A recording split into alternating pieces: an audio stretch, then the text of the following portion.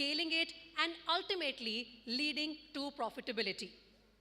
In today's summit, we are very privileged to have amongst us some very talented young entrepreneurs and industry gurus who will help the new entrants in the market chart out a clear path in their journey.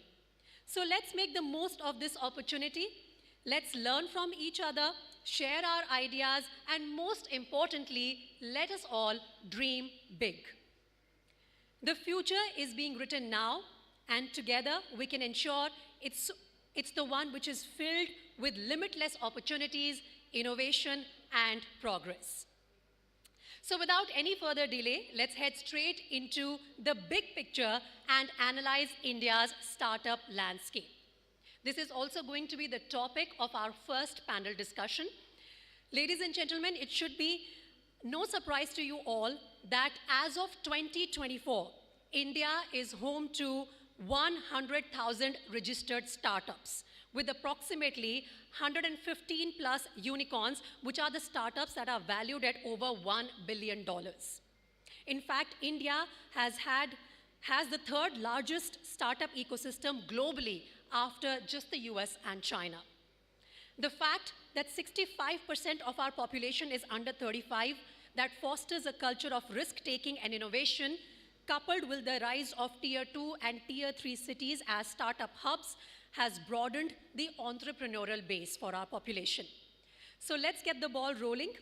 And this will be with our first panel discussion, where we discuss India's startup landscape 2030, navigating challenges and seizing opportunities.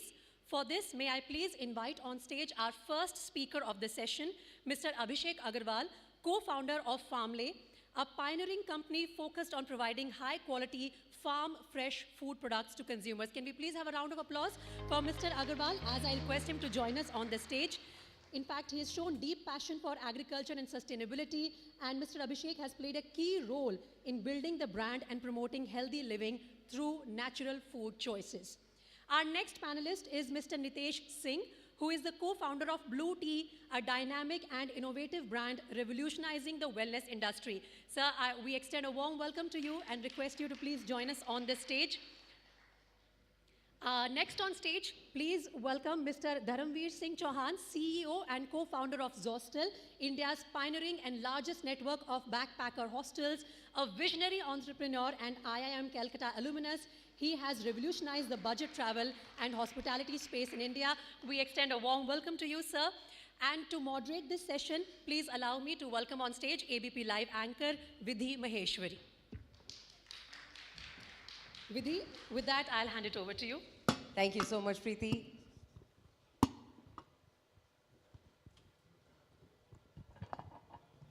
Good morning, everyone. Welcome to ABPLIVE Startup Conclave, Future Forward. It's an event that brings together thought leaders, innovators, and industry pioneers who are clearly disrupting the market. They're changing the game and shaping our India's startup ecosystem. And today's panel is titled India's Startup Landscape 2030, Navigating Challenges and Seizing Opportunities. And all three gentlemen here have clearly identified a gap and they've seized the opportunity. Three disruptors right here. We've got an introduction. I'll quickly introduce everybody again. Abhishek Agarwal, the co-founder of Farmlay. Farmlay is transforming India's dry fruit and nuts industry, a brand that has bridged the gap between farmers and consumers. And you've also empowered farmers by offering them better access to markets and fair pricing. Nitesh Singh, the co-founder of Blue Tea. He's the force behind Blue Tea, a brand that's taken India's tea tradition to a global market. Innovative, healthy, and very visually captivating products. We'll know about his industry as well. And Mr. Dharamveer Singh Chauhan, the co-founder and CEO of Zostel, an absolute game changer in India's hospitality space, creating unique and affordable travel experiences for millennials and backpackers. Thank you so much for joining us, gentlemen. So I think the first thing I want to know from all of you here is, what was that specific gap that you identified that your startup addresses right now? Let's start with you, Abhishek. Hello. So at Farmlay, we are centered around the idea of making snacking more healthy, more wholesome. and indulgent. The idea arise from like the healthy snacking should not be just about the health angle. It can't be just about ingredients. People have played saying healthy from the last decades or 2 decades or so. The idea to make healthy snacking more tasty, more convenient, more accessible for the customers is what we identified. The main ingredient that we chose was dry fruits and nuts. Again, from the angle of value addition, the dry fruits are perceived healthy. So as a brand, we don't want to call again and again, like, family brings healthy products. For us, healthy products are a table stake. The work now is to how we can make products more tastier and how can we make it more accessible for the population of India. So that's the gap we identify. Today, as you said, we work with more than 5,000 farmers to ensure that we have the highest quality of ingredients, highest quality of dry fruits going in our products. And we have our in-house highly invested infrastructure to ensure that we have the right products, right taste preferences across different regions of India. And that's how we come up with products like Date Bites, products like Makhana Munchies, to make it available in a more convenient mode for the customers. All right. Nitish, what was the gap that you identified? You're truly passionate, you're a fitness freak yourself. You started with green tea. Yes, actually, I am a fitness freak. I love playing any sport, gym. So I used to drink green tea. And when I was drinking green tea, it was very difficult to drink 2 times of green tea. So Sunil, my co-founder, he found a drink in Thailand which gives a blue color. So it was made from butterfly pea flower. In India, which we call it Shankpushpi or Aprajita. And it was blue, it was healthy, and that's why I started ki health ke liye, for healthy things can't be bitter, it can be tasty also. So our brand, why we started, the gap was ki health bitter hone ki zarurat nahi hai yaar, wo I think tasty bhi ho sakta hai. So that's why we started blue tea. And when we move forward, we found कि innovation अब तक T में हुआ नहीं है. 20 साल से वही टी पिलाई जा रही है, कड़वी चाय, मार्केटिंग की जा रही है, बॉलीवुड स्टार्स लाए जा रहे हैं, प्रमोट किया जा रहा है कि इससे आपका वजन कम हो जाएगा, बस कड़वा पीते रहो, पीते रहो, पीते रहो. और आई थिंक हमने एक सर्वे रन किया, वी फाउंड कि 50% पीपल लोगों ने कहा, दे सेड कि ग्रीन टी बहुत कड़वी है. 44% लोगों ने कहा मेरा वजन तो कम नहीं हुआ, बाकी 6 ने कहा अच्छा है. सो उसके साथ साथ we found कि ना टी में premiumization बहुत impossible है if you sell any other tea. So we found कि यार this tea is something new. We can create a category and we can charge higher from the consumer because they're getting something new. And when we went forward in the journey, then we saw कि लोग हमसे कह रहे हैं कि boss इसको P के तो मेरा कुछ BP better हो गया, मेरा sugar level कम हो गया. This is a tea called hibiscus. If anyone above age of 50, they should drink hibiscus. If you drink hibiscus 2 times a day, naturally you will feel कि आपका BP, cholesterol आपका down हो गया, sugar control अपने आप low हो जाता है. तो आयुर्वेद में बहुत सारी चीजें हैं. We're bringing those herbs, they are caffeine free, and we are solving wellness issues of people, and we are becoming a brand who stands for the wellness and through herbs. Thank you. Dharamveer, thank you so much, Nitish. Dharamveer Singh, you're an absolute game changer, like I said, creating affordable travel experiences for millennial backpackers. How did you identify this? Because your market is a very competitive market, the hospitality space. How did you identify this gap? So I think one of the industries, I come from Jodhpur, I used to hate was hospitality. Like every other, my cousin, everybody, or like my family has been there. And when I was interning in Europe, luckily in my undergrad, and the whole idea was to travel across Europe. And at that point in time, I slept around at railway stations, had these night trains, and experienced couch surfing and backpacker hostels for the first time. This is 2011. And as soon as I was in a backpacker hostel, there were other people who wanted to meet and talk. And I made friends, I think probably the first evening. And as soon as that happened, I was an entrepreneur till then as well. So the way the entrepreneur thinks is, hey, what's the value of a new friend right now, right? And there's so much learning that's happening. It's the real education in a true sense. And why is this not in India? As simple as that. And for almost 2 years, I kept researching. There were no backpacker hostels in India. Hospitality as an industry obviously, keeps growing. India, I feel, still is at a very early stage. Globally, we have to get a way better image. Less than half the people who visit Paris as a city visit India as a country, right? So I think there's a lot less, I will say, internal competition for Zostel. We really wanted to do something innovative. As soon as we opened up, we were the first ones. We got so much love from the young people, the backpackers, the inbound travelers. People didn't want to leave Zostel. They wanted to sleep at common room, at staircase, anywhere, because that was the kind of love they were getting. And it's been 11 years now, we are at 100 places.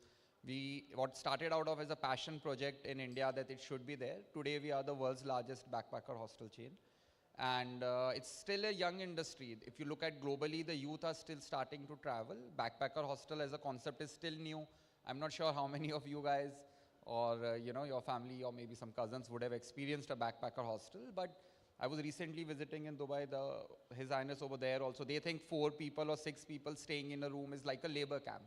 So the whole Middle East region is untapped with backpacker hostel. United States has Airbnbs, but no backpacker hostel per se. So I'm very hopeful and excited that, in the next decade, we'll take the spirit of a lot more inclusiveness that's more Indian, I think culture and Eastern culture and export it around, and I think that's where the next generation is headed towards, that, you do a lot of things, then at the last level, where is meaning, right? So you find that in traveling, discovering yourself, meeting other people. So we are kind of philosophical in that sense. So like I said, all 3 of you are disruptors in your market. You found something very new. So I'm sure your challenges would have been very different as well. So Abhishek, family works in a sector which is dominated by very unorganized players. You work with farmers. So how do you tackle that? So I think when we launched our brand was launched in 2022, and we have invested almost 5 years of our journey in developing the back-end linkages. Like, it took us 5 years to understand the dry fruits and nuts industry, to understand the qualities, to work with farmers. So I myself stayed almost a year in Bihar to understand the overall makhana market. We have our own processing facility in Bihar. So it took us a good amount of time, good amount of investment to be able to work around and develop these back-end linkages, or own in-house farm gate processing units very close to farmers.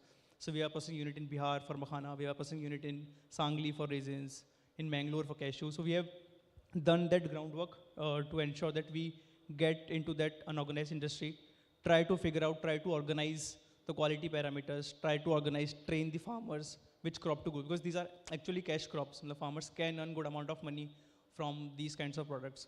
So this is where we have invested. We have figured out that, before launching a brand, trust is something we want our customers to have on us. So that's why we invested that much time. That's patience that we have given 5 years into this, and that is, bringing us fruits now. So we are almost doubling our revenue figures every year, because that's the groundwork that we have done from 5 years, which is giving us, reaping the benefits now. So that's how we have been able to crack this up.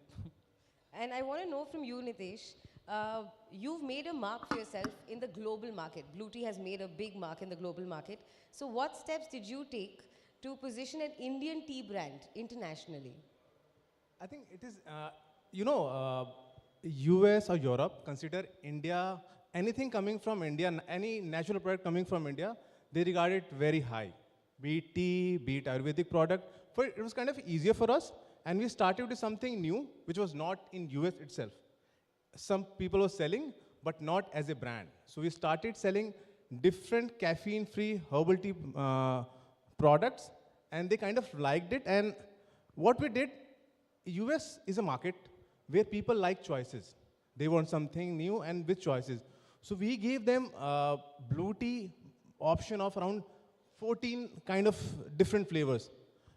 They buy it only one, but when they saw 14 flavors, they thought it's a brand and they have something to give offer. So in US particularly, it helped. Also, what I feel in US, there's a thing called what you're doing for the society and where you're bringing your produce from. So we marketed, we communicated that we are getting these from farmers, and we have around 300 farmers who are helping us in doing it.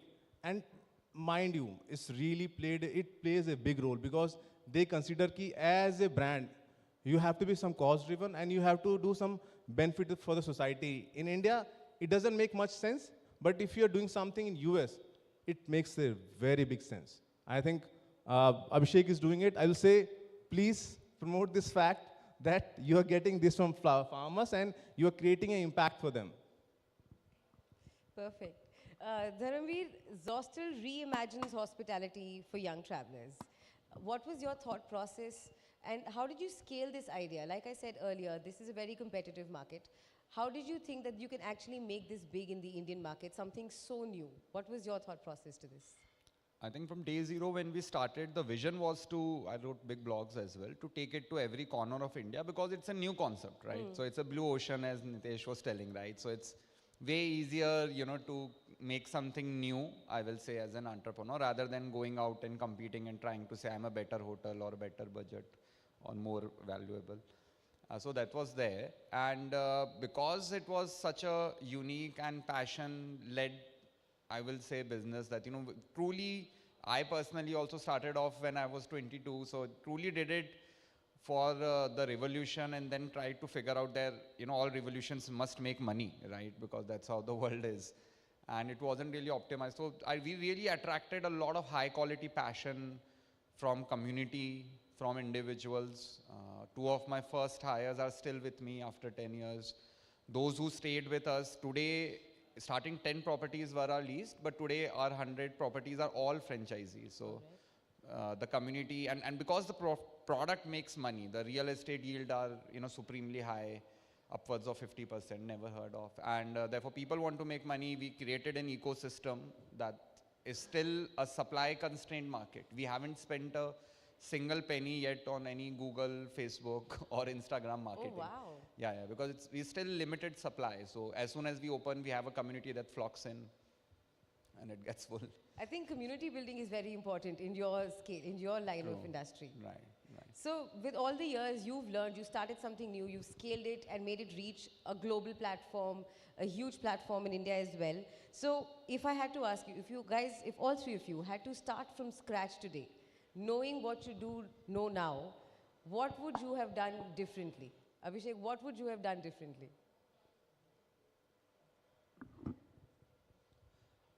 So I think the idea of doing things fast, feeling things fast, and reiterating things, I think that works really well. And I think if I have to start today, I think just to have this thought process of doing things fast, feeling fast, and then reinventing things, I think that could have been get things rolling faster. I think that's one. Second is the importance of team building. From day one, what kind of people you choose for yourself, people you choose to work with. I think that creates a very big role on how your organization scales up and how well you position yourself. So I think these are the two things we'll keep in mind when I start up second. What would you change, Nitesh? From the day one, I would have kept more focus on why. Focused on? Why? Okay. Why we existed. Why customers should buy from us. I think when we started, it was more of because me and my co-founder, both from middle class, and we want to do something. हमें business करना था. It was कुछ करना है. Life में मरने से पहले कुछ तो करके जाएंगे कि life लगे कि हाँ कुछ तो किया. तो वो idea था, कुछ करना था. तो ऐसा नहीं कि कोई business ही करना था, but we're trying different thing and business हो गया. So initially it was not why. Initially it was more of कि हाँ green tea को tap करते हैं तो उसको tap करते हैं बढ़ते रहते हैं. But बहुत focus नहीं थी कि हमारा पूरा decision making was not on why. When we focused more on why, the result were non-linear. Completely non-linear. So if I would started now, I would have from the day one focused on why and kept on focusing on why. I think if anybody wants to make a legacy brand, they have to focus on why, because if that is clear, you keep working on it, aa jayega, sab ho jayega, but why is the most important thing. Like Dharamveer said, the product is key. You need to know your product well before you take it to the market. Yes, yes. Would you change something about your journey? Me? Yeah. No, I think journey has been very exciting, but what you asked, what would you like to, if you're starting today, Yeah. So I think all of us, and personally, I always feel that, you are starting today, there you have to, as a CEO, founder, be on that sort of an edge. And I have been working on integrating those things that I would have started today. For example, these are, let's say, using AI agents, right? So let's say for that matter, even AI, just an integrated, much more. Now I can talk with 5,000 customers all the time who are staying with us. So can give them a much better security. Maybe use blockchain and digital assets for giving back the early community. I could, they all supported us, but monetarily, we did not have any sort of, let's say, a token play or a distribution play, which can have them a bit better part of it. So I'm a bit more nerdy in that sense. I feel the new technologies allow you, if you're building something today, you might as well have something that gives you an edge on incumbents in that fashion. So that was going to be my next question about technology and innovation, because India's startup landscape in 2030 is going to look very different. So what role does technology and innovation play? Like, you cannot ignore it. What do you think about it? Right, I think we are reaching, quantum physics and quantum sync level, because I answered your question before you asked me, right? So I think it proves that, technology is linear. So I would, I'll just continue in that fashion, that both of all, especially I think with AI right now, and then with VR as well as AR, we are creating visual experiences of our properties before people are traveling there. So cool and exciting things are happening in that fashion, giving people more personalized recommendations of wherever they wish to travel, etc. Also, both of, I think Nitesh, Abhishek, both of their products also fit in very well with our, customers. The brand and the community is a lot about, working with people and who resonate with your user base. And so I think technology, yeah, all good. I think collaboration is a key to growth, right? So have you collaborated with other startups? Would you want to do that to scale up your business, Abhishek?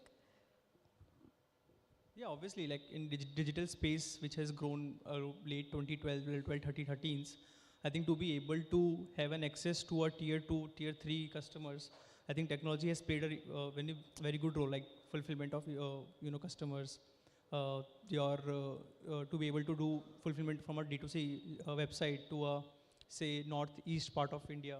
I think those kinds of partnerships, those kinds of collaborations are key to be able to have a better access to the customers. So that's there.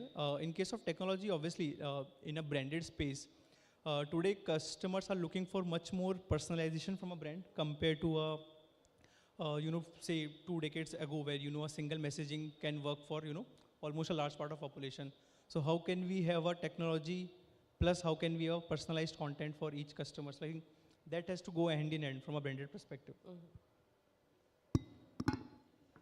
So I wanted to ask from you, Nitesh, startups often operate in a very highly dynamic market. And we were discussing this backstage as well. Consumption patterns are changing. You don't know what's going to happen next, what people want. So how do you, that is a challenge, right? Because you can't have a 5-year plan anymore. Things are changing so rapidly.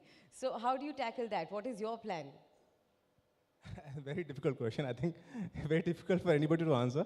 But as a business, we try to keep our eyes and ear open, and we're seeing what changes are happening. We see other markets also, what is happening there.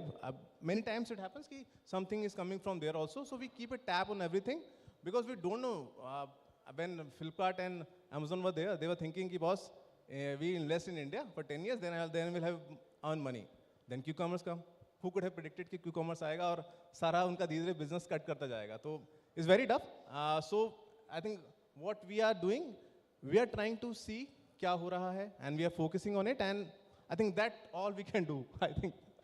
You just have to wait it out, test the patterns. Do you have how do you tackle this? I think being very close to your customers, I think to be able to have that communication channel directly from the customers plays a really key role. So like we have a culture where we spend, everyone from the core team have to spend at least 3 hours directly speaking to the customers, either offline, either online. So all these learnings coming onto the table, what can be done from then, I think that has become a table stake now. Like if you're not listening to your customers, you will be out from the market in the next year. So the time has gone where investors ask for a 5-year plan, 3-year plan. Oh, so that doesn't happen anymore? That does not happen anymore. I think that doesn't make sense now. So who, I think, as Nitesh was mentioning, who would have thought like quick commerce will change the whole retail landscape in India? So whoever brand has not prioritized their distribution for quick commerce now are struggling to save their customers, to save their category share. So I think being very close to your customer base really helps you take that dynamic decisions. I think turning your first customer into a loyal customer, that is the key. That is very, very important. And you've done that very well with Zostel, Dharamveer. So do you see a challenge? Because with the changing market, I think it is an advantage for you. Because I think now people want to travel a lot more. They want to have more experiences, and you're offering affordable travel experiences. That's true, that's true. But you know, we also keep expanding, I will say, markets, and the markets themselves also. Now there are, let's say, when we pioneered, the concept was new. Now there are various backpacker hostels per se. So we also like to do things as a DNA, as an entrepreneur. Why you are doing this, right? You're doing this because you like to have fun, right? And as both of them said, you know, hear from the customer. So we hear that, for example, for us today, residential living, for that matter, or even how people are tripping, you know, let's say traveling, you know, those experiences have become outdated.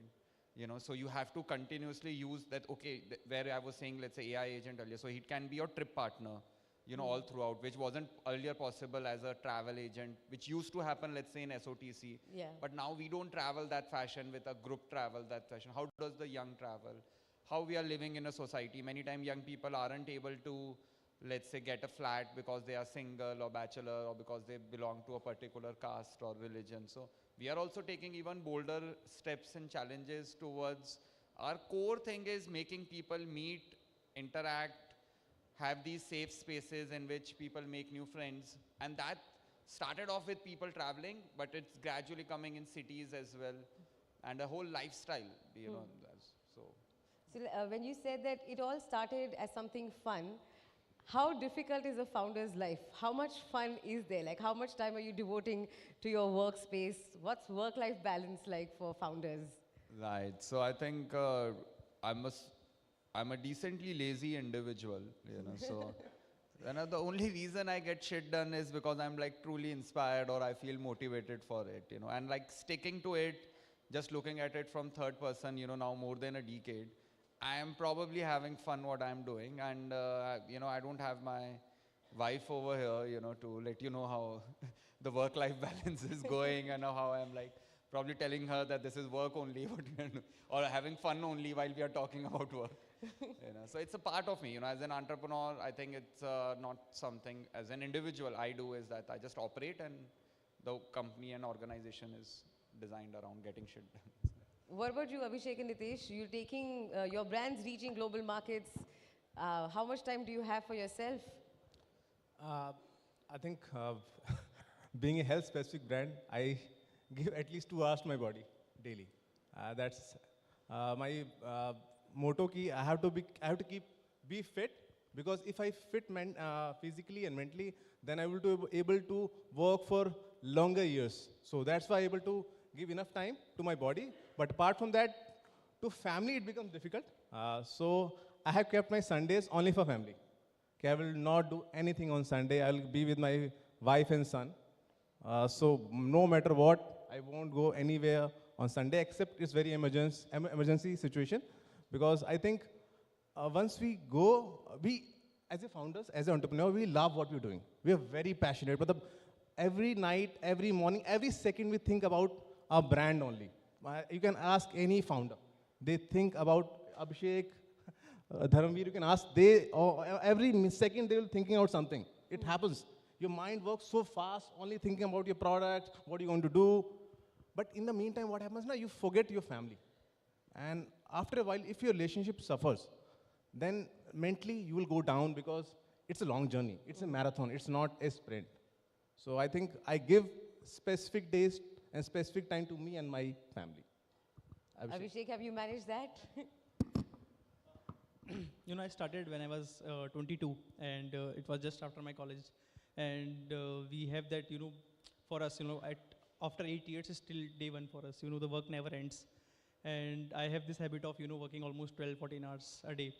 And there are times, obviously, when, you know, you realize suddenly, okay, oh, this year has gone by, and you have not dedicated enough time for your family. So I think important thing is to have a dedicated time, like a day of time for yourself and for your family, to be able to grasp eventually what is happening and what is the next step that you want to take. I think to have the ability to be able to take that day off, and to have been able to build that team that, you know, that can take care of the other processes where you are not available. I think that is one thing. Secondly, I think, yeah, I think obviously your partners have to understand what you're creating and how much time it takes and have to be empathetic about it. I think that's where I've been very lucky to, have that partner to understand, what we are building here. So I think, yeah, that combined. So passion's very important, but so is discipline. You have to take out time. There has to be a balance. I want to add one thing. Family is very important because as founders, you're treated very well everywhere. But your family keep you on ground. घर में कोई इज्जत नहीं है. So I'd like to get a piece of advice from all three of you. An advice that you wish someone had given to you when you started your journey. Because this advice will come in handy for all aspiring entrepreneurs who are here, who are watching this on YouTube, live right now on ABP Live. So what's that advice that you should have received? And I think everybody should keep in mind. Let's start with you, Dharamveer. I think I would have loved to hear that, I can doubt myself less. And, I think that's one of the essential things. Keep hear everybody out, and then, you got an instinct for what you are doing. So you have to take your own decisions and be bold about it. So I think I will just take myself, whatever risk you are taking, you can take more. Whatever confidence you have, you can have more. And you should try to, I think this is probably the best time to be an entrepreneur, even if you're doing a job, doing a side hustle, from influencer to creating content. There's a lot of effort that can do high leverage for individuals today. And that's our community, our whole Zoho community is about inspiring people to follow their heart, make a living doing something that they love to do, right? So it's never really work. And you have to take care of your physical and mental health because these things can consume you. So, but yeah, that's about it. Nitesh, what is that advice that you should have got when you started your journey? So I can give what I believe. Dream and go for the dream, no matter what. What it takes, go for that because एक ही life है. जो करना है कर लो. इसके बाद पता नहीं life मिलेगी नहीं मिलेगी. तो I believed in this and I'm still believing and I'm just pushing myself to get my dream. I think I've been lucky in my journey to have good mentors who, gave me good advices in different phases. I think one key advice that I got and I really like to pass on is actually there is no replacement of hard work. Like we have had this theory of, smart work greater than hard work. You have your smart work figured out. I think everyone is doing it. Like I think there's no replacement of hard work. Things have to be done right to be able to achieve what you want to achieve. And there are no limits to achievements. I think to be able to dream big and to be able to give that out yourself before expecting it from from other team members. I think this is the key advice that I have been given and I would like to pass on to other entrepreneurs. That is great advice. Well, our session's almost over. If anybody in the audience has a question they'd like to ask.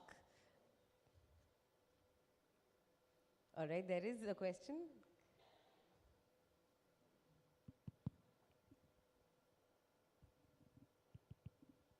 I think is audible? Sorry. The stories are fascinating, and I'm really loving this discussion. So I have one question. The startup life is very roller coaster, right? There are many ups and downs and stress moments, light moments. So that is the toughest time to manage the teams, right? How do you inspire, motivate your teams? You have dream, right? And the team may not have the same wavelength, right? How do you tackle that? Not easy, good question, I will say. Team also, if you are able to instill this founder feeling and founder vibe with them that, ups and downs, eating ambiguity for breakfast is part of the lifestyle, and there will be people who will be able to enjoy it, grow with it, and there will be people who will settle down at a level that, we are comfortable with this, because the only reason you are pushing the pedal is because you are trying to grow and do some new things.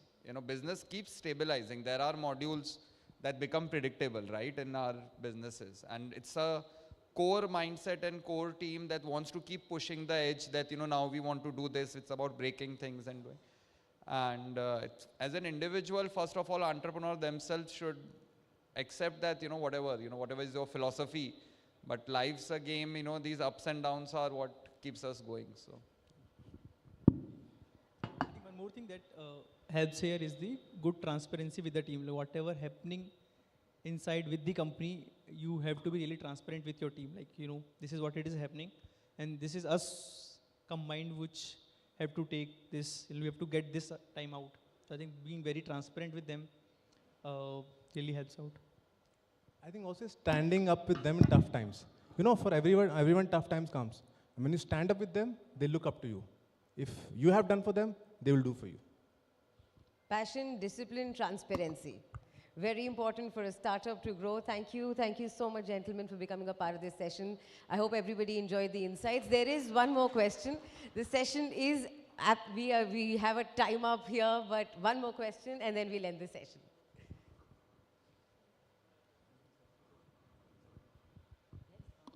I'm Dr. Shikha. I work with GK Consulting and we mentor startups for the past 10 plus years.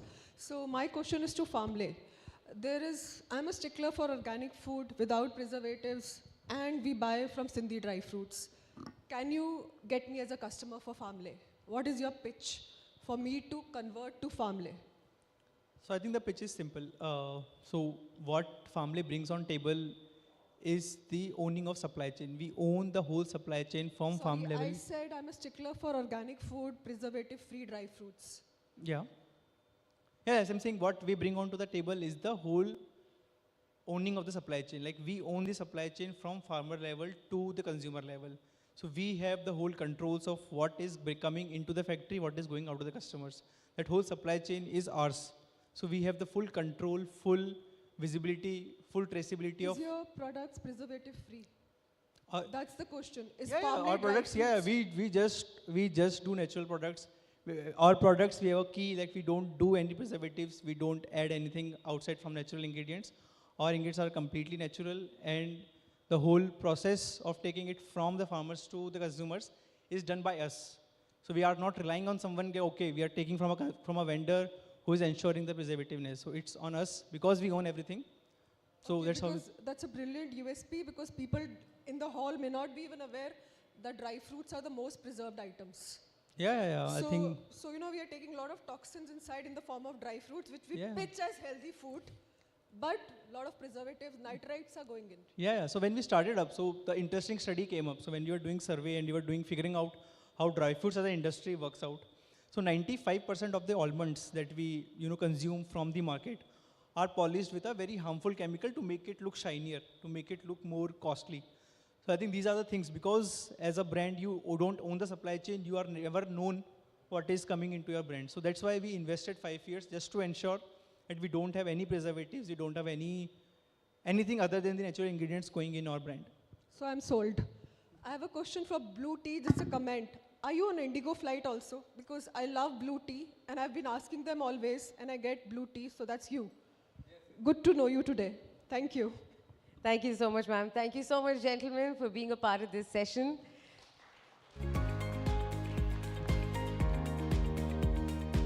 Thank you so much, Vidhi. Thank you, Mr. Abhishek, Nitesh, and Dharamveer, for a wonderful session and sharing your journey, your learning, your experiences with all of us. And can we please request you to come forward for a photo op? Yeah, I think in front of tables would be better for all of you. Ladies and gentlemen, a warm round of applause for our first set of panelists for a brilliant session, answering your questions in the right spirit, and of course showing the way to many young entrepreneurs who can take their lessons from this group of gentlemen who were here. You want me to take a photo on your mobile or a selfie? Okay. I think you all can raise your hands also in the backdrop. Just wave. Lovely. And now that we have people clicking selfies and engaging in social media conversation, I would like to request all of you to please use the hashtag ABP Startup Conclave when you post anything about today's conclave on social media. Let's keep the conversation going, more engaging, and let it reach far and wide for many people to benefit from this ABPLIVE Startup Conclave. Right, on that note, we have already understood from our first set of panelists what an innovative idea can do. You have an innovative idea, you have understood your target audience, you know the market size, the competitors, and the trends. You have now drafted a big, fancy-looking business plan that includes your mission, vision, value proposition, market analysis, revenue model, and go-to-market strategy. The next big question that comes to our mind is, paisa kahan se aayega? Yes, that's right. Who is going to fund our project? What about the funding? How are we going to make it sustain the rigors of market? But fikr not, here at ABPLIVE Startup Conclave, we've got you covered. Next up, ladies and gentlemen, I will host a fireside chat on the foundations of successful fundraising. My guest is Mr. Vikram Gupta, the founder and managing partner of Ivy Cap Ventures. Sir, may I please request you to join us on stage? Ivy Cap Ventures, as we all know, is a leading venture capital firm that focuses on investing in high growth companies across various sectors. With over 2 decades of experience in the investment and entrepreneurial space, Mr. Gupta has played a pivotal role in fostering innovation and nurturing early stage startups. His expertise in venture capital combined with his passion for supporting entrepreneurs has earned him a reputation as a prominent figure in the Indian startup ecosystem. Like I said, I'll be hosting this fireside chat. Can I have a round of applause for my guest here?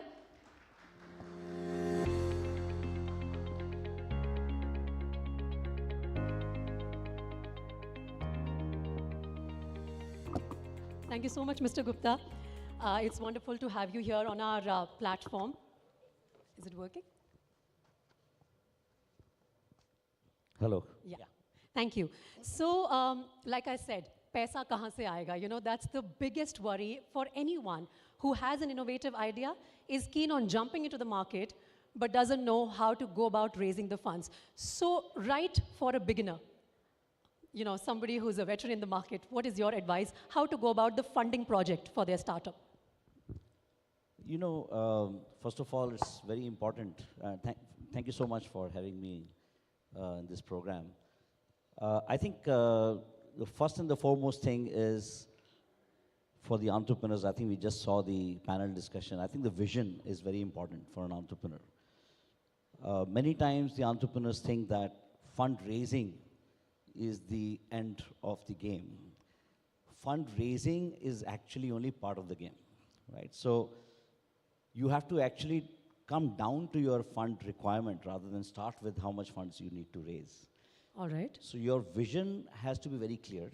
You need to understand where you're headed, what problem you're trying to solve, how you're going to solve it, what's the motivation for solving it, and then come down to what support system you need, which would include the right team, the right support system, and funds. So you derive your fund requirement based on your overall objectives and other things. And then you take your story to the people who not only have the funds, but also who could be your right partners. Because if you take money from a wrong partner, the chances are that you may get derailed from your overall plan. Okay. So raising money from the right people is also very, very important. You know, I was going to ask you this question a little later, but now that you've already touched upon this topic, I want to understand from you, for a startup, how do they decide which type of funding is appropriate? Where to go, angel investors, venture capital, crowdfunding, what is the best method for your kind of startup? How to determine that? So a business obviously goes through various phases, right? So there is a phase where the entrepreneur comes up with the idea. You know, think about, you know, many times it comes from their personal experience. So they faced a problem and they start thinking why this problem is there, why this problem is not being solved. That goes into then thinking, you know, maybe there's a business opportunity here. And then you start thinking of what team is required. You may start working on an initial set of people, with the idea. You build a co-founding team, and then you start thinking of a seed round of funding. Usually your first round happens to people you already know. So that's called friends, family, and fools round. So that actually happens only because people don't necessarily know what you're working on. People know that you are doing something, at least my money is safe, so people give you the money. From there, if you actually start gaining some traction, the problem actually starts getting solved in a very limited way. You go to organized angels and seed investors. So that's when you go and try and raise professional seed capital or angel capital. Okay. With that, you further build your product market fit.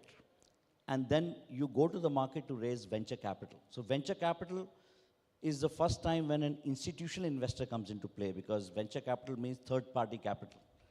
So, depending on the stage of your startup, your nature of investors will be different. But at each of the stage, your type of investors could be different. For example, in angel, if you pick up money from people who do not understand your business, but somehow they're just trying to extract their pound of flesh by just somehow trying to extract a lot of stake in the company, it may not necessarily help in the next round.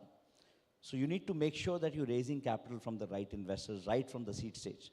And then at the venture capital stage, you have to make sure that the VCs have the right network, right portfolio where they can actually bring value from their portfolio.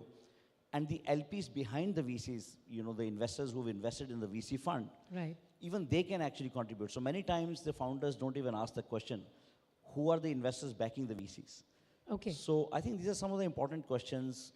Just like an investor does a due diligence on the startup should do due diligence on the investors and find a lot about them. These days, the number of investors increased quite substantially in the market. So therefore, the entrepreneurs do have a little bit more luxury to actually go do the research and meet all the investors before they actually make their decision. Okay, again, I'm just curious to know here, maybe you can enlighten those of us who don't know. Where does this term angel investors come from? Angel because they come like a masiha, bichare startups ko paisa dene ke liye taiyar ho jate hain. Yeah, angels are called angels and ventures are called vultures. So it's very interesting actually. See, the reason they are called angels is at that stage, it's really, there is no proof which is there for the business, right? It's all about a story. It's all about just the team they look at. It's all about just an idea at that stage. So they are coming as angels to the founders because otherwise, they may not necessarily be able to even take off. So it's like a takeoff money. So angels, word comes from there. Right. So, Mr. Gupta, now let's go step by step. If I'm a startup and I have already roped in friends, family, fools, I've got an angel also. Going the professional way now, what should be the right pitch when I approach an investor? What are the key elements of a pitch that have to be there for you to convince any investor to come forward and invest money in your venture? So the first thing you want to make sure, obviously this whole thing is a story. So it's a lot about storytelling. So, a good entrepreneur and a good fundraiser is a very good storyteller. And the storytelling is a lot about what problem you're solving and why you're solving that problem. And then you have to be able to justify that, this problem is so large that the number of people who will benefit by solving this problem is going to be substantially large. And then you prove that the willingness and ability of people to pay for solving that problem is also very large, which then translates into the market size of the opportunity. And typically, VCs will look at investments when the market size is substantially large. So when we look at an opportunity, we say that can this business, it may not be 5 years, 10 years, but eventually, can this business be $1 billion in revenues? So we look at that kind of a size when the founders are telling us the story. Then it comes to the team. Do they have the right mix of the people? Do they have the right incentive model? And the why part is very important, why they're doing it. Are they doing it genuinely to solve a problem? Right. Or they're just doing it because their neighbor raised much more capital, and therefore they need to prove to them that they can raise more capital. So I think that also happens a lot. So you need to understand the intent. And of course, then you need to understand whether they'll use the capital judiciously to get there. So the capital efficiency matters a lot. So I think it's a combination of these three things. And then of course, there's a lot more detailing behind that, but these are the three main components that need to be addressed. I'm sure we can have a PowerPoint presentation on the right pitch and what are the key elements, but that's for another day. But, I'm very interested in knowing that usually when there's an innovative idea, you do get the first mover advantage. For example, let's talk about the blue tea. Mr. Nitesh and his team got the first mover advantage. Their idea was innovative. They were great storytellers. So it became a successful product and is doing well in the market. But there are people who would say that, okay, now that they have the blue tea, let me try something like a pink tea, and maybe, my idea will also resonate with the consumer. So when the person is second mover or third mover in the industry, how difficult is it for them to get funds? I don't necessarily believe that first movers always make it big. We know that Yahoo came before Google. Yeah. And Google really understood the real, opportunity and executed much better. And there are many such examples where the second mover will move in such a way that people wouldn't even know who the first mover was, right? So I think it's a lot about, the execution. In fact, the first mover also typically, if you make mistakes, you actually given up the idea, but you not executed well. So if you're the first mover, you have to make sure that you execute well as well. So in that sense, I think it's important that if you're the first mover and you execute well, I think then you will create huge value. Right. So I think for us, we have also invested in the second, number rank in the market. For example, we invested in Purple as compared to Nykaa. Okay. Right? So similarly, we invested in Clovia, which is in lingerie, as compared to Pretty Secrets. And the second movers actually created far more value from an investor's perspective than the first mover would have. Because the first mover also sometimes will ask for a much higher valuation. And the second mover may execute better than the first mover and may actually come with a more realistic valuation. So from an investor perspective, I'm okay to even look at somebody who's actually looking at a market leader and saying, hey, I know this market leader is moving well, but this is how I'm different, and this is how I'm going to be more nimble, more capital efficient. And if the story makes sense, you look at it. Yeah, I think that's a great lesson for all the aspiring, young entrepreneurs out here, that it's never too late. If you have a great idea, a vision, and you know how you will execute it, you can always get investors. That's a very important thing to know. Now, let's talk about some of the common mistakes that some founders or young entrepreneurs make when they pitch to investors. Can you please guide them? What are those mistakes and how to avoid them? Yeah, that's a very good question, actually. In fact, quite a few mistakes, not just in pitching. I think many times they make a mistake in becoming so passionate about the problem they're trying to solve that they become so narrow in their thinking that they don't want to think beyond. In fact, many times, one of the other mistakes founders make is that, just because they heard no first 3-4 times, they think that their idea doesn't have value. In fact, I believe that if you should ideally get at least 20-30 no's before you get to the real, money that you're raising. Why? Because every meeting you have with the investor is a huge learning experience. In fact, if you've done 20 meetings, in the 21st meeting, the chances are that you know more than the investor. Wow. Because you know the kind of questions that are coming, and you keep refining your answer, your solution, and you keep becoming smarter and smarter. So one of the common mistakes that is like, you lose heart just because, your first 10 investors said no to you. As long as you believe in yourself, in the problem you're solving, and as long as you're willing to correct yourself over a period of time, you will do it. You'll make it. And then plenty of examples. So people, who actually were rejected 70, 80 times and are decacons today, right? So there are many such examples. Yeah. So I think, and of course, there could be storytelling also may require certain reforms in terms of how people tell their stories. Many times people go to the meeting thinking that we will pitch based on we know what these people want to hear, so let me tell them what they want to hear. Well, that's important, but you don't want to lose your identity or your story or what your passion and the problem you're solving just in order to say what the investor wants to hear. For example, let's say if you're raising just 10 crores, and you're going to an investor who doesn't invest less than 30 crores. So you start pitching a story in a way that your business actually requires 30 crores. So it becomes very visible that you actually don't need 30 crores. So you can actually pitch even a 10 crores to a 30 crore investor, because you never know, the 30 crore investor might make an exception and say, your story is so good that I'm willing to bring down my ticket size to invest in you. Be authentic, basically. You Be authentic. Realistic in your idea. So, I want to understand from you, in your vast experience, have you ever had this experience of telling someone who's come to you with a very passionate idea, a very good, gap in the market, but is not a great storyteller? And you can see that, and you want to help that person. Has it happened? Can you give some examples? Yeah. It does happen many times. See, our fund thesis is that we are supported by the IIT alumni ecosystem. So naturally, our deal flow comes a lot from the IIT ecosystem, right? So part of our profits go back as endowment to the IITs. So any deal that originates in the IIT ecosystem comes to us. Now, not all IITians are very good storytellers, right? I mean, they do have good products, they have good team, but they are not necessarily good storytellers in the beginning, especially when they're raising their Series A at the stage when we are investing.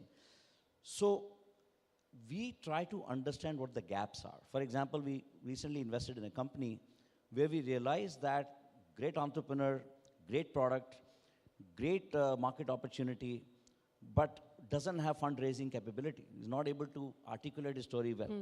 So what we then realized is that because everything seems to be good, this guy needs a co-founder who's actually a good storyteller. Wow, okay. So we brought another co-founder from our own ecosystem who's a good storyteller. Said, why don't you come with this guy? And you guys work it out. So that one person is a good storyteller and the other is the guy who's the product guy and the solutions guy. Yeah. It works very well. And now I know the story behind co-founders. Exactly. We see so many co-founders associated with so many startups. I think that's a great idea. Yeah. And that lends superb support to someone who has an original idea and needs a bit of hand-holding. So that works well.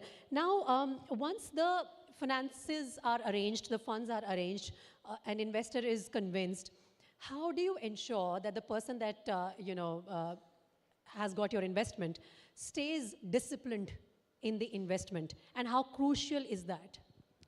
Again, very good question, Preeti. I think this is something which obviously there's been a lot of learnings.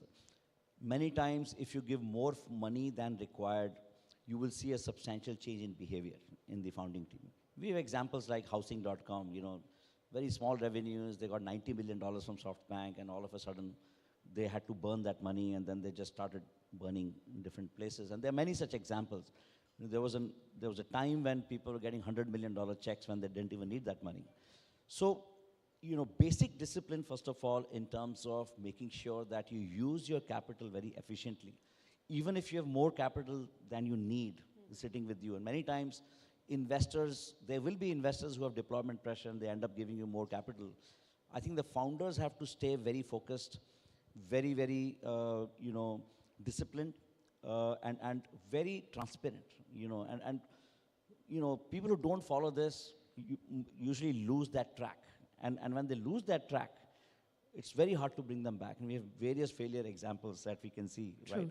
So I think the role a VC plays there is, even before we make the investment, we first of all assess whether the founders are ethical, they are willing to, be coached, because there's a lot of coaching required. Many times they don't know these things. Right. So we bring a lot of mentorship, a lot of support, a lot of coaching in terms of how they should, manage their money, how they should build a team, how they should allocate their money across different areas.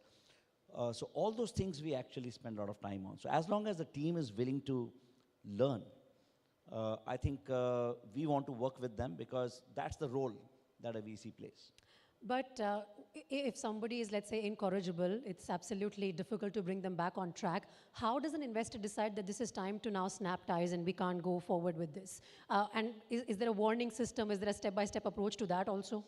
We do obviously monthly MIS reports, and in cases, we assess upfront whether this particular team would require weekly follow-ups or monthly follow-ups or quarterly follow-ups. Now, if we know that, they need coaching on a weekly basis. We'll work with them on a weekly basis. In certain cases, even on a daily basis. But very rarely you need to do that on a daily basis. So I think there will be cases that despite your best effort, things are not working out. So in such situations, you have to intervene, bring other talent into the picture. As I mentioned that, they're trying to solve a particular problem. Maybe they have a weakness in technology. Sometimes a founder leaves the company, and creates a gap. So that's another issue that happens. So those things you have to track on a monthly basis and see whether some major issues are happening. When the MIS comes on time, we set a date that every 15th of the month, your previous month MI should be there. If you start seeing that MIS dates are missing, so that means something is not right. So they're not able to even report to the investors on time. So these are early warning signals. And you then start asking more questions, what's going wrong, what's happening in the team, and that's when you start going deeper, you narrow down to the problem and then help them solve that problem. But if you're still not able to solve that problem, then you have to take a call. How do you really handle that situation? Right, and also you have touched upon a very important aspect. Like, there are some people who have many ideas. So for them, starting one startup, then selling it for a profit, and then starting another thing becomes a sort of routine work. This is how they see their growth as an entrepreneur. But is it advisable, and how does it affect in terms of the sustainability of that startup? Have you seen such ventures last a long term, or it doesn't work? So there are two things to it. If you're focused on the startup that you're working for us, we want our founders, our entrepreneurs to focus on the business that we have invested in.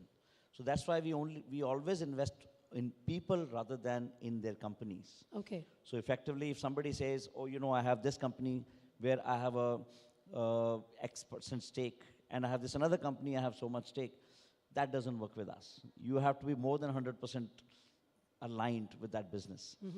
So that doesn't work. However, if you got an exit from the previous business that you were working on, and now you're looking to do your next business, now that makes a lot of sense, because there are lots of lessons learned. In fact, those entrepreneurs are actually preferred. In fact, we are investing in entrepreneurs. We have made 2 investments in our own portfolio. A company called I Can Heal. The founders are ex-founders of PharmaRack, a company that we sold to consortium of pharma companies in India. Another company that we invested in, lakh, which is a women's health platform. That's again an ex-founder who actually gave us a very good exit, a company called Leisure Dental Labs. So these founders actually are proven founders. And we know them. We invested in them, worked with them, then they gave us good exits. So it makes very natural sense for us to work with them again. Okay, now, in many startups, like I said, you start with one original idea, but then you also see a gap where you can expand. So for example, if I started with an idea and I needed you to invest 10 crores in my project, now I'm coming to stage 2, I want to expand, and again I come to you and ask for another 10 crores for investment. Is that seen as a healthy sign? Or is it a red flag that they don't know what's happening in the first, now they are going to the second branch of it? How does it work? Flipkart started with selling books, right? Yeah. Same thing with Amazon. So I think if somebody had evaluated their business models purely on the basis of the potential of selling books, they would have made a wrong judgment about the investment opportunity. So the business will evolve over a period of time, right? Okay. As long as your core value proposition that you focused on, that remains intact. And that also can change. Various founders will pivot over time depending on how the markets are changing. This does happen in highly regulated businesses. For example, fintech. A new regulation comes. You came in as a P2P lending platform, and regulations change substantially where P2P lending platforms have to now follow certain guidelines. Your business model doesn't become viable anymore. So you can, then switch to a different business, leveraging what you created so far, and maybe move into an asset management business. So you have to evolve over time, also have to keep an eye on how the customer behavior is changing, how the market is changing. Technology also is changing, right? For example, you may have started using an AI technology today, but a year later, this technology has substantially got disrupted.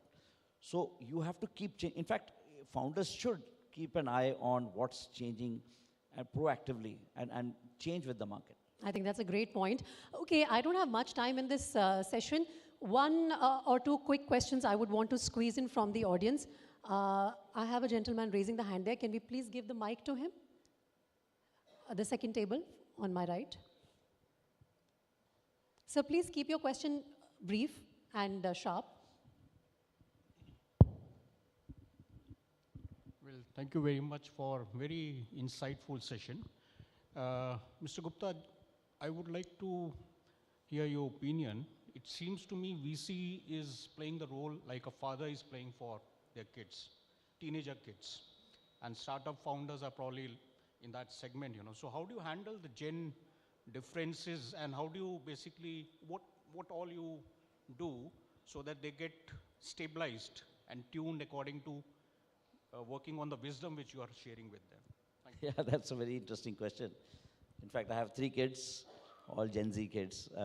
You know, very, sometimes, you know, it becomes hard to understand their thoughts, their ideas, and how they're looking at the world.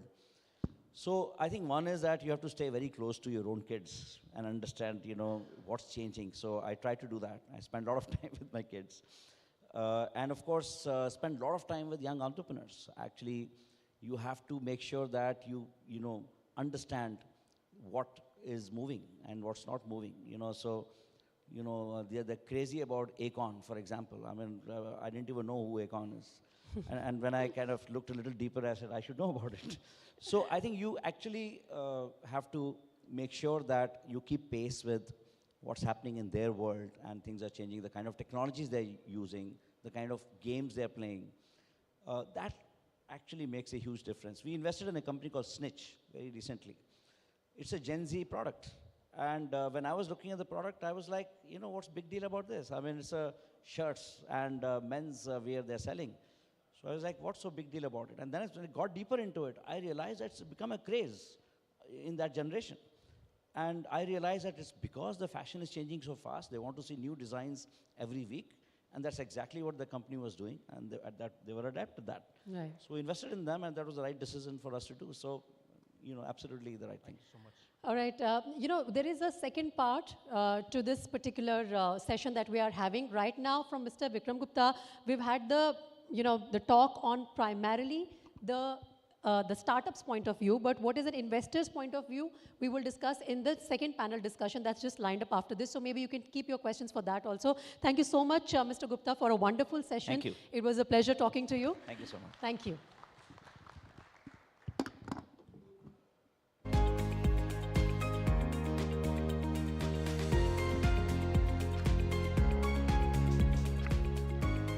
Right, so like I mentioned, we have an expansion of the current topic that we were currently discussing with Mr. Gupta. And let's take you to our second panel discussion of the day. The topic for that session is what investors really look for, perspectives from the decision makers. We are delighted to introduce to you our first speaker for this second panel. And for that, we have Mr. Sachin Salunke, Chairman and Managing Director of Black Chat Syndicus, a leading company known for its innovative strategies and forward-thinking approach in the digital and technology sectors. With a passion for excellence and a keen understanding of market dynamics, Mr. Salunke has played a pivotal role in steering Black Chat Syndicus toward its current success. His leadership and vision continue to drive the company towards new heights in the ever-evolving global marketplace. Can I please invite you on stage, sir? Please join us here, Mr. Salunke.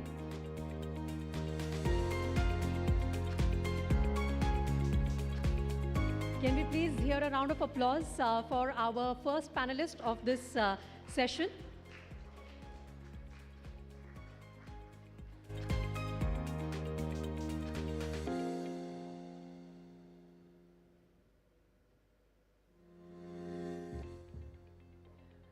All right, I think I must have made slight mistake in the the name of the syndicus. It's Black Hat Syndicus. My apologies for that. May I also invite on stage our next speaker for the session, Mr. Nikhil Marwa, Executive Director at Vertex Ventures, a global venture capital firm known for its investments in high growth companies across diverse sectors. With a strong background in business strategy and investments, Mr. Nikhil plays a pivotal role in identifying and nurturing promising startups. Can I please invite you on stage? If you can please join us, sir. Mr. Nikhil Marwa.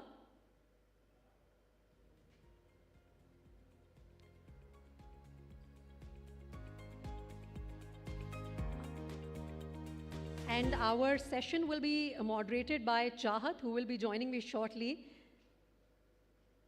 But Chahat is also indicating some correction for me. Okay, all right. All right, so again, my apologies. There seems to be some confusion in the next panelist for this particular session. We have Mr. Vinay Bansal. Mr. Bansal from Inflection Point Ventures. Can I please invite you on stage? And Chahat from ABPLIVE will be moderating this session. The topic is what investors really look for, perspectives from the decision makers. And it's our pleasure to now have some investment makers taking the center stage to guide us further in the startup journey. Chahat, over to you. Thank you so much, Preeti, for introducing our guest. I can see like really lively audience, but I don't see any noise from the audience coming, like something cheering up. Our guests have come from different cities.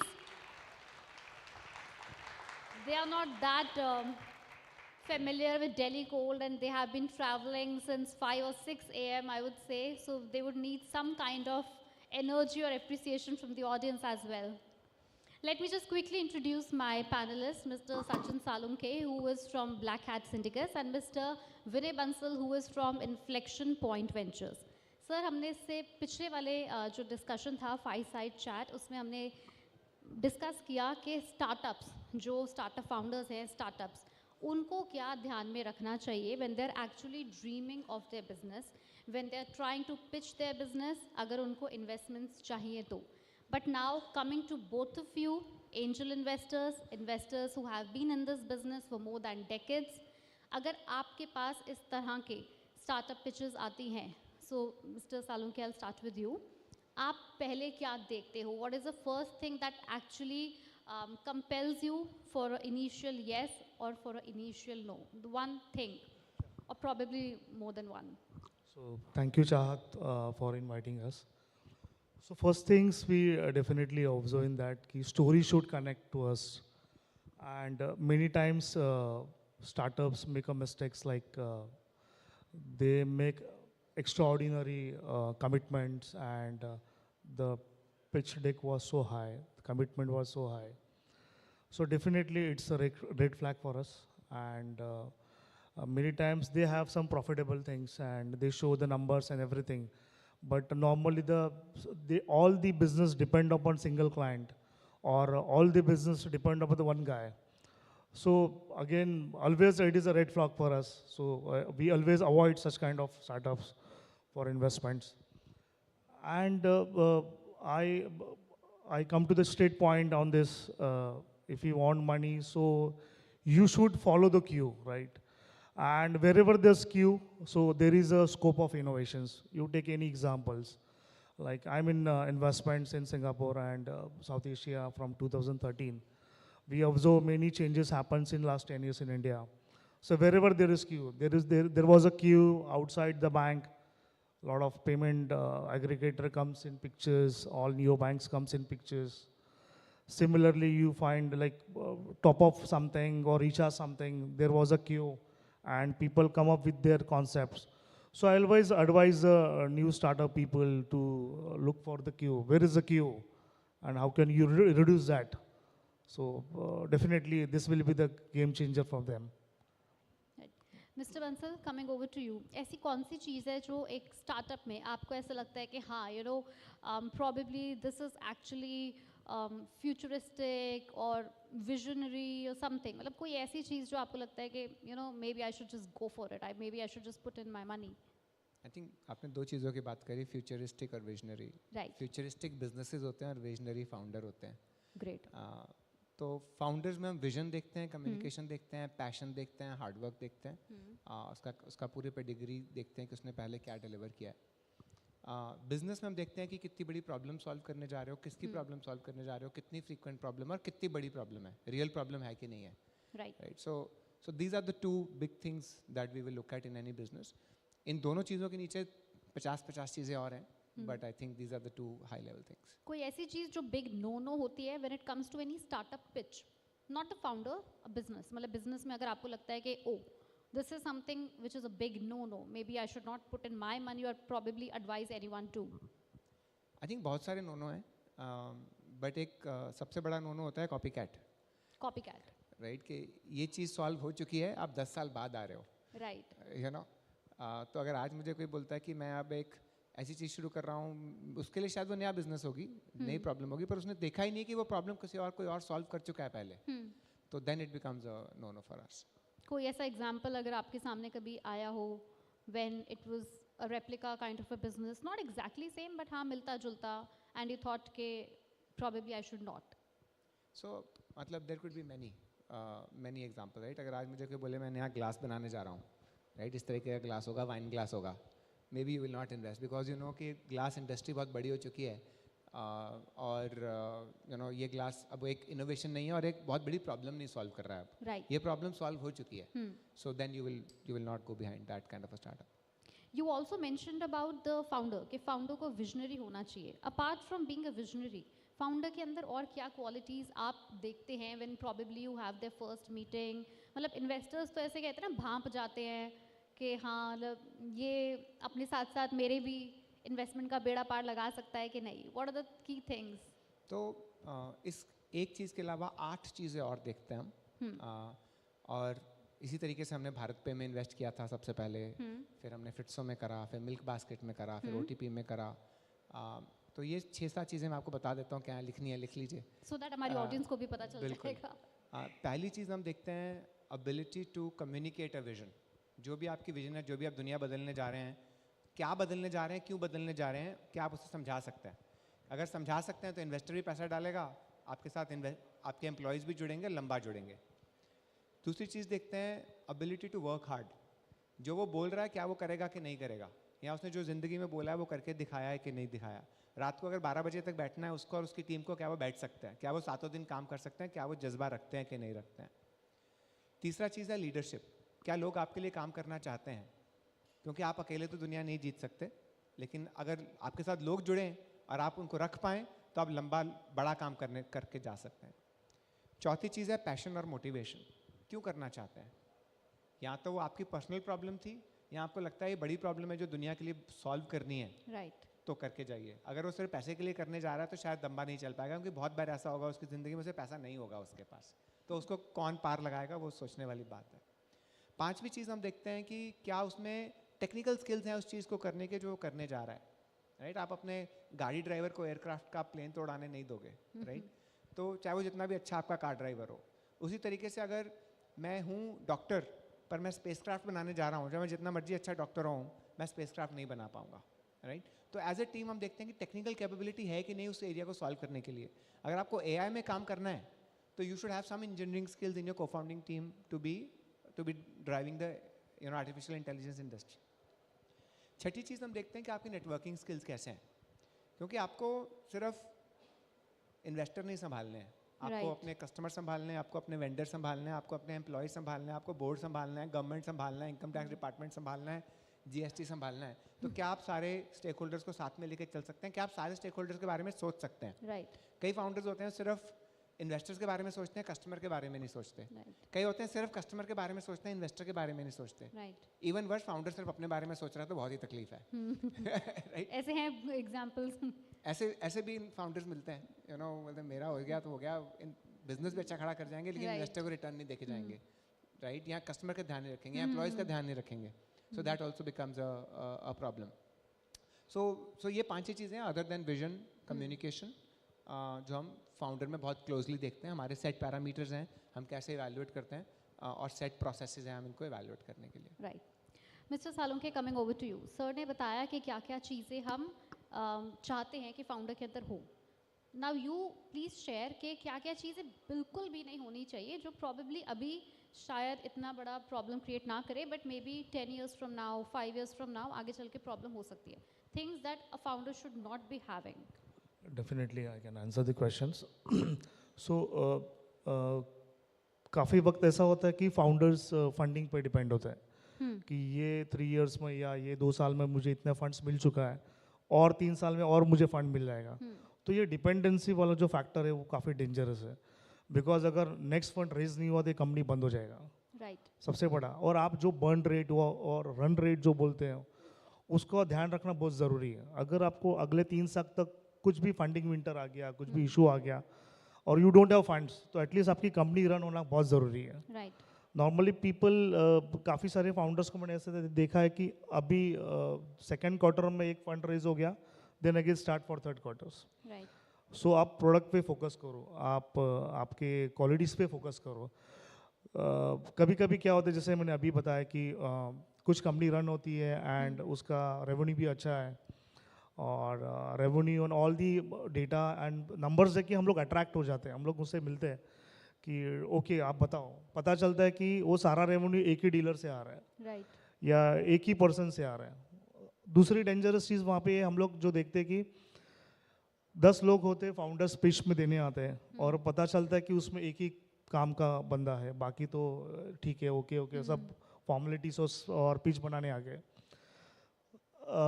Most important things, जब ये लोग pitch भी बनाते हैं तो कभी कभी सपनों से भी ज़्यादा सपने वो लोग दिखा देते हैं. तो भी see we also human beings and हमको भी समझ में आता है कि ये होने वाला है ही नहीं है. तो अननेसरी दिखा के कोई फ़ायदा नहीं है. जो अचीवेबल है वही आप शो करो, वही कन्विंस करो. Right. अगर अननेसरी कोई भी कमिटमेंट करोगे तो उसका वेस्ट है और पता चल जाएगा, आपका डेक रिजेक्ट हो जाएगा. Right. एंड जैसे मैंने बोला कि I just want to give one simple examples. In 2013 I invested in couple of companies in India and हमने उनको एडवाइस भी किया वहाँ पे. So basically there is a one catch in India कि migrants labour, the city like Mumbai and Pune और से Bangalore, migrants labour काफ़ी ज़्यादा है. I am talking about 2010-12 time. So वहाँ पे ऐसा था कि स्टेट बैंक ऑफ इंडिया के बाहर वो लोग काफ़ी खड़े होते थे और कैश डिपॉजिट करते थे. एंड सबसे बड़ा उनका पेन होता 2 से 3 घंटे उनके चले जाते थे. सो कोई ऑप्शन नहीं था, डीजे केंद्र एंड ऑल बाद में चले आए. Right. So that time I know the couple of executive directors in the RBI that time. So I met them and asked कि ये पैसा भेज रहे तो क्या इसका कोई solution हम लोग निकाल सकते? तो उन्होंने बोला definitely निकाल सकते. They said me कि either remitter or a beneficiary should be KYC compliant. So अगर मैंने बोला उनको भेजने वाला तो KYC नहीं तो चलेगा ना आपको. They said okay. Then we put a one FD in one bank for 50 crores, 45 crore का हमने वहाँ पे limit sanctions किया. Because it's a risk free, and we run one DMT model, a domestic money transfer. After that, Paytm came and all other player comes. Right. And burning games start. So I always advise to the founder कि ऐसी कुछ चीज़ ढूंढो आप जहाँ पे लोगों का pen कम हो जाए, आपका Problem डेफिनेटली solving हो, फायदा right. हो जाएगा और डेफिनेटली वो कंपनी काफ़ी अच्छी चलेगी. Long term के लिए. Yes. Right. Coming back to Mr. Bansal, कई बार जैसे बात हुई कि पिच हो गई, ठीक है. अभी हमने बहुत सारे ऐसे शोज़ भी आते हैं, मतलब काफ़ी कॉमन एक शो है जो ज़्यादातर आई थिंक लोगों ने देखा होगा, शार्क टैंक भी देखा है. वहाँ पे ओवर वैल्यूएशन एक बहुत कॉमन देखा जाता है. You know there are times जब एक्सपर्ट्स भी कहते हैं you know that this is actually over valued, how do you even calculated your valuation. तो ये ओवर वैल्यूएशन के किस्से आपके पास भी कभी आए होंगे. How do you measure, how do you come across कि you know this is actually overvalued and big no? Sure. तो मतलब ये वैसे तो अकाउंटिंग का टॉपिक है वैल्यूएशन और मल्टीपल वैल्यूएशन मेथड्स होते हैं. बट अगर एक लेमैन के लिए बात करी जाए तो वैल्यूएशन कैसे समझनी चाहिए. अगर आपको लगता है कि मार्केट बहुत बड़ी है, यू नो क्या ये कल 10,000 करोड़ का बिजनेस बन सकता है कि नहीं बन सकता है. दूसरा, क्या ये फाउंडर वहाँ तक 10,000 का बिजनेस चला सकता है कि नहीं चला सकता है, कितनी तेज़ी से बन सकता है, कितनी प्रॉफिटेबली बन सकता है. तो हम देखते हैं कि अगले 2 साल या 3 साल में कहाँ पहुँच सकता है. अगर मान लीजिए आज वो शुरू कर रहा है, आज कुछ पता ही नहीं कहाँ जाएगा, लेकिन इतना पता है कि 2 साल में वो 100 करोड़ का धंधा बन जाएगा या 200 करोड़ का धंधा बन जाएगा, 20-30% मार्जिन होगा तो 100 करोड़ के धंधे को आप 300 करोड़ पे वैल्यू करोगे, राइट, मान लो। तो अगर आप उसे आज 20-30 करोड़ की वैल्यूएशन दे रहे हो तो आपको पता है 2 साल में 10 गुना पैसा बनेगा, राइट। तो 20 करोड़ सही है, 30 करोड़ भी सही है। तो उसको अगर कोई 50 मांग रहा है तो 50 भी सही है, क्योंकि 50 का 300 है, 6 गुना दिख रहा है 2 साल में, राइट। तो रिटर्न अच्छी बन रही है। तो वो एक बेंचमार्क हो गया आपका समझने का कि वो धंधा किधर जा रहा है। दूसरा, अगर आप थोड़ा सा एडवांस्ड समझे तो जितनी हर एक कंपनी एक आईपीओ जर्नी से निकलती है, राइट। उसका कईयों का तो एंड गोल होता है कि चलो एक बहुत अच्छा पड़ाव है ये। आईपीओ के बाद company price to earning ratio पे मेजर होती है, राइट, कि आपकी अर्निंग्स कितनी है, मल्टीप्लाई बाय सर्टेन मल्टीपल आपका प्राइस बन जाता है। तो price to earning ratio valuation बड़ी क्लियर हो जाती है, राइट। लेकिन आईपीओ के पहले हम पैट का मल्टीपल नहीं देखते हैं, हम देखते हैं बिट्टा का मल्टीपल, राइट, क्योंकि उसके बीच का जो फर्क होता है वो डेप्रिसिएशन और कैपिटलाइजेशन का होता है। तो वहाँ पे बिट्टा का मल्टीपल चलना शुरू हो जाता है आईपीओ से 3-4 साल पहले। लेकिन अभी अगर कंपनी को आईपीओ को भी 10-15 साल हैं, राइट, लेकिन उसने ग्रॉस मार्जिन बनाने शुरू कर दिए हैं, तो जो वीसीज होते हैं लेट स्टेज, वो ग्रॉस मार्जिन, नेट मार्जिन देखना शुरू कर देती हैं।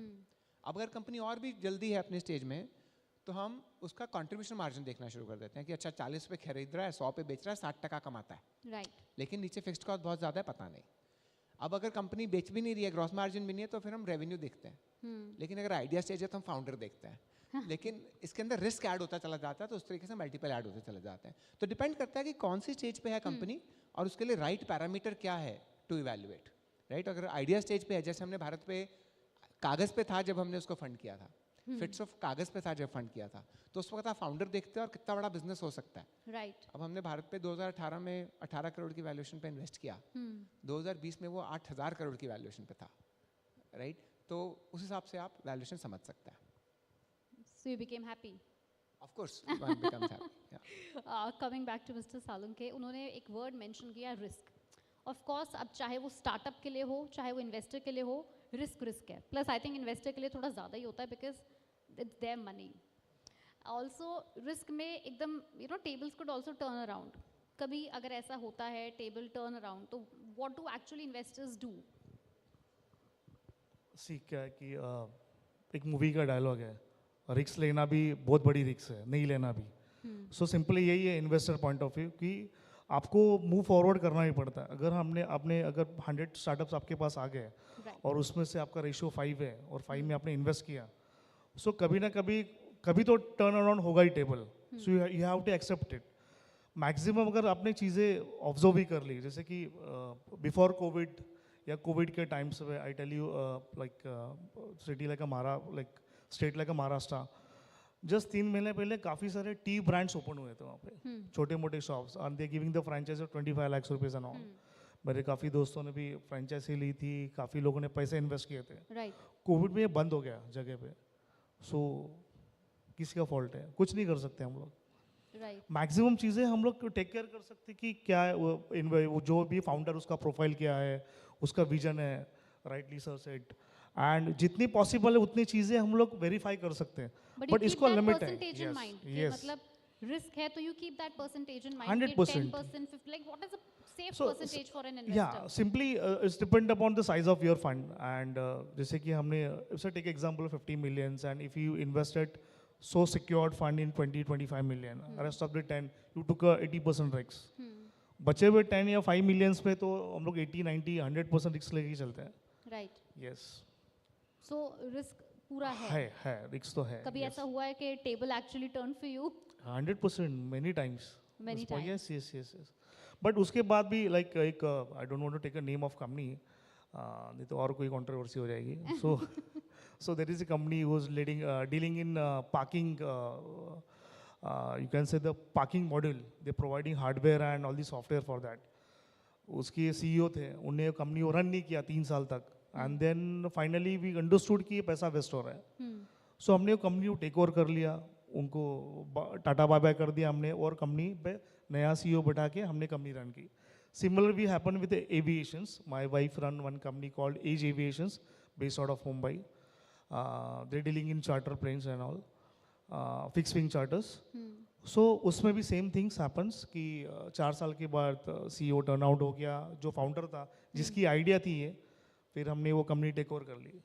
सो जहाँ तक पॉसिबल है तो रिस्क मिटिगेट करने का हम लोग कोशिश करेंगे, करते हैं। बट हाथ से चला गया तो क्या करेंगे हम लोग? मतलब but you always had a plan B, right? 100%, there always plan B, C, D, many plans always, yeah. So it's मतलब स्टार्टअप्स के लिए seed A B C D होती है, but now I got to know कि investors के लिए भी A B C D होता है. So every penny hits, right? So if it is you are a VC, you have to answer for your family offices or where you took the funds. So everybody is answerable over there. Right. Yeah. Coming back to Mr. Bansal, इन्होंने एक शब्द का प्रयोग किया, pandemic. Of course, pandemic was a game changer for almost everybody, be it an individual, be it a startup, be it a established company who has been running for decades, everything.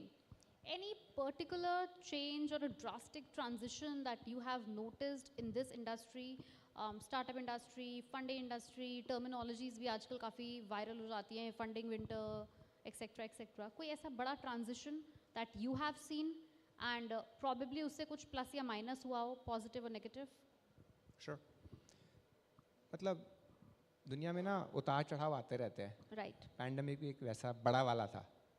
मैं उतार चढ़ाव को normally एक red light की तरह मानता हूँ traffic पे. जब रेड लाइट होती है ना तो सारा ट्रैफिक एक जगह आके रुक जाता है. चाहे आप आगे हो चाहे पीछे हो, अब आप सब साथ हो, सब साथ पहुँच जाते हैं वहाँ पे. जब ग्रीन लाइट होती है तो फिर वहाँ से रेस शुरू होती है. राइट. तो उसमें प्लसेस भी हैं, माइनसेस भी हैं. वहाँ से जो आगे तेज़ दौड़ेगा वो दौड़ता है, चीज़ें बदल जाती हैं उस रेड लाइट पे. सो अगर मैं बात करूँ तो क्या पॉजिटिव बदला है? उस रेड लाइट से आगे कौन तेज़ी से निकला है? अब जेप्टो निकला है, ब्लिंकिट निकला है. राइट. आज हम उस तरीके से चीज़ें नहीं खरीदते जैसे हम पैंडेमिक से पहले खरीदते थे. राइट. इन्होंने बता दिया कि आपके घर बैठे 10 मिनट में आपको चीज़ पहुँच सकती है. कंज्यूमर बिहेवियर बहुत ज़्यादा बदला है. राइट. 3-4 चीज़ें बड़ी बदली हैं. मैं I hope our audience also agrees with it. Like, do you? Right. अगर ये Zepto I can Blinkit, see heads nodding heads, yes. अगर जेप्टो ब्लिंकिट पैंडेमिक से पहले आता तो नहीं चलता. राइट. दूसरी चीज़ क्या बदली है? हमारे देश में म्यूचुअल फंड के अकाउंट्स या डीमैट के अकाउंट्स बहुत तेजी से बढ़े हैं. सब घर पे बैठे हुए थे. ये सब अभी उसके लिए भी हेड नॉट करेंगे. I am pretty sure. सब लोग को घर पे बैठ के समझ में आ गया, अरे घर बैठ के भी पैसा बन सकता है भाई, स्टॉक मार्केट में इन्वेस्ट हो सकता है. अभी जो पैसे पड़े हुए हैं, जो पेट्रोल पे नहीं लग रहे, गाड़ी पे नहीं लग रहे, बाहर रेस्टोरेंट में नहीं लग रहे, बच रहे हैं, क्या करें? Right. तो people started doing investments in equity.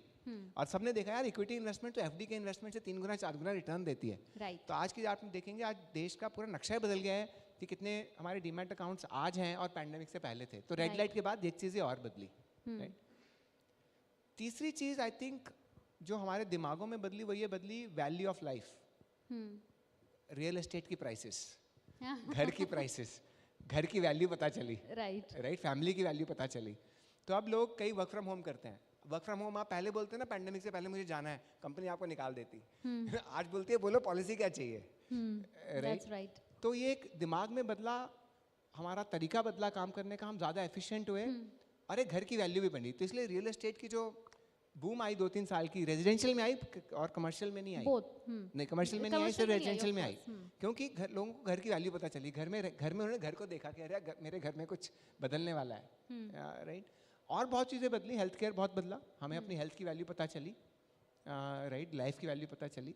सो शायद 10 चीज़ें और मैं गिना सकता हूँ, क्योंकि हम तो इसमें बहुत ध्यान से देखते हैं और इसको ध्यान से इवैल्यूएट करते हैं. एक साफ एनवायरनमेंट की वैल्यू पता चली. पैंडेमिक में अगर दिल्ली में ध्यान दिया हो किसी ने, मार्च अप्रैल में आपका AQI गिर के 20-30 पे आ गया था. साफ एनवायरनमेंट था. आपकी हेल्थ बहुत लोगों की बदली होगी. राइट. हम शायद भूल गए आज दोबारा उसको, लेकिन उसकी वैल्यू भी पता चली. तो आज ब्लू स्मार्ट दिल्ली में बहुत चलती है. इलेक्ट्रिक व्हीकल गाड़ी है. हमने ब्लू स्मार्ट में इन्वेस्ट किया 2019 में. राइट. सो इलेक्ट्रिक व्हीकल्स की बहुत पूरी गेम बदल गई पैंडेमिक के दौरान. शायद 5-6 चीज़ें और, बट इंटरेस्टिंग स्टोरीज हैं मे बी फिर कभी, but I will not take much time here. आपने बहुत सारी इंडस्ट्रीज का नाम लिया and you also mention remote working. वैसे वो हमारी इंडस्ट्री में नहीं होता, media industry, so it's okay. नहीं होता है. मैंने बहुत सारे लाइव इंटरव्यूज दिए हैं टीवी पे घर बैठ के पैंडेमिक के टाइम में. I can't see him in the crowd. It's okay. I'll talk to him probably later for that. Coming back to Mr. Salunke, that's a touchy topic. Sir ने बताया बहुत सारी चीज़ें बदली. But now coming back to actually the metrics of investment, scalability, growth.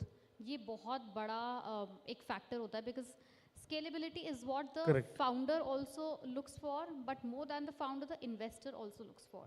कोई ऐसी चीज़ें जो आपको लगता है कि you ensure कि scalability तो इस business में होनी चाहिए, and when you invest, आप क्या विजन लेके चलते हो कि मतलब after 10 years I want to see this X amount और प्रॉबेबली आफ्टर 20 years, एक इन्वेस्टर का विजन कितना लंबा होता है और उस हिसाब से किसी फाउंडर को किस तरह की पिच प्रिपेयर करनी चाहिए, खुद को कितना प्रिपेयर करना चाहिए, हाउ फ्यूचरिस्टिक, कितना आगे का सोचता है एक इन्वेस्टर? सो डेफिनेटली पहले तो फाउंडर को ना जो वो कॉन्सेप्ट्स या स्टोरीज वो बताएंगे, वो फाउंडर्स वो इन्वेस्टर को कनेक्ट होना चाहिए।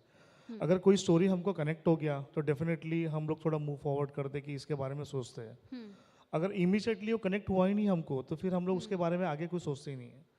सेकेंड थिंग्स कि कभी कभी जो फाउंडर्स क्या करते हैं ये स्टार्टअप्स वगैरह में कि काफ़ी सारी चीज़ें एक वक्त पे वो लोग डाल देते हैं। मैं हम लोग ये भी करेंगे, हम लोग वो भी करेंगे, ये भी करना है, 50 चीज़ें, तो उस पर वो थोड़ा डिफिकल्ट है इन्वेस्ट करने के लिए।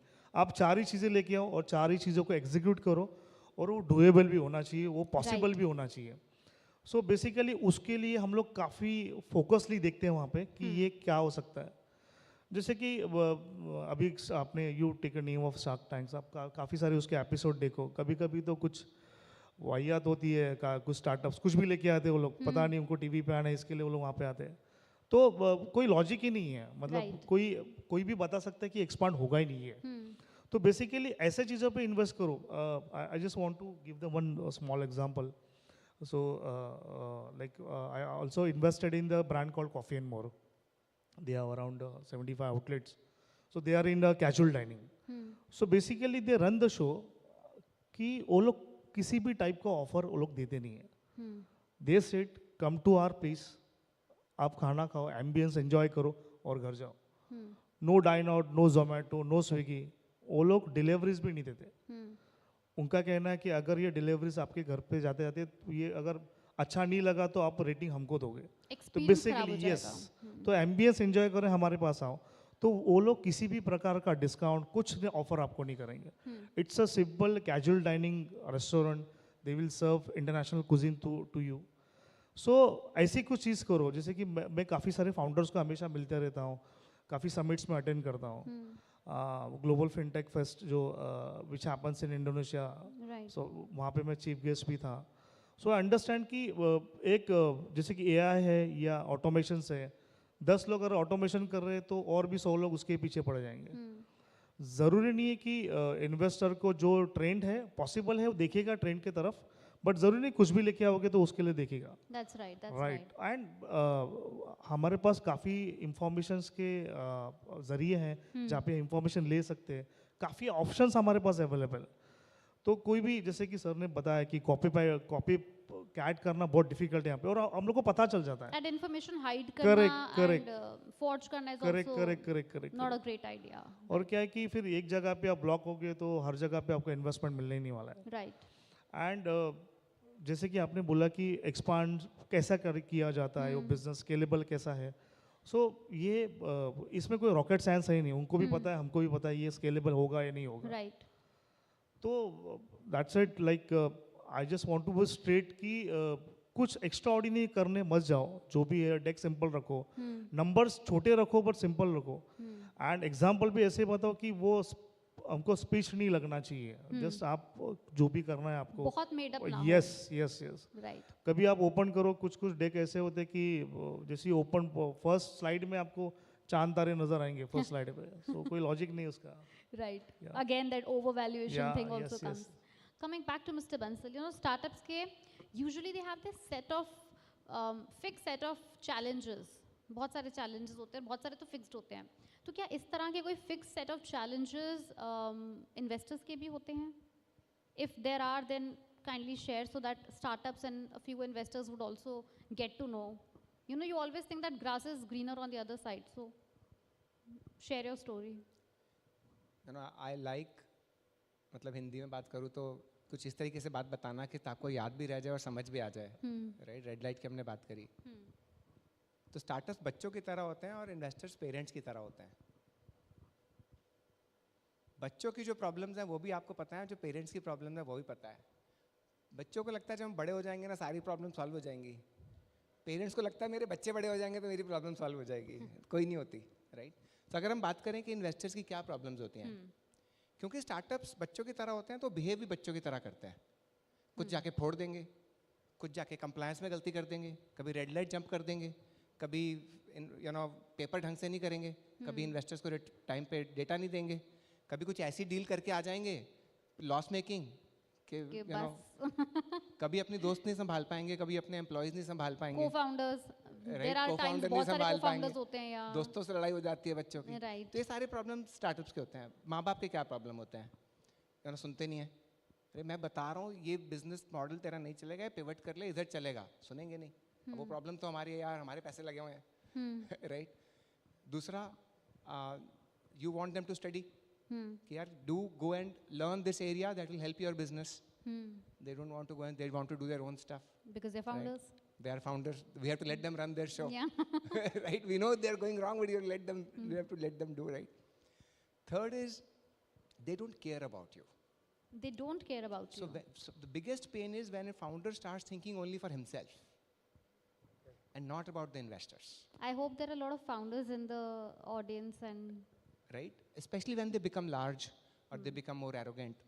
Adolescent age में जब बच्चे आ जाते हैं, right? They don't Phases think of life. Phases of life. Yes. So that's another problem of investors. Right now they've stopped listening to you and they don't even care about investor returns. And when the investors don't get returns, they can't fund other founders. Right. Right? If you have a bad experience from returns, you will not go and invest again. So the whole startup ecosystem goes down. Stuck with each other. Right? So these are some of the things that investors face as challenges, but I think many more, just like parents have many more, but that's generally the case. Right. My last question to you, Mr. Salunke, जैसे इन्होंने बताया कि we actually get stuck.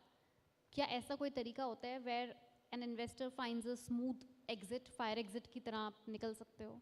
मतलब is there a way out? It's depend upon situation. Yes, there are many way outs like.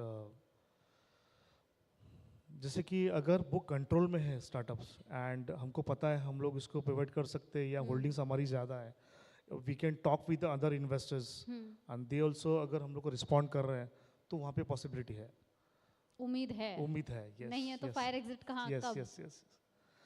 So like आपको तो पता ही है कुछ ऐसे इंसिडेंट्स हो गए कि वहाँ पे सीईओ को ही उठा के बाहर कर दिया सारे इन्वेस्टर ने मिलके. So there is always a possibility. एक और मुझे एक बात करनी है, आजकल हमने देखा है this is also a new trend when startups are also branding themselves equally the way they brand their business. बहुत सारे आजकल founders के खुद के podcast हैं, मतलब of course I acknowledge it, अच्छी बात है, करना भी चाहिए, but now they are branding themselves more than they are branding their business. So do you see that like a yes or a no? Yes, we see many times here. मतलब आप उसको एक पॉजिटिव साइड में देखते हो या आपको लगता है कि नहीं, probably focus should more be on the business and not on Definitely himself or focus herself. should be more on the business, right? Because many times काफ़ी एग्जांपल ऐसे हैं कि उन्हें एडवर्टीजमेंट करना चालू कर दिया, they get paid for that. So अगर ऐसा आप करोगे तो बिजनेस कैसे चलेगा, right? So we definitely as a investor we against this. Mr. Bansal, what do you think? So दो perspectives हैं यहाँ पे. If they are creating their own brand, and that brand will help their startup, absolutely do it. Okay. Right? मान लीजिए आप consumer brand चलाते हैं, और consumers आपसे relate करते हैं, आप क्या करते हैं, क्यों अपनी company चला रहे हैं, then it is good. Okay. But if you are branding yourself which is not helping your company, then you are wasting your time and you are going against the interest, then you are not putting your time in the right place. Example लेते हैं, मान लीजिए मामा अर्थ, right? वहाँ पे Varun if he brands himself and से मैं मामा अर्थ चलाता हूँ क्योंकि मैं बिलीव करता हूँ कि बच्चों को एक अच्छी ऑर्गेनिक या एक अच्छी चीज़ मिलनी चाहिए. तो जब मैं वरुण से कनेक्ट करता हूँ तो मैं वरुण के साथ मामा अर्थ से भी कनेक्ट करता हूँ. ओके. राइट? तो मेरा मामा अर्थ का बिजनेस बढ़ता है. मामा अर्थ का पूरा ब्रांड ही कंज्यूमर साइकी में बिल्ड हुआ है. राइट? उसी तरीके से जब मैं पुनीत जग्गी से बात करता हूँ ब्लू स्मार्ट में, Puneet Jaggi is a engineer in petrochemicals. बोल रहा है कि मैं तो अपनी जिस चीज़ में मेरे को इंजीनियरिंग मिली मैं तो उसको उल्टा चला रहा हूँ. मैं तो पेट्रोकेमिकल्स को I am saying don't use it, don't electric vehicles. But बोल रहा है कि मैंने पेट्रोकेमिकल समझा है, उसका इम्पैक्ट समझा है एनवायरनमेंट पे. मैं इलेक्ट्रिक व्हीकल समझता हूँ, बैटरी समझता हूँ, और मुझे लगता है कि एनवायरनमेंट साफ होना चाहिए, और उस हिसाब से अपने आप को ब्रांड करता है. तो जो उसको सुनता है वो ब्लू स्मार्ट की कैब यूज़ करता है. Right? Then it is helping the business. But अगर कोई आउट ऑफ द ब्लू कुछ और ब्रांडिंग कर रहा है अपनी, और जैसे उन्होंने बोला कि अपनी कंसल्टिंग चला रहे हैं, कुछ कर रहा है. ऐसा Then कोई we have a- example? Do you ऐसे have any? बहुत हैं. But you would not. Of course, I will not name them here. Right. But this is a general guidance to the founders, how they Right. should think about personal branding. In fact, अभी मैं 2 हफ्ते पहले अमित जैन जी से मिला था, car देखो. Right. तो वो पहले अपनी ब्रांडिंग नहीं करते थे, अब थोड़ी बहुत करते हैं. तो मैंने उनसे पूछा कि I What am changed getting your mind? हाँ कि what changed your mind? He said यार मैं शार्क टैंक पे इसलिए नहीं गया क्योंकि मेरे को अपनी ब्रांडिंग करनी है. He said मैं शार्क टैंक पे 2 कारणों से गया. एक, मैं एक इंडिया के टियर 2 फाउंडर को सपोर्ट करना चाहता हूँ, राइट? और दूसरा, मेरे ब्रांड से लोग कार देखो समझते हैं, right? So therefore it is good, it helps my business, so I'm on Shark Tank. Right. Well, अब हम चाहेंगे कि if any audience, anybody has a question, can we have mic for the audience? Hi, good afternoon. I'm Chandini Bhardwaj. I've been a banker for the last 20 years. I wanted to ask a question to Vinay. That, as we at times attend, by virtue of family offices, we attend the pitches which come by, and I want, of late we've seen a very alarming trend that has been coming about where people who are coming to pitch a certain idea realize that, out of so much desperation over multiple failed interactions where the banks and NBFCs are not lending and they are scouting for investors to come in and invest, they pitch in a certain idea. In the course of conversation, they realize that somehow it's not clicking in, and they pitch in something absolutely tangent to what the idea that they had initially started. And it comes across as, that is why I thought that, from you I'll understand. From someone sitting on this side of the fence, it comes across that, it's so much desperation where multiple ideas are being pitched and, it's not really coming along. Because maybe the startup has become so glamorous that people realize that my age is catching up, I've lost my job, I've done a startup, I'm not seeking funding, so I've just managed to meet an investor and I have to convince him to invest in any idea. And so I thought that, this is something that is coming about is very alarming. And I thought that, maybe I'll take your views when you hear it on the other side. How do you really perceive it, and what's the way around it? Please. So, Chandni Bhardwaj, right? That's right. Are you a mother? Yes. When a kid comes to you asking for a toffee, how do you decide? वो कुछ भी बहाने ले, पहला बहाना लेके आएगा मुझे टॉफी दे दो, आप नहीं दोगे. फिर वो दूसरा बहाना लेके आएगा टॉफी दे दो, फिर आप दोगे कि नहीं दोगे. I think it's a similar decision that we as investors or parents of startups take. Right? We have to see what is the child, capable of, and what is he really deserving. If he's done his homework, he's done a good job, and he knows that he's going for a football match tomorrow and that is his goal and that he loves doing it, I'll give him a toffee. Right? Or an investment. But otherwise I will not. So it's important to know what his core value system is. Why is he doing the business he's doing? जो मैंने पहले बात की, उसका passion और motivation क्या है? अगर passion motivation यही है ना कि I don't have a job and I need to be seen in the startup world as a founder, and therefore I'm sitting in front of a investor, then he doesn't have a passion and motivation. He's doing it out of fear, and he's doing it out of no other options, and that doesn't work, right? So as an investor, always look at the 7-8 things But do on you a see founder. the trend coming along where multiple pitches come across to you in a same meeting where tangent businesses come by and you realize that, right from foods you move to maybe something like travel and completely way off? Sure. So we do, but now over a period of time, we have made processes that, I don't see those. We look at about 8,000 startups in a year, and we fund only about 40, right? 0.5% is what we fund. So during the early stages itself, we apply these 7-8 tests, and I don't have to apply myself. So our systems and processes apply those tests, and those guys filtered out far earlier in advance.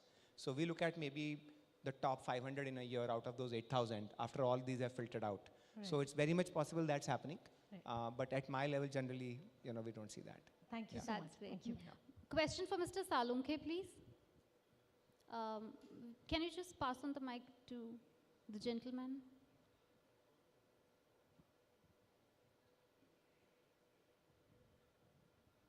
Hello. I am from a Chamber of Commerce, and we are dealing with more than 100 startups. As you are already said, that networking is one of the salient feature which you want. But again, I am saying with my full confidence, which we are promoting many of the startups where they have very less time, technological innovations, I am telling. They are so much qualified and good people, who have very less time to market and network the things. So as a Chamber of Commerce, we promote them in India and outside India. There is one startup which is from Bangalore. They are IIT Kharagpur and IIT Bangalore graduate. And they are not able to get a visa for AC Milan fashion technology. We have intervened with Indo-Italian Chamber of Commerce and convinced them that they should be getting a visa. And you will be very firm to believe that after going for Milan, they get 4 crores of business in one fashion show. Okay. So the other is the DigiLeon is a technology which is funded by Videocon people, and Adhut Saab is there only. So they have again blockchain technology for making foolproof supply chain in the system. And as we are in the Chamber of Commerce, we promote them in all the top companies which are into supply chain. Okay. So my suggestions, my ask you, what are, as you people are mainly financial people, how you measure these innovative technologies which have a far fetched impact on the life of the people, on the business side. So how you measure that expertise? Because they are already an innovator of last stage from IIT Kharagpur and Bangalore. Sure. So, definitely, sir. So many times we investor our expertise in some things or some technology, and in many times we seek the guidance from others. And definitely we onboard on our fund or our syndicate some like expertise people who understand this technology, and they always give us the good suggestions about this new innovations. Skill making. So maybe I'll take it. So मैं एक example ले लेता हूँ आपके लिए. आप IPL देखते हैं या कोई मैच स्पोर्ट्स देखते हैं कोई? IPL नहीं देखते हैं. तो चलिए कोई भी स्पोर्ट्स का मैच देखते हैं तो उसके बाद इमीडिएटली हाइलाइट्स आ जाते हैं. 1 मिनट के अंदर पूरे मैच के हाइलाइट्स आपको मिल जाते हैं, जो कि 2 घंटे का मैच, 3 घंटे का, 6 घंटे का मैच है, आपको 5 मिनट में उसके हाइलाइट्स मिलते हैं. पहले वो हाइलाइट्स आपको अगले दिन मिला करते थे, अब वो हाइलाइट्स आपको 5 मिनट के अंदर मिल जाते हैं. अब कोई मैनुअली तो बैठ के इस वीडियो को नहीं बना सकता है, इसको टेक्नोलॉजी से बनाना पड़ता है. वो AI की टेक्नोलॉजी होती है, वीडियो AI टेक्नोलॉजी. तो 2018-19 में जब हम ऐसी टेक्नोलॉजीज देख रहे थे तो कोई इस पर कोई फंड नहीं कर रहा था. तो एक लड़का था इंदौर का, उसने एक टेक्नोलॉजी बनाई कि वो आपका पूरे मैच उठाता है, उसको रिकॉर्ड उठाता है और 2 मिनट के अंदर उसके हाइलाइट्स बना के दे देता है. अब जब हमने उसे देखा, हमें लगा यार टेक्नोलॉजी तो प्रॉब्लम तो है, अगले दिन क्यों जाएं हाइलाइट्स, उसी वक्त क्यों नहीं जा सकती. प्रॉब्लम समझ में आई हमें. हम उसे टाइम्स नेटवर्क के पास लेके गए कि सर आप देखो ये प्रॉब्लम अगर आपको सॉल्व हो जाए तो फ़ायदा होगा क्या. तो उन्होंने बोला बिल्कुल फ़ायदा होगा, मैं अगले दिन हाइलाइट्स की जगह पहले दिन दूंगा, मेरे कोई और नेटवर्क कर नहीं पाएगा. अब ये डीप टेक था और ये प्रॉब्लम थी और हमें इसको स्केल कराना था. स्केल की प्रॉब्लम का सवाल था आपका और बाकियों से मिलाने की प्रॉब्लम थी, राइट, नेटवर्किंग की बात थी. तो उनको समझ में आ गया. तो फिर हमने उनकी सीरीज ए की फंडिंग कराई बाहर से और आज की डेट में वो विंबलडन, आज की डेट में वो IPL, आज की डेट में वो सारी कंपनी दुनिया भर में काम करते हैं. और उनकी वैल्यूएशन हमने 17 करोड़ पे हमने पैसा डाला था 2020 में. पिछले साल 40 गुना पैसा हमने इन्वेस्टर्स को वापस किया, क्योंकि हम उसकी प्रॉब्लम समझ पाए, उसकी टेक्नोलॉजी समझ पाए, उसको नेटवर्क में ले जा पाए और उसको स्केल दिला पाए. जो आपने स्केलिंग की बात करी, राइट, तो 40 गुना पैसा इन्वेस्टर को वापस कर पाए 2 साल में. Great. Yeah. There's a lady in pink sari over there. She would like, I think she has a question. The lady in pink is called Dr. Shikha. Hello, Dr. Shikha. I have a question, and I work at GK Consulting. We mentor startups in business transformation and make them pitch ready and also for investment ready. Great. One comment, Mama Earth's parent company logged in a loss of revenue 19 crore. Probably that would be setting the stage for revamping and jumping back. I understand you have invested in them. So your take on it? So Dr. Shikha, right? Yes. I have not invested in Mama Earth, but we talk to founders, so just to put things straight on record. But again, I'll go back to it. When you invest behind your children, they don't earn till 21 years of age. Agree. You put their money in behind their education. You put money behind their value system, behind their sports education. Because you're giving them values, you're setting them ready and you're developing them for doing the business later. That's exactly what an investor-investor relationship is. You identify the potential early on, you identify which sports or which education or which sector he'll do very well on, and you help them develop up to that stage. उसमें investment लगती है, उसमें education का खर्चा जाता है, उसमें उनकी dress का खर्चा जाता है, shoes का खर्चा जाता है, उनकी moral education का खर्चा जाता है, and then once they are ready, that's when they turn profitable, and that they start giving money back to the parents for their running, right? Parents are old by that time. So that's exactly what happens in any industry. आप कोई भी company उठा लें ज़िंदगी में, चाहे listed उठा लें, चाहे Reliance उठा लें. One day it was a startup, one day it started in a garage, that day he needed an investment and he needed it for 10 years before it became profitable, right? आप इस चीज़ को ऐसे सोचें हमेशा. So fully agree, Vinay. Now I want to come to the second question, because we mentor a lot of startups in business transformation, making them ready for investments. But what I come across is when we take them forward to an investor, they say we are tech agnostic. और हम इतना time spend करते हैं उनकी technology को sound करने के लिए. Investor आके बोलता है कि I'm tech agnostic. मुझे आपके tech से कोई मतलब नहीं है, मुझे अपने पैसे पे return लेके exit करना है. So any comments on that? Sure. तो कई बार क्या होता है कि हम भी as investors, जैसे मैंने बोला 8000 startup हम देखते हैं डॉक्टर शिखा. कई startups ऐसे होते हैं कि उनके पास technology बहुत अच्छी है, लेकिन पता नहीं use कहाँ करनी है. तो टेक्नोलॉजी से प्रॉब्लम की तरफ ना बढ़ें, प्रॉब्लम आइडेंटिफाई करके फिर आइडेंटिफाई करें कौन सी टेक्नोलॉजी उसे सॉल्व करेगी. Customer discovery you're saying. हाँ जी. Yes. तो अगर आप प्रॉब्लम्स अटैक करते हैं, प्रॉब्लम को सॉल्व कर रहे हैं, उसके लिए एक सही टेक्नोलॉजी यूज कर रहे हैं, then it makes a great investment. No, Vinay, let me reframe. We did that. Customer discovery कराते हैं हम लोग. But financer बोलता है कि मेरे को tech से मतलब नहीं है, मुझे बताओ मेरा पैसा कब बाहर निकलेगा. वो तो जब प्रॉब्लम सॉल्व होगी, पैसा बनना शुरू होगा, पैसा बाहर निकलेगा. Does not a sound tech the key foundation of the startup success? It is a key foundation, but not There are other parameters not as when problem solution is not identified. Right. Tech in itself is not a solution. That's There are right. many things with it. Thank I you. think Mr. Salunke also, you want to say something on this? Any question for Mr. Salunke? Yes. This is question to Mr. Bansal and Mr. Salunke both. Basically, in last couple of years, we have seen a lot of failures in the startups. And as Yes. Mr. Bansal says, ki there is a relationship as a parent and a child. So एक जिद्दी बच्चा भी होता है घर में जो बहुत कुछ तोड़ता फोड़ता है. उसके लिए इन्वेस्टर क्या सोचते हैं कि how these failures, because some of the failures are not really because of the reasons not known to them, but there are reasons in the market or political reasons and many other reasons. How do you handle those investors or those founders which you have? So I need the answer from the investors. Those founders which are really failure due to some of the reasons which are beyond their control. How do you hold them? Thank you. So definitely, it's depend upon the situations, what the exact reason why they failed. You currently said like it is maybe because of the political reasons, or maybe something goes wrong. There is in last 3-4 years we have more than dozen of examples that the valuation of the startups goes almost to 20 billion, and right now they're almost zero. So again, I just when the starting of the conversation, the Vinay said many times the things is not in our control, and it is the win-win situation for both the sides.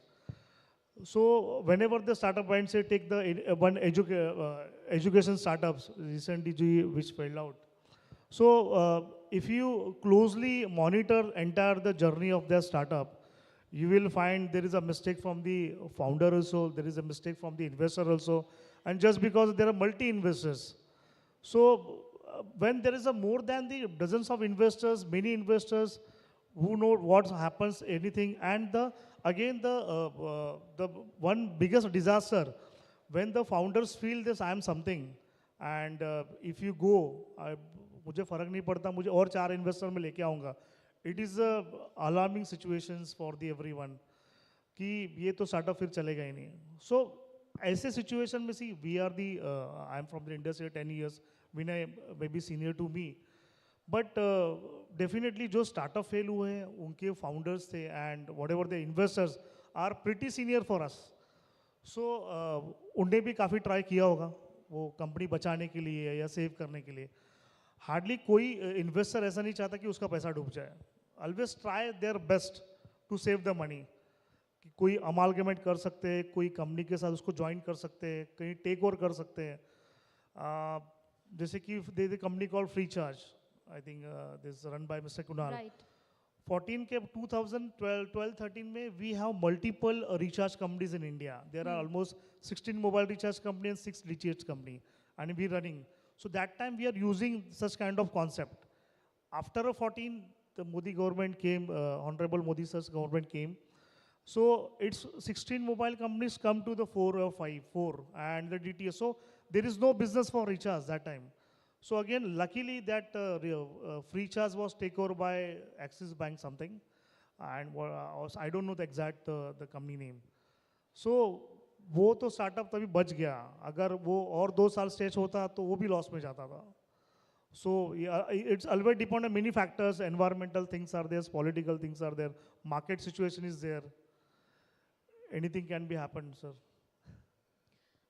I think मेरा भी एक question है, छोटा सा एक question है. हमने काफ़ी पिछले कुछ महीनों में ट्रेंड देखा है कि बहुत सारे जो स्टार्टअप्स हैं, एक रेस लगी हुई है, IPO race. Everybody wants to go for the IPO in the first few years. मतलब ऐसा लगता है कि एक IPO का बैज मिल गया, so yes we are in the A school, or otherwise we'll be left behind. What do you think, sir? Both of you, I'll start with you. So yeah, but currently last 3 years, 2 to 3 years, सारे investor काफ़ी ज़्यादा matured हो गए. So you can continue. Yeah. Yes. Sorry. So currently we look for numbers. पहले तो हम लोग तो वो pitch deck पे काफ़ी पैसा दे देते थे. अभी नहीं देते. But at least हम लोग तो नहीं देते. विनय का पता नहीं. Sir, what do you think? So IPO की रेस, so पहली बात तो बात करते हैं IPO चाहिए क्यों? Right? IPO इसलिए चाहिए क्योंकि जो आपके अर्ली स्टेज इन्वेस्टर्स हैं, उनको आपको एग्जिट देना है, and therefore because it's a large value now, and the only way to do it is through an IPO. नहीं तो IPO जाने की ज़रूरत नहीं है. Right? Second, I think वो रेस वो खुद नहीं जाना चाहते हैं, क्योंकि उसके बाद बहुत सारी कंप्लायंस आ जाती है, बहुत सारे रेगुलेटरी रिक्वायरमेंट्स आ जाते हैं. But I think it's just a reflection of that they have to give exits to the people who have put money in them earlier, और उसमें कई बार पब्लिक भी होती है. राइट? So that is why they need to go to an IPO as a gate check to be able to return money back to original investors and then trade as a public company. और एक startup और founder की life में IPO सिर्फ एक milestone है, and नहीं है. Right. The life has to continue far after that. There's a far longer life after that. IPO is just a graduation from college. जिंदगी अभी शुरू हुई है. So basically रेस में नहीं जाना है, and this is ये वैसी स्कूल और कॉलेज जैसी रेस है, so let's just stay away from it for some time at least. Well, what an insightful session it was, and I thank both the panelists and lovely questions from the audience as well. What say, Preeti? Thank you so much to both of you. Yes, can we please have a big round of applause? Actually, it was quite an extended session. A round of applause for Chahat also for wonderfully moderating it with our, both the experts here. And my apologies once again for the slight mix-up that we had in the beginning. Ladies and gentlemen, there's a slight change in the schedule. We have to divert ourselves a little bit from what we had planned earlier. Just to update you, we are expecting our chief guest, Honorable Minister of State, Mr. Jitin Prasada, shortly to join us here. But since we are waiting for his arrival, we are moving one of our sessions. So thank you so much to both of you for joining us here and giving us this wonderful insight into what is the investor's point of view. We would love to have a group photograph with both of you. Mr. Sachin Salunke from Black Hat Syndicus and Mr. Vinay Bansal, founder of Inflection Point Ventures. I do have an update for Chahat, however. We are moving up one of your sessions. So can we remove one of the chairs from here? And I'd like to invite on stage Mr. Chandrasekhar Nandigama, founder of Jivul Biofuels, for our discussion on innovation's role in business growth, shaping a green economy. Thank you so much, Mr. Chandrasekhar, for your cooperation. I understand that you were told that the session would be a little later in the day, but if I can have Chahat and you back on stage with us, and we can start this session, and shortly, once the minister joins us, we will take the program back on the original schedule. Please, sir. Can we have a round of applause, please, for Mr. Chandrasekhar He's running a pioneering company which is committed to sustainable energy solutions, specializing in the production of biofuels. Jivo Fuel, in fact, focuses on reducing carbon footprints and promoting eco-friendly alternatives to traditional fuels. The stage is all yours once again, Chahat. Thank you. Thank you so much, Preeti, and thank you, audience. Let me just quickly introduce sir. He is in the business of sustainability, and sustainability, I think it is need of the hour. It's not just for us individuals, it is also for the government as well, for the entrepreneurs as well. It is basically a cumulative responsibility. What do you think, sir? Yeah, that is right word that you said. It's cumulative responsibility. It is not just the government responsibility or a clean tech startup like us. It is everyone's responsibility because climate, nature, you know, we feel it every second that we live. So it's our collective consciousness to protect this so that, you know, next generations also can enjoy the same nature, same climate, or same air that we breathe in our life. So, yes. Sir sustainability and जो आपका sector है जिसमें आप operate करते हैं, इसके अंदर पिछले 5 से 6 साल के अंदर एक्चुअल आप कहोगे कि मूवमेंट आई है, हलचल आई है. So what brought you to this sector? So it's passion towards to the protection of nature and climate. So that's where the idea has come. And I'm a chemical engineer. So I'm a technocrat, and I'm seeing how my knowledge, my experience and skills can be used so that we can protect the environment and at the same time build a business which is needed for the country, right? And that's how the biofuels is a perfect sector to be in. And luckily, central government is supporting biofuels in a very big way. And I'm very fortunate I am also in that same sector as a founder, and this is the best time to be in the biofuel sector. Is there any challenge that this sector is facing? Yes, and, yes. and what can be done to probably, we can't mitigate a challenge of course, but overcome it? Yeah, definitely there are some challenges are there because since the sector is in nascent stage, right. So the opportunity is very big. But at the same time, the business ecosystem is in the nascent stage. So a lot of funding challenges will be there, and the execution challenges will be there. But that's where, you know, the startups like us focus on these so that many other more businesses would come into the biofuel sector. And in another decade or so, this will be another flourishing sector in India. Right. Yeah. But sir, when you enter a sector, जैसे कि हमने इससे पहले वाले session में भी बात करी, getting an idea is still easier, but you know, from having an idea to transforming into a viable business, it is actually a very big challenge. It takes time. Yes. So how did you, starting from an idea, then moving into a viable business, what was the journey about? Yeah, executing that idea and building a business out of that requires a lot of patience. Right. Your effort is needed and a lot of support is needed. So luckily my journey till now is very promising, and I love the journey as a founder of this. I got incubated with some good incubation centers like IIT Kanpur and T-Hub in Hyderabad. So these things actually will help you because it will be like a validation to your idea or validation to the sector that you are in. And mentoring that happens is also very critical. And the grants or the funds that we get also helps us, you know, to build that grass shoots that we are going to, build with this idea. Right. So luckily for me, my journey was very productive till now. But still there is a long way to go, but I'm moving forward and progressing forward.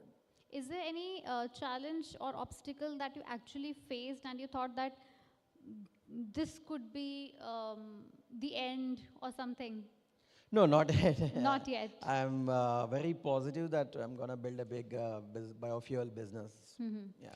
When we talk about sustainability, sustainability is a sector, the green sector, which is actually very futuristic. And you yourself mentioned that अब government भी इसको पूरी तरह से support कर रही है, because it's not just for our own nation, it is something that the entire world, all the nations are working together on it. So what vision do you have for this sector in the upcoming 4 to 5 years, or say about 10 years, because government ka target hai 2040 ka, net zero ka? Yes, yes. So, you know, our country, India, we import fossil Right. fuels like diesel, petrol, natural gas. Even today, around 60-65% of our usage we import. And that's causing a lot of foreign exchange loss, energy insecurity issues for us. Right? So my vision is India with biofuels and with the technology we have and with the huge demand that we have, we are going to be the third, largest economy. So there's a lot of fuels, a lot of energy is needed. So my vision is biofuels can at least replace at least 25% of the fossil fuel need that is there right now. That would be the very, very great achievement in next 10 years. We can go even more beyond that, but that would be the initial vision to replace the fossil fuels like natural gas or other fossil fuels at least by 25%. And we can do it. And that will lead to a lot of foreign exchange. Dependency kam hogi, right? Yes. It's good for environment, it's good for economy, and good for public, everyone. So there is nothing disadvantageous if we shift towards the biofuels. And public awareness is the most important thing to achieve this journey. And public also need to understand how we can switch to biofuels and increase more demand. If you are to be said that in probably 2 or 3 minutes, how would you want to make people aware? Yeah, see, for Remove example, their hesitancy. How would you convince people sitting over here? Yeah, see, for example, organic waste is there. India generates a lot of organic waste, whether it is a food waste from home, hotels, restaurants, everywhere. And India also is an agricultural country. That's right. We generate a lot of biomass, agri-waste, stubble burning, everyone heard about it, right? So this waste, if we can convert that into biofuels, and biofuels can be used as a transport fuel or as an industrial fuel, we can increase the demand for the biofuels. So what public can do is they can start segregating organic waste from the rest of the waste, like plastic waste or the paper waste, glass waste. Organic waste, when I say it is nothing but the wet waste we call. So entire this wet waste, if we segregate it, it's very, very good to the waste management. We can generate biofuels out of that organic waste, and the organic waste can be used in multiple applications, including transport sector. Right. Instead of CNG that we use in Delhi right now, we can switch to a biofuel, and that's good for environment, and it's good for air, because there will not be any air pollution happening. And we can generate within our own country. We don't need to import it. Right. So that's how what I ask public is, understand the importance of segregating that waste. Right. And we do that, we get an important resource. It's not a waste, it's a resource. And that resource can be converted into biofuels.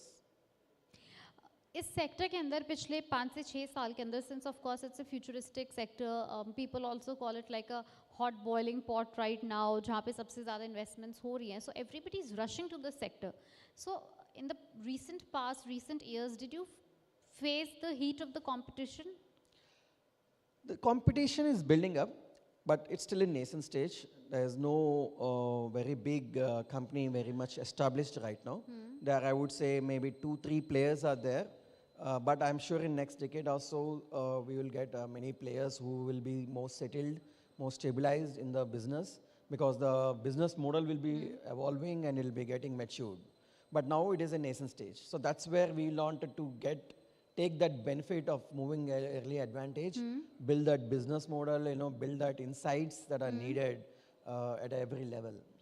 Yeah. So since we are talking about the startups, किसी भी startup के अंदर, किसी भी business के अंदर एक differentiation factor जो है, जो उसका USP होता है, that is very, very important. So what is your USP, the USP of your core business? So the innovation that we have is the technology. Right. which is, we call it as like a multi-feedstock technology. So the multi-feedstock technology enables us to co-digest multiple organic waste.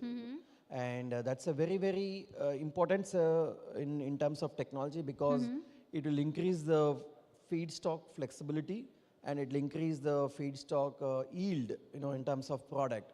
So that is very, very, big differentiation or USP that we are bringing in. But otherwise market में अगर बहुत सारे आप देखते हैं कि similar businesses हैं, जैसे हमने अपने पिछले सेशन में भी हमने बात करी कि रेप्लिकाज आ रहे हैं, सो ऐसे स्टार्टअप्स को आप क्या सलाह देते हैं, आप क्या टिप देते हैं, how to make their differentiation factor? सबके पास एक अपना यूएसपी होना ज़रूरी है. Is there any message you would want to convey to them? Definitely, that USP is a moat, that differentiates from other players with respect to your player. And each startup should have that moat so that, it is not easily replicated. But in the sectors like this, it's not that easy to replicate. Like if it is in a consumer field, it's easy to replicate. But here it takes years, to build some technology and get it to some stage of commercial production. So it's a different factors are there compared to the consumer sector. Biofuel sectors have got its own unique USPs or moats, and very few companies will be able to build that moats. Again, coming back to the sector only, इस sector में अभी since you call it in a nascent stage, तो of course बहुत सारी opportunities हैं जो अभी seize नहीं की गई हैं. I think जो भी explore ही नहीं हुई होंगी. So इस green sector के अंदर what are the opportunities that you think that can be grabbed by somebody smart? Yeah, so biofuels is one sector, green sector, which is flourishing in India. Hydrogen again is flourishing because government is supporting big time. EV and battery technologies. Right. I would say these are the top three, that will be flourished in the next decade in India. Yeah. So are you also planning to expand on these? No, currently I'm in biofuels. I want to be in biofuels. But within biofuels, there are multiple subsectors, like gaseous biofuel is there, liquid biofuel is there, and then even solid biofuel is there. We would diversify within these sectors first. Yeah.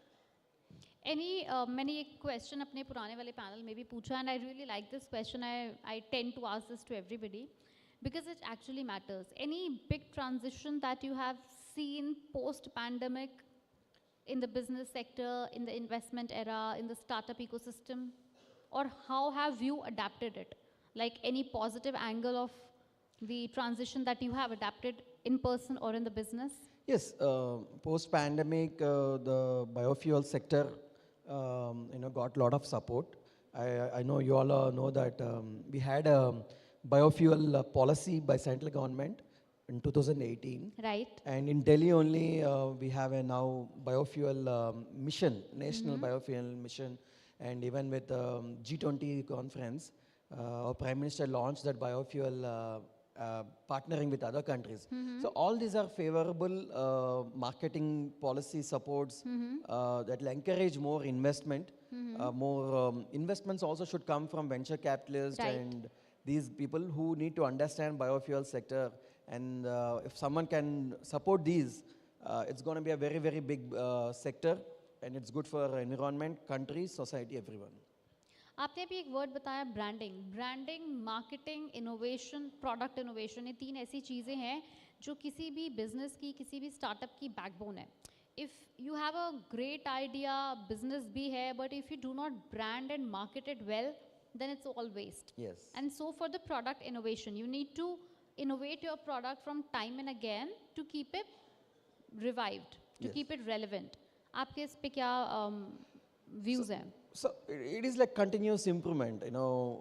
We need to learn continuously, whether in branding or whether it's investment, whether it is product market fit, or whether it is marketing. So as a founder of a startup, I need to be flexible. Like I think before also panelists were saying, some founders, they are very rigid. That will not work, especially in this because it is a very nascent stage. Right. We need to be very flexible and adaptable so that, we quickly move on to the destination we want and reach the goal. So as a founder, I am very flexible because I know I need to be successful in this sector. And whenever I have discussions about this biofuel, I take the insights from others and see how I can apply in this biofuel sector. Established insights from other sectors, how I can apply that in the biofuel sector. So like that, I try to be flexible and adaptable and trying to build the company. Let's just engage our audience also. Let's see if they have any questions for the founder. I think we have a question right in the front table. So thanks for touching a very, very important topic which is highly relevant in today's era. Two questions, one for yourself, another for Ms. Chahat. So for yourself, 2082, we have actually a declared goal of India being net zero in the recent Z20 summit. So how do you see biofuels playing a role in the total consumption of India's energy industry by that time? So biofuels will be very significant, have a significant position to meet that net zero target of India, especially like a sector like compressed biogas or ethanol, right? Compressed biogas is going to change the entire gas market of India. Today, if you see, the gas market is around 6% of the total fuel basket. Only 6% is coming from the fossil fuel gas. So government is increasing that to around 15%. So that 15%, how will it increase? Because of the compressed biogas and because of these biofuels only, we are going to see that. And this will reduce carbon emissions and help us to meet the net zero targets. So 15% by 2080 is something which we can expect of India's total energy. That's a very promising target, but it will take time because that's how I told you, we need investments. And that will happen only when we meet the startups, the founders, and the investment people who can invest in this, who can understand this. Then only we can bring that change. There is a huge opportunity, but we need to take that initial, risk and then invest it on. Another question to Ms. Chahat, because you are from a media industry, and I particularly heard a word sustainability as a sector. Right. Now, since I'm a researcher on the sustainable aspect, so I was only wondering that is it even a right word, or every sector we need to marry it with sustainability today? Because that's a point of view where I am coming from. No, you're also correct on your part. Every sector should be sustainable for the future, of course, but sustainability as a sector also exists, where we also talk about the green vision, where people are probably making eco-friendly products. Like Sir has biofuel. There are companies who are also working for EV manufacturing, not just EV manufacturing, they're also in the compliances of electric vehicles, hydrogen. So yes, sustainable sector also exists, as we call it the green sector. But you are correct on your part that every business, and not just business, as I mentioned at the beginning, every individual, every nation has to be sustainable in itself. So both the terminologies, I think, would be correct. Sure. Thank you. Any other question for the guest? For the speaker? Can we have do we have any question for the guest? Well, I think that's it. Thank you so much, sir, for such an insightful session, and we hope to hear from you soon. Thank you very much. This is a great session, and media company like yours should promote the sustainability and raise awareness in the public, and that's what my wish is. Thank you so much. Thank you. Audience. Thank you. Thank you so much, Mr. Chandrasekhar, and once again, we really appreciate that you advanced the time of your talk as well. Thank you so much, Chahat, 2 back-to-back sessions, and you pulled it off really nicely. Can we have a photo for this session, please?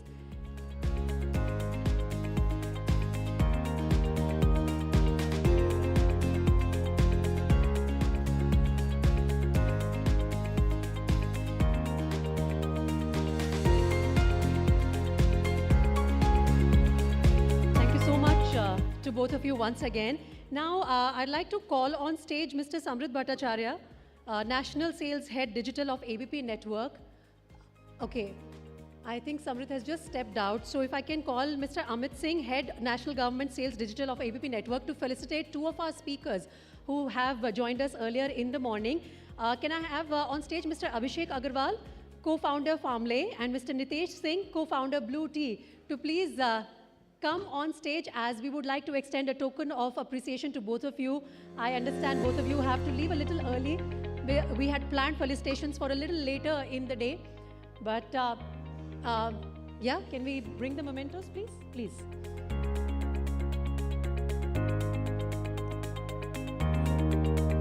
For Mr. Abhishek Agarwal and Mr. Nitesh Singh, please. Mr. Abhishek Agarwal first. You heard them both earlier in the day on India's startup landscape, navigating challenges and seizing opportunities. Both the young entrepreneurs really showing us what it takes to become a successful entrepreneur in the startup landscape. Now, I would request you to please put your hands together for Mr. Nitesh Singh, co-founder of Blue Tea. Mr. Amit Singh, Head National Government Sales Digital ABP Network, giving away the felicitations. Thank you so much to both of you. Just a quick update to all of you here in the member of audience. We apologize because our chief guest, Shri Jitin Prasada, is running late because, as you all are aware, there's a very important vote going on in the parliament. All the members of parliament have been issued a whip, so he cannot leave very early. But I'm sorry, okay, I was told that 2 of you are leaving early. Okay. Okay, can I just finish my sentence? So yeah, Mr. Jitin Prasada will be joining us shortly, and Mr. Dharamveer is also leaving because of paucity of time. So yeah, we would also love to extend our token of appreciation to you. Is Amitji still here with us? Or maybe I can call Sunil Goswami to please join us on this stage to felicitate our speaker.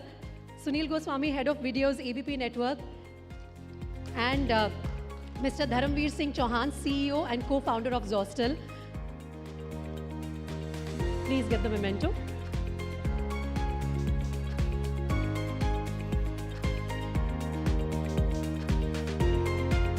Thank you so much.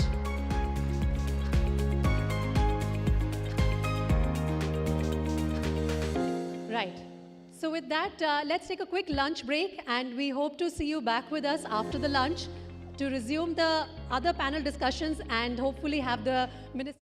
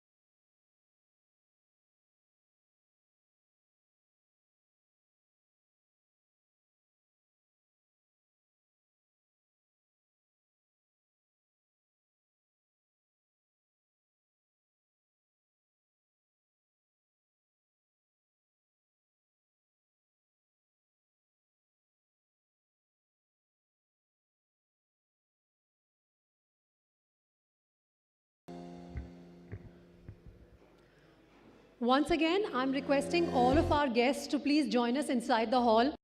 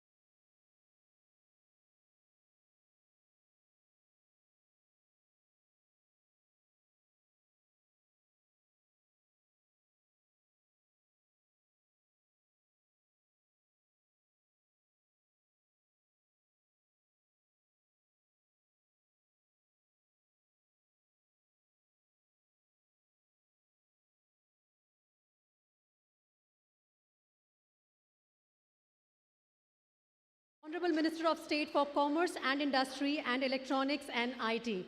Sir, आपका बहुत स्वागत है ABPLIVE Future Forward Startup Conclave 2024 में. We understand that this has been an extremely busy day for you, all the members of Parliament, but we truly appreciate that you gave us this time and joined us here. Sir, just a brief note about the conclave that ABPLIVE has organized today. Through this conclave, we aspire to really chart out a clear step-by-step journey of all the startups in India, thus pioneering the next wave of startups. Can I please request you to, sir, join us on the stage, and I would request our team members from ABPLIVE to kindly welcome the Honorable Minister, Shri Jitin Prasada, and Samrit Bhattacharya, National Sales Head, Digital ABP Network, Mr. Ashish Kumar Singh, National Bureau Head, ABP News, and Mr. Amit Kumar Singh, Government Sales Head, ABP Network. Please extend the welcome bouquet to Shri Jitin Prasada.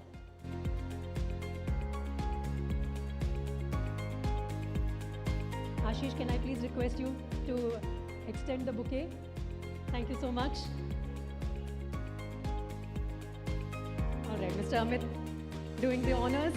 Can we please also have a memento and a shawl for our chief guest this afternoon? On an extremely busy day for all the members of Parliament, taking out this much of time is also really appreciated, sir. Thank you.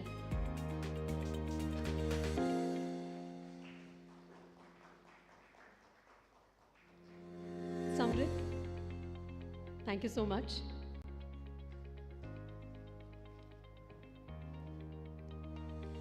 Can we have a round of applause, please? All right, now that Shri Jitin Prasada is amongst us, we would like to use this opportunity to extend some honors to some industry pioneers, some young entrepreneurs who are doing excellent work in their own field. And let me start the series of honors with Mr. Vikas Nangia, who's the founder of AppMySite in the category Disruptor in Mobile App Development. Can we please have this memento for him? Mr. Vikas Nangia.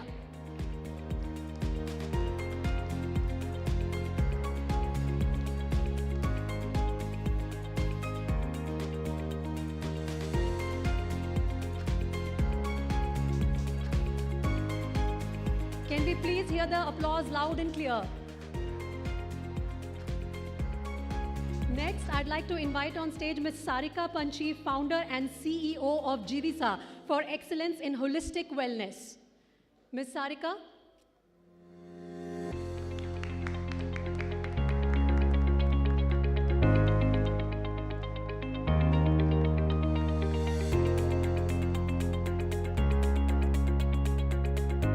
I'd like to call on stage author Mr. Harsh Pamnani, please, for the felicitation. Mr. Harsh Pamnani, please join us on the stage.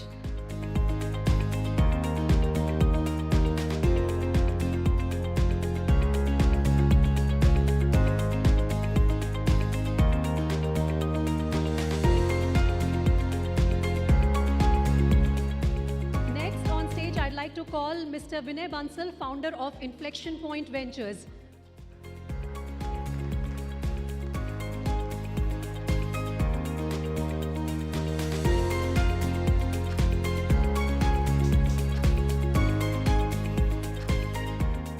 Mr. Sachin Salunke, Chairman and Managing Director of Black Hat Syndicus. Please join us on stage, sir.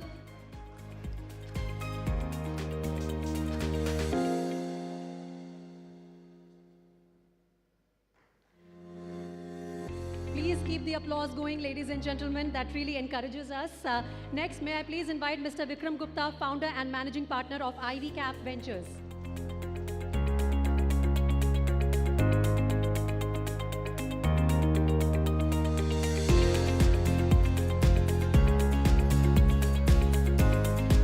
Mr. Chandrasekhar Nandigama, Director of Jivol Biofuels, please join us on stage, sir.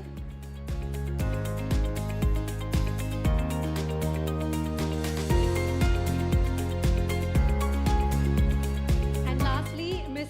Supriya Singh, Director of Bhavika Group of Companies. Ma'am, please welcome on stage.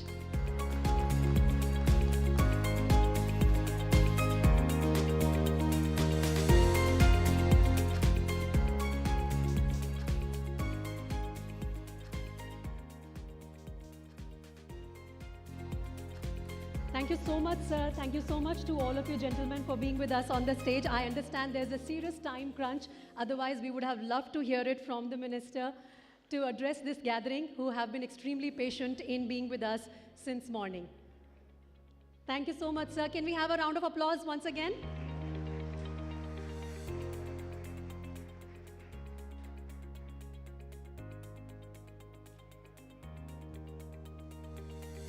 All right, now that we are also heading into the post-lunch session of our conclave, let me just give you a quick recap of what was discussed before the break. We were in fact talking about in the first half of the day how the journey of a startup really starts from an authentic idea which a bunch of entrepreneurs or even one person very passionately feels about. And then we discussed the several stages which are there in terms of raising the funds for the startup and branding it. We also had a session with Mr. Chandrasekhar on biofuels and of course the green economy. And now we are heading towards the next critical aspect for a venture. And that would be in fact on branding of your product and service.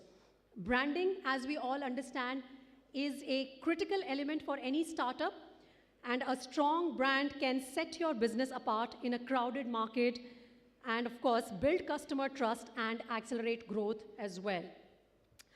I think we are waiting for our next speaker to just join us. He has gone with the minister for a quick photo op.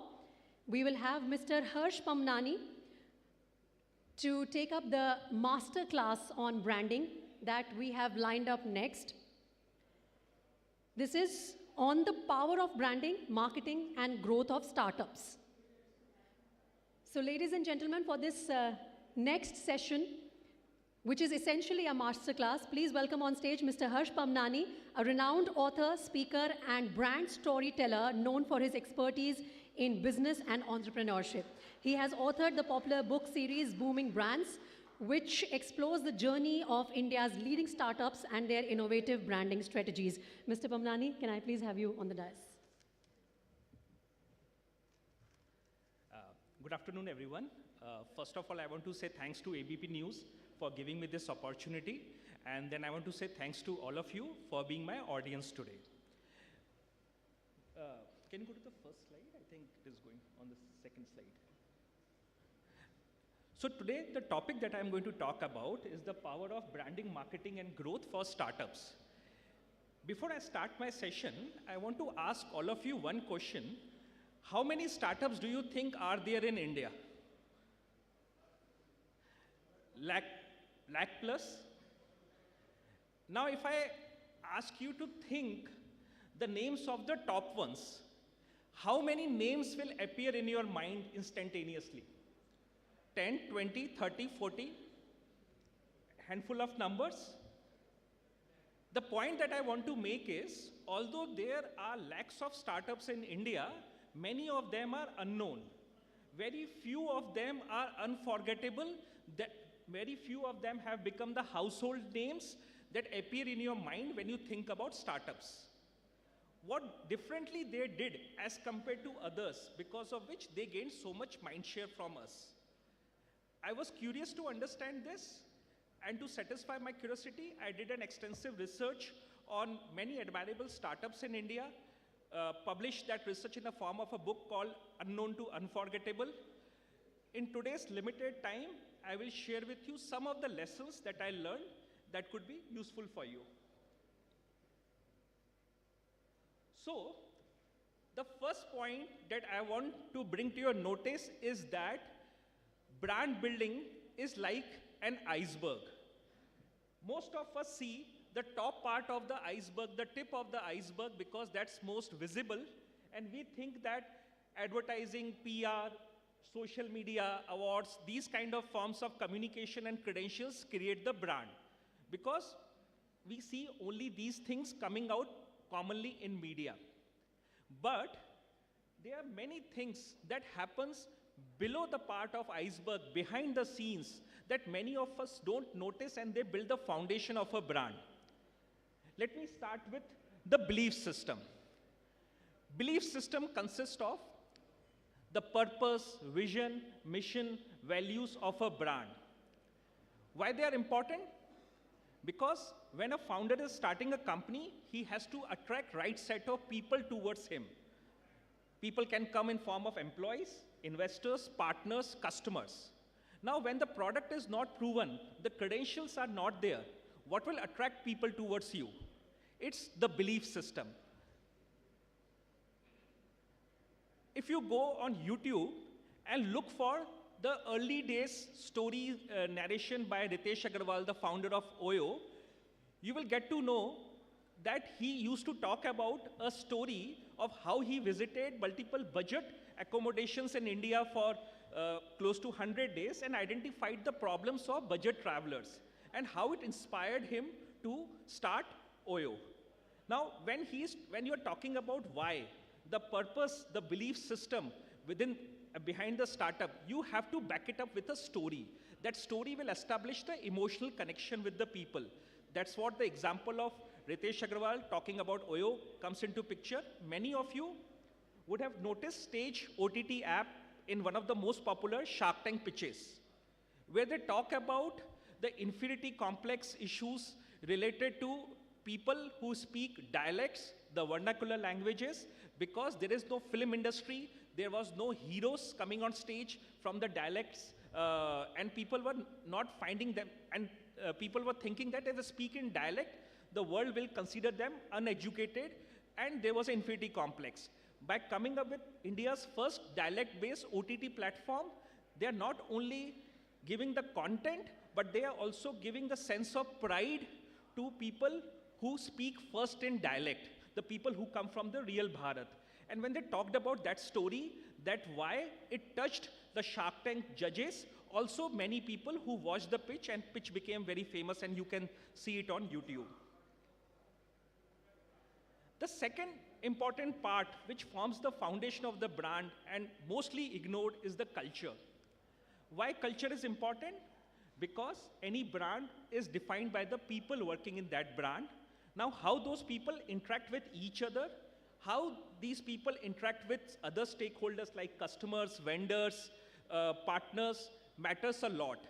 Also, what kind of behaviors are appreciated and penalized within an organization also forms the behavior of people. Now, Peter Drucker famously said, culture eats strategy for breakfast, which is a very true statement, because doesn't matter how good the strategy is, it has to be executed by people. And if people within an organization are not collaborating, are not behaving in a manner which is aligned with the customer's expectations, strategies would not work. And the culture that works for one organization may or may not work for another organization. Let me give you an example. On your mobile phone, Book My Show and Policy Bazaar both look like digital brands, which they are. But Book My Show belongs to entertainment industry. When you think about entertainment, what comes to your mind? Happiness? And Policy Bazaar belongs to insurance industry. When you think about insurance, what comes to your mind? Things which are related to fear, death, disability, hospitalization. People don't want to think about those things in life, but people want to think about entertainment. So there is already a pull factor for the category in which Book My Show operates. But there is not a pull factor, but a fear factor in the category in which Policy Bazaar operates. The customer lifetime value for Book My Show is very different. People will start using Book My Show at the age of 15 and will keep on using it every weekend till the age of 70. But in case of Policy Bazaar, customer would start using it at the age of 30, 35. Now, the consumer behavior is very different. The customer lifetime value is very different. The kind of data both the brands capture is very different. So definitely, the behavior of employees towards the customer, the empathy that they have to show towards the customer is going to differ. And that will create the difference in the culture of the two organizations. One important part that I would like to highlight is that as the organization grows, the culture has to evolve. When Make My Trip started, it was in the business of selling air tickets, in which there are 5 to 6 suppliers, standard rates, limited negotiation power, and the integration has to happen only with limited number of air ticket suppliers like Indigo Airlines and all. So the nature of the business, the kind of skills required, the processes are very different. But when BookMyShow entered into the business of hotel, they were dealing with many suppliers who were providing 2 rooms, 10 rooms, 50 rooms. Some of them were organized, some of them were unorganized. There was a lot of room for negotiation. There were a lot of difficulties in onboarding these hotel suppliers on the platform. And definitely the kind of people who were required to fulfill this requirement had different skill sets from the people who would have created the flight ticket selling business.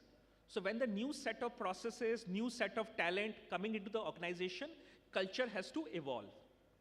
When Make My Trip acquired company like Redbus, which was into the bus ticketing business, a new set of customers, new set of processes, new set of employees came within the organization.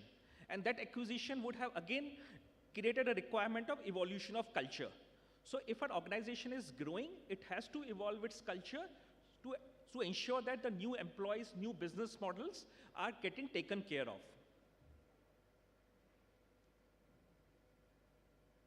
The third important aspect that remains below the tip of the iceberg at the bottom side is the insight.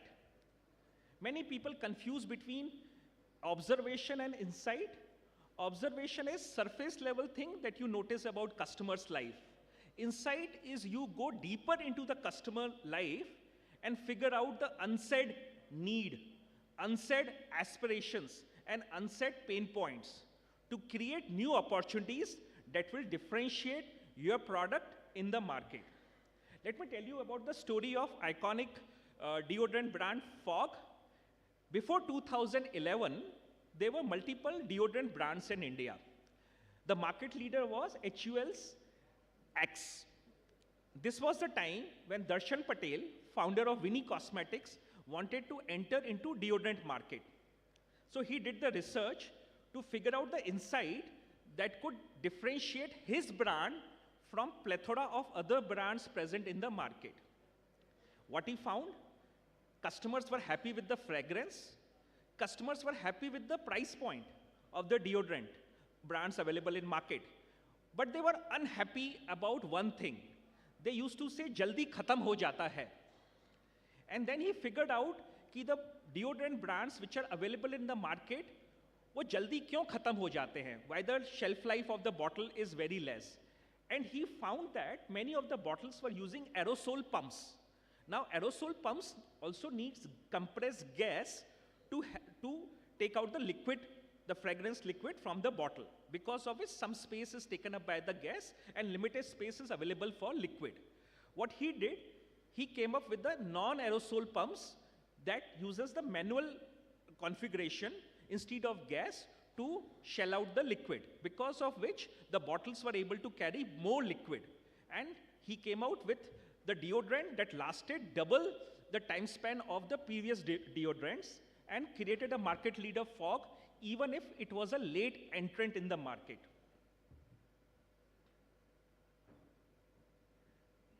Another important aspect of brand building is category. Many people think that an iconic brand can be created just by competing with the competitors or figuring out what better advertisements or PR can be done. But the first and foremost thing that people have to realize is what problem they are solving in the life of the customer.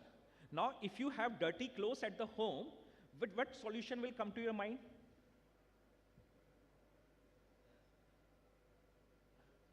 Okay, I will speak for you. Washing machine, right?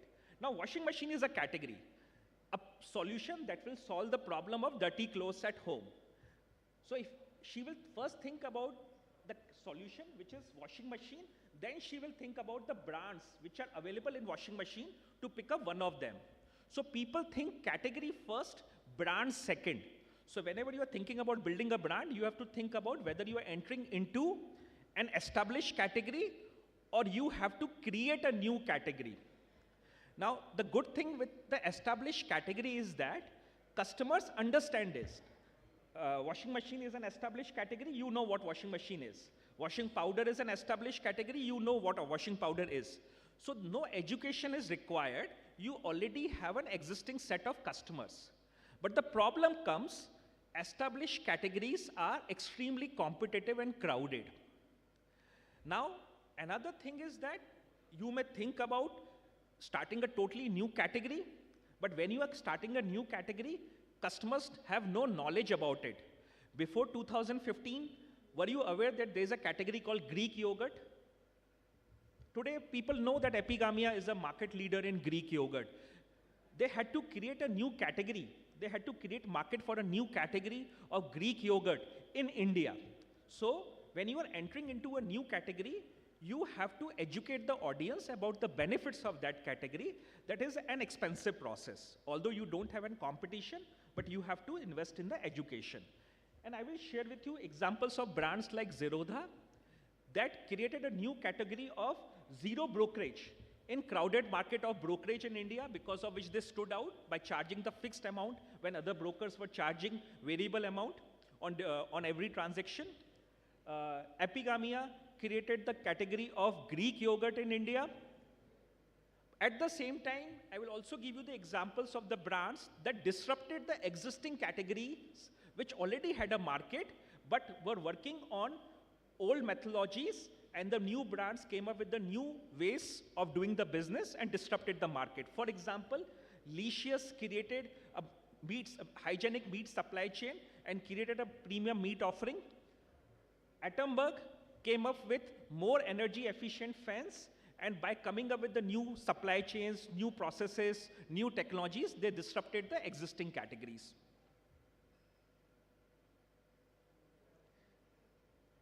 Another important aspect of brand building is segmentation.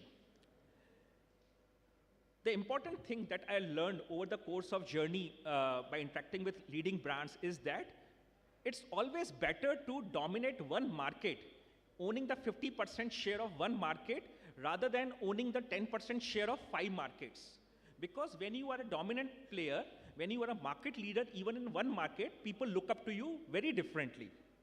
And one example that I would like to share with you, a brand that created its own space in a crowded market by focusing on a market segment, is Carrot Lane. Now, India's jewelry market is super crowded. There are national brands, there are regional brands, there are local brands, and people prefer to buy from the jewelers they trust, from whom their parents have been buying, grandparents have been buying. But in India, jewelry shopping mainly used to happen around wedding season. And most of the jewelers were focused on selling wedding jewelry with the designs that were working since years. What Carrot Lane did, they didn't focus on the wedding jewelry. They were the pioneers of coming up with beautifully designed diamond jewelry under 30,000 rupees. So they focused on capturing the market of micro occasions. What these micro occasions are: birthdays, anniversaries, child birth, mother's retirement, father's retirement, your first salary, Rakhi. And they felt these are the micro occasions on which this beautifully designed, less expensive diamond jewelry can create a space for itself. And they became the largest player in micro occasion-based segment.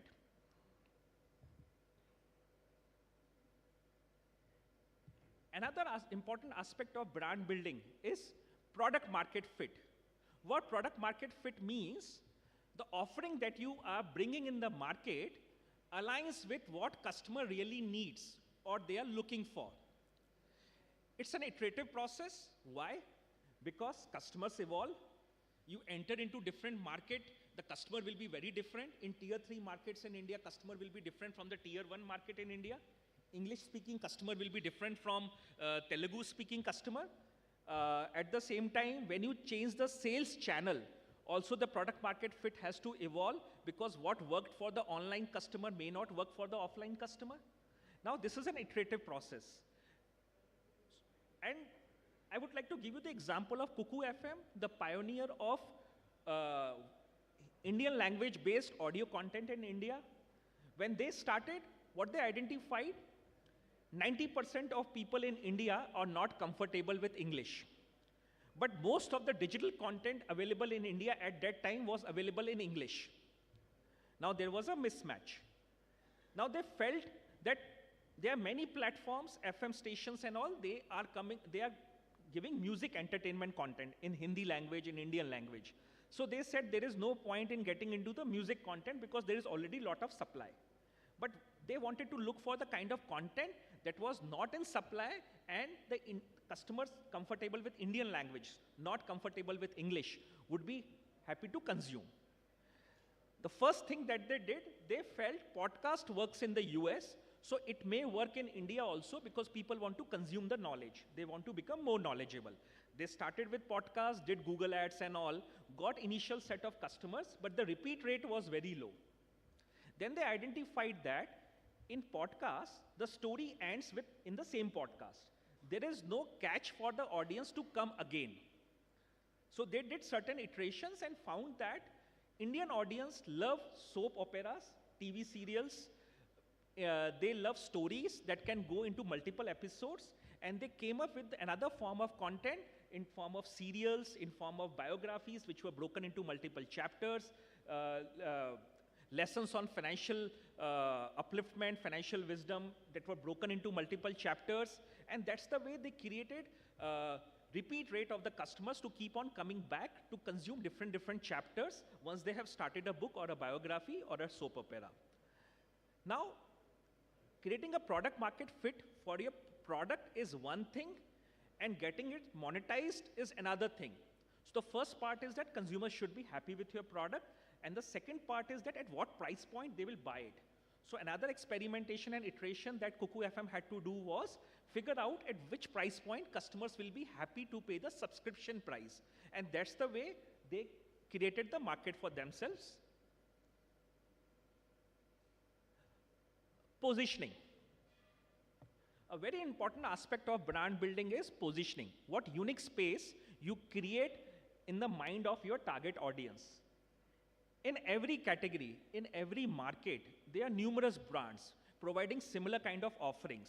If you are not differentiated, why would the customers will come to you? They will say that I will buy from Shoppers Stop, why I have to go to Myntra? They will say that I will buy from curd from Mother Dairy, why I have to buy from, let's say, a small brand or a regional brand? Every category has numerous players, so there's a huge competition and customers have a lot of choices. So one has to differentiate itself. Now, and create a unique positioning. Now, to create the unique positioning, a founder has to identify what differentiation he can offer to the customers and how relevant that differentiation is for the customers. Because I may be coming up with some benefits, some features which are unique, but if they are not relevant for my customers, they will not make sense. And once I have identified a unique combination of benefits, features, and their relevance for my customer, I have to build the reputation and awareness for my brand. Let's look at the example of Razorpay. Razorpay, not the first payment gateway in India, but when they started their journey around 2014, the market was filled with many payment gateways, but they were focusing on large enterprises because there the transaction volume was high. So how Razorpay differentiated itself? It focused on small businesses and startups. Then they identified the payment gateways available in the market took lot of time in days, multiple days, and sometimes few months also for the integration because there was lot of paperwork involved. They made their goal that their payment gateway has to be integrated within 8 hours. And this is the way they came up with one of the most user-friendly payment gateways in India. Now, payment gateway is associated with financial transaction. When people are thinking about financial transaction, no matter how good functionalities a startup is offering, there has to be credibility, there has to be reputation, there has to be trust factor. So what are the kind of things that they did to gain that? They earned a seat in Y Combinator's accelerator program, which is considered as world's one of the best startup accelerator programs that gave them the credentials. They got selected in MasterCard's Startup Accelerator program. Now, when the name MasterCard comes into picture, there is already a trust factor associated with the brand because of their prominence in the payment space, financial space, and all. And they also raised funding from some of the leading names, some of the big names in the industry. And they did some pilots with some of the customers which were present in the incubator where they were working in India. And by creating these kind of things around them, they were able to create enough reputation to get into the business. And then one more thing that they did a lot of pitching to media to tell them about their innovation. Initially, they didn't get much PR, but because their story was told again and again, and media started getting to know about it, whenever they came up with later with any innovation, media talked about it. So all this coverage by media, getting money from reputed investors, getting selected in programs by MasterCard, Y Combinator, all these things added to their popularity and the trust factor.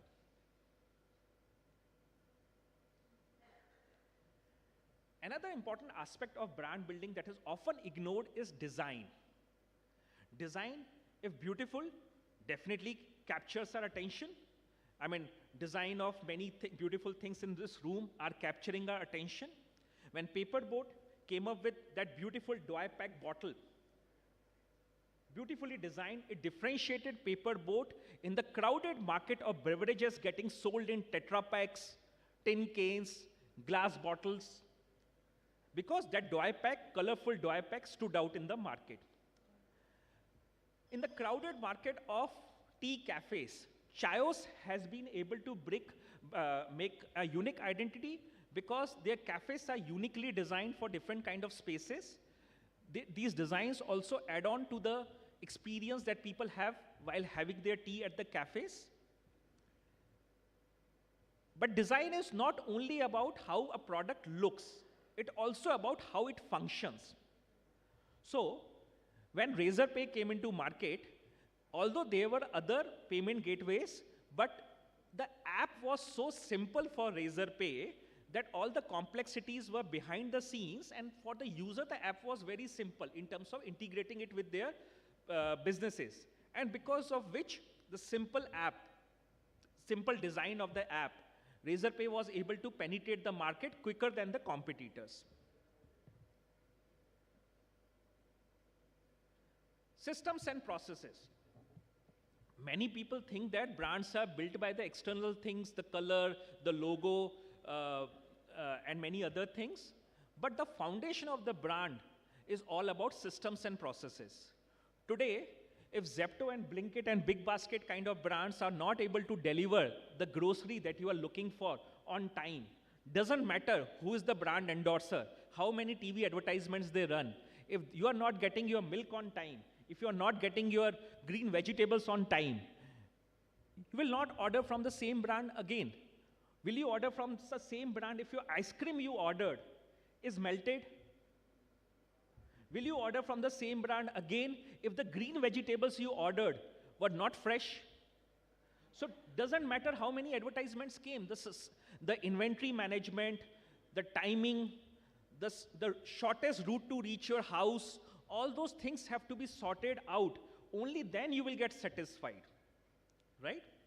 So systems and processes play a very important role in which supply chain comes into picture, inventory management comes into picture, logistics comes into picture, customer experience, the call center experience comes into picture. If you are unsatisfied whether they are taking your product back or not, all these things will define how good or bad you feel about a brand.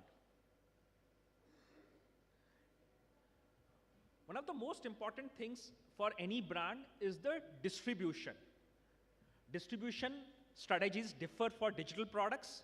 Distribution strategies differ for the offline products. You are running a product which is sold through Amazon, it's a digital product.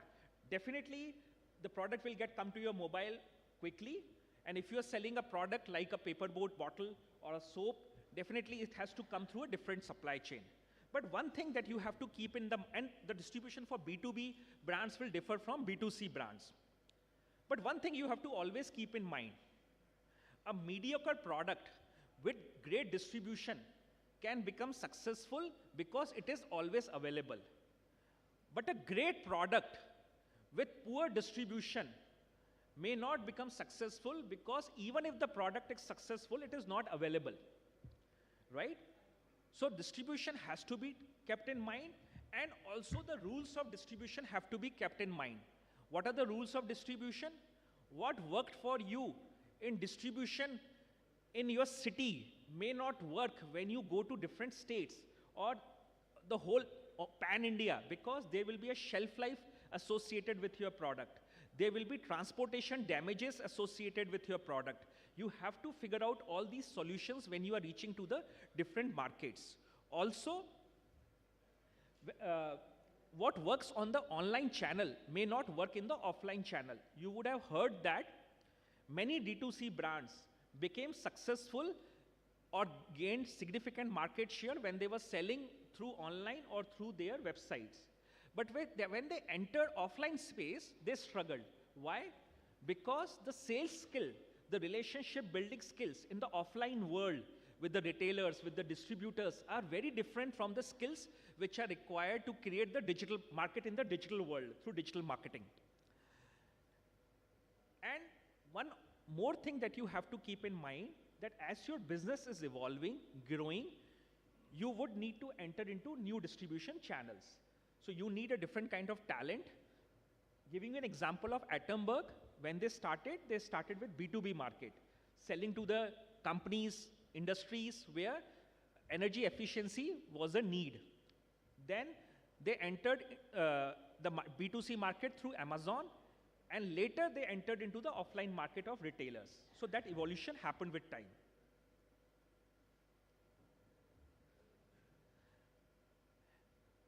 Don't worry, we are about to close. Just 2-3 more concepts pending, but I thought it is important to tell you all the concepts so that Steve Jobs famously said, connect the dots. But before connecting the dots, one has to collect the dots. And how you connect them depends on you. But I'm just doing a job of sharing all the dots with you, which you can connect as per the relevance for your business. Another important thing that comes into picture is brand architecture.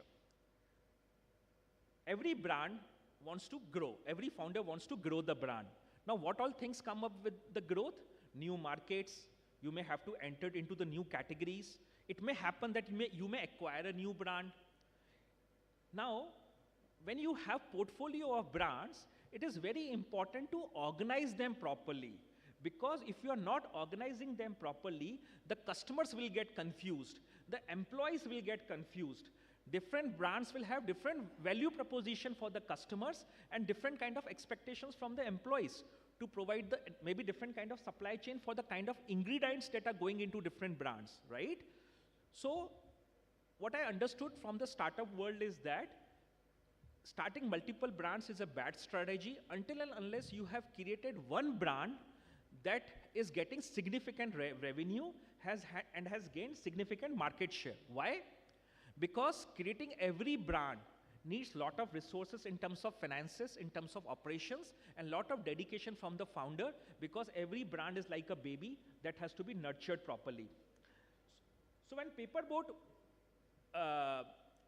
do you know that what was the problem with the iconic drink Paperboat came up first and became very famous, that Aam Ras, Aam Panna, and all Indian ethnic drinks?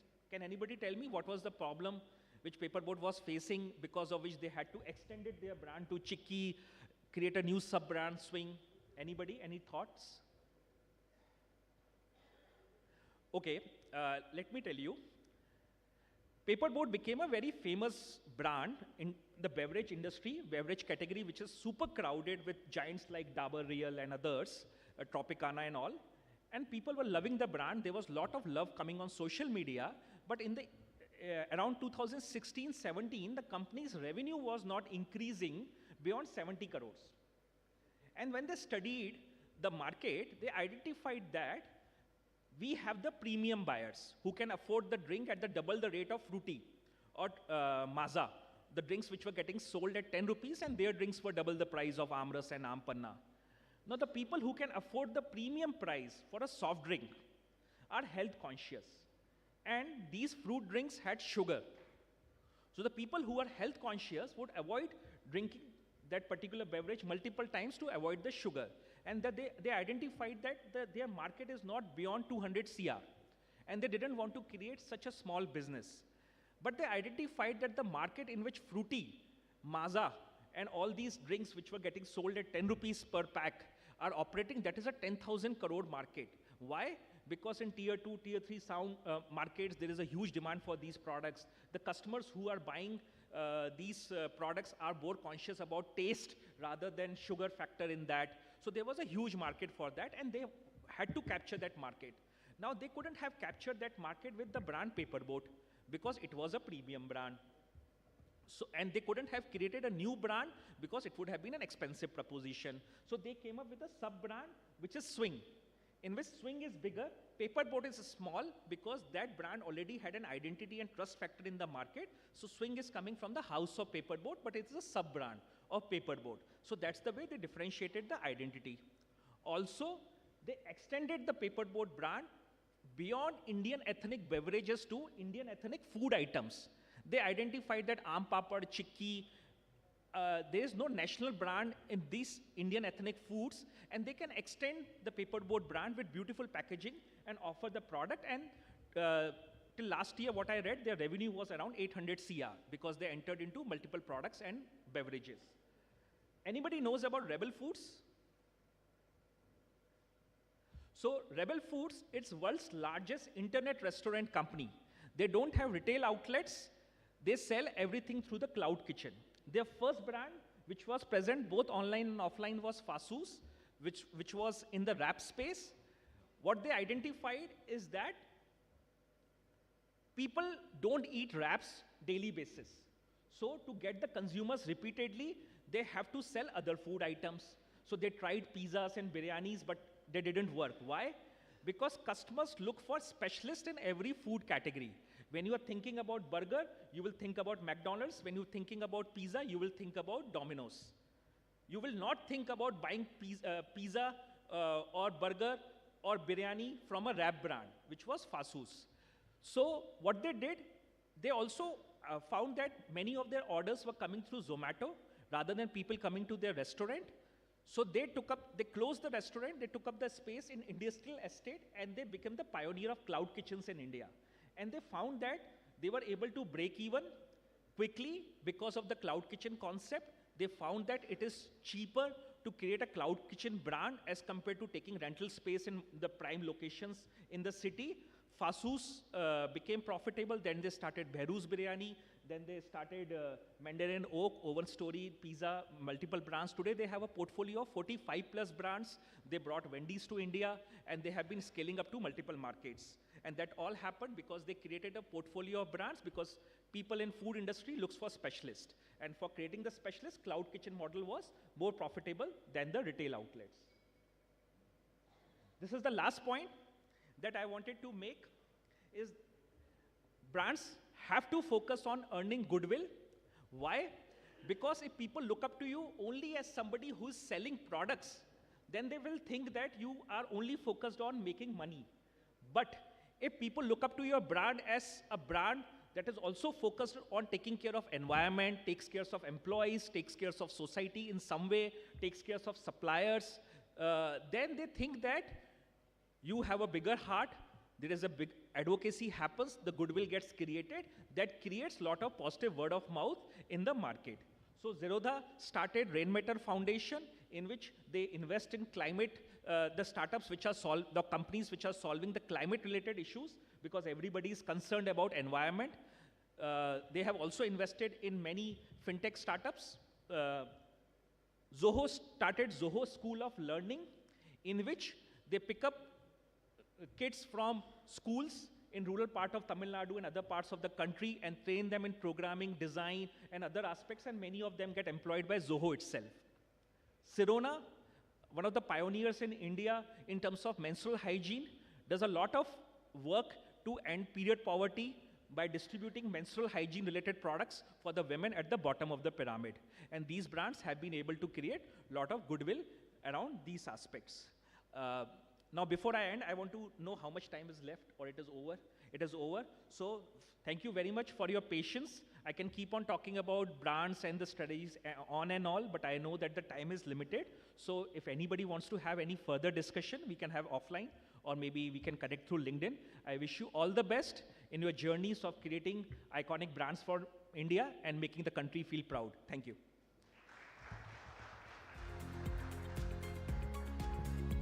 Thank you so much, Mr. Pamnani, but I believe we can still have more from your, knowledge bank, because Mr. Pamnani, I will need you to join me back on stage for a fireside chat that we have curated next on the powerful branding and its impact that you were so passionately talking about. We'll quickly make arrangements for our next two speakers. Of course, Mr. Harsh Pamnani is going to be moderating this fireside chat. For this, let me also introduce to you our speaker, Mr. Vikas Nangya, who's the visionary founder of App My Site, a platform that's empowering businesses and individuals to convert their websites into mobile apps seamlessly. With over 2 decades of experience in business strategy and entrepreneurship, Mr. Nangya has been instrumental in bridging the digital gap for brands seeking mobile-first growth. His leadership and innovative mindset has positioned App My Site as a game-changer app in the app development space, simplifying technology for businesses worldwide. And Mr. Harsh Pamnani, of course, will be here on the stage to gain from both of your experiences. We are very privileged to have both of you. Just waiting for the name slips to be placed, and then we can start with this discussion. And you are most welcome to join them with your questions at the end of this fireside chat.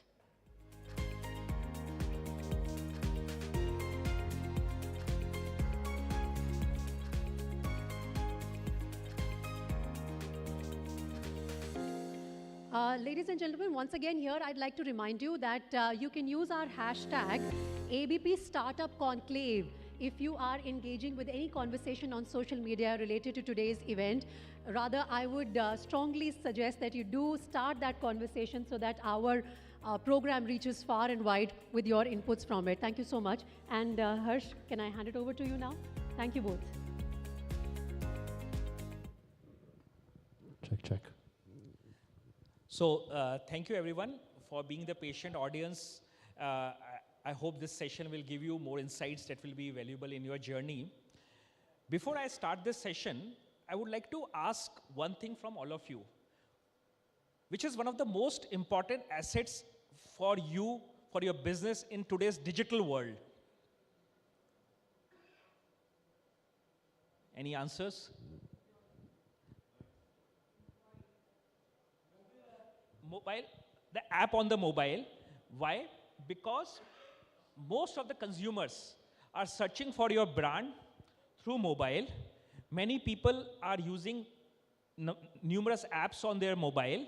And when consumers are mostly on mobile as compared to laptop in terms of the time span, if you have a good app, the chances of converting those visitors into your customers and increasing your market share increases. And one of the pioneers in the industry, one of the visionaries in the industry who is making life for hundreds and thousands and millions of people, business owners, simple by helping them to turn their websites into mobile apps quickly is Vikas with us today. He created a visionary company, App My Site, and I would request him to share with all of us that how he started this journey, what were the problem statements he identified that led to the creation of this revolutionary product that disrupted the industry in some way. Thank you, and thank you ABP News for having me here. If I seem nervous, it's because I am nervous. I'm one of those tech founders who's placed behind his computers, and I live inside my laptop, and I don't get out very often. And I also don't want to bore some of you guys. So I'll try to keep this a little entertaining. But yes, I think I'm flattered with all the things that he said. Words like pioneer, I've never thought of myself as doing anything of that sorts. I'm simply a business owner like yourself, sitting behind my laptop or my computer, trying to build a business and make a difference in the world. But just to answer your question, So I've been an entrepreneur for about 11 years now. And my first business was a services business. And what we were essentially doing was we were building websites and apps for businesses and providing that as a service. We also did a lot of marketing services and SEO and PPC and all of that. Typical digital agency is what we were. And at the end of every website project, clients would usually come back asking for the same 3 things over and over. So they would ask for social media accounts, they would ask if we could market their brand or their product, and they would also ask for a mobile app. And we did this thousands of times over and over, where we said no to mobile apps because we were a website design development company only. So let's just say that to simply answer his question, we were a services company providing digital solutions, and we were very uniquely placed to be able to identify that there's a big gap in the market. And the gap is that, actually let me ask you guys, a lot of you are entrepreneurs or business owners here. If I ask you, are you aware that you can build a website in under 30 minutes? How many of you know that you can build a website in 30 minutes? All right, a fair share of you know that, right? Now if I ask you, how many of you know that you can build an app in under 30 minutes, right? And that's our problem right there. Sometimes I feel that the product that we've created is like, it's like Paytm before demonetization. No one knows that you can do this.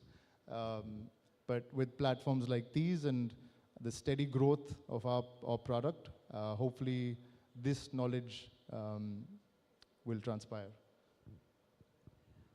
So, Vikas, my next question is, how you convince the initial set of customers to try your product? Today, you have more than 700,000 customers, mostly coming from America and other developed countries, which look up to the products in their country as premium over the company coming from India, product coming from India. So how you created that kind of market and won the initial set of customers? Yeah, actually just to clarify, we're a global tech SaaS business, but like most tech businesses operating in the SaaS domain, especially the industry that we're in or the category we're in, the conversion rate from the US is much higher. As we all know, in comparison to India, in fact, if I speak about India for a second, we all know we all hate paying for software, right? India doesn't pay for SaaS. We don't like paying for recurring subscriptions in India. And that's why a lot of our revenue comes from the States. About 50–60% of our revenue is from the States. And I think it's just a different world out there. Those of you who've traveled overseas and who've been to the States, everything from hoardings to TV advertisements, it's all about apps. They're marketing apps and digital solutions everywhere. You don't see that very often in India. We don't see many software ads on hoardings, on television. So it's a different world out there, which is why when we started this business, we always knew that US was an easy market to capture. But we also know that at some point, in fact, we are making efforts to capture markets like India, where I feel that the next generation of entrepreneurs are very comfortable making purchases online. They not just enjoy, but they sort of indulge in software spending as well. So I feel India is a great market for us.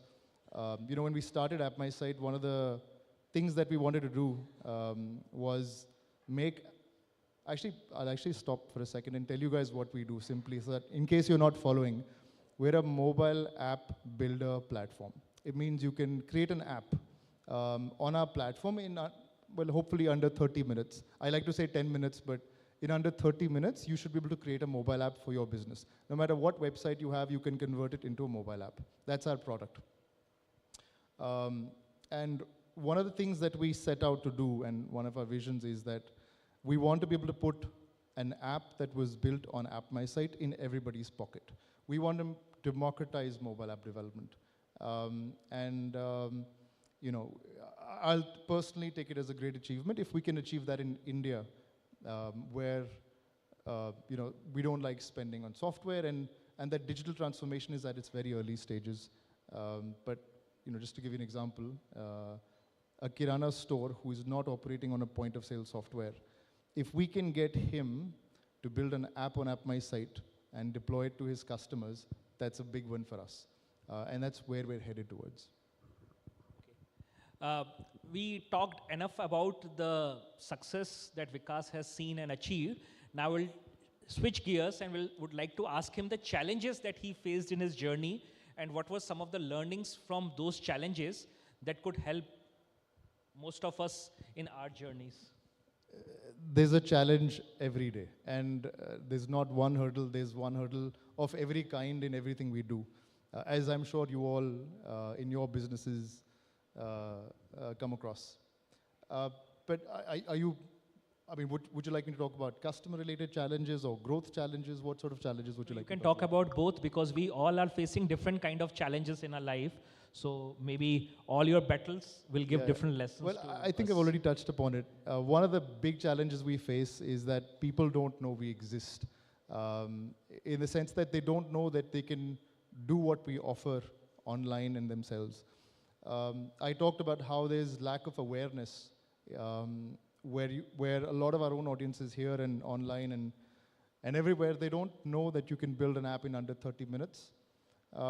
One of the other battles we face is that even if you know we exist, the confidence of a business owner to take on a project of building an app themselves sounds very daunting, right? You're a business owner. You have a website, I'm sure. It must have occurred to you over time that you need to build an app for your business. What did you do, if I can ask you? What did you do? So I created a mobile website because I felt creating an app is going to be very complex, going to be very expensive, and I could not create it myself. I would need a technical guy. It will take a lot of time. And that's the answer to the question that you asked me. All of those preconceived notions that business owners have, that you might not even be able to do it yourself. It's too technical. You need a developer perhaps or some technical person to help you with this project, is where the challenge lies in India, for example.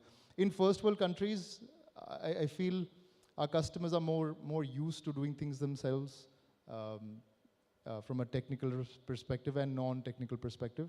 But yeah, I think you answered the question for me. All those hurdles that you felt when you thought of your mobile app project is the hurdles that our customers face, and we're trying to change that. And how you change for the kind of customers you have gained now? I mean, what were the strategies that helped you in changing the perception, removing that fear factor?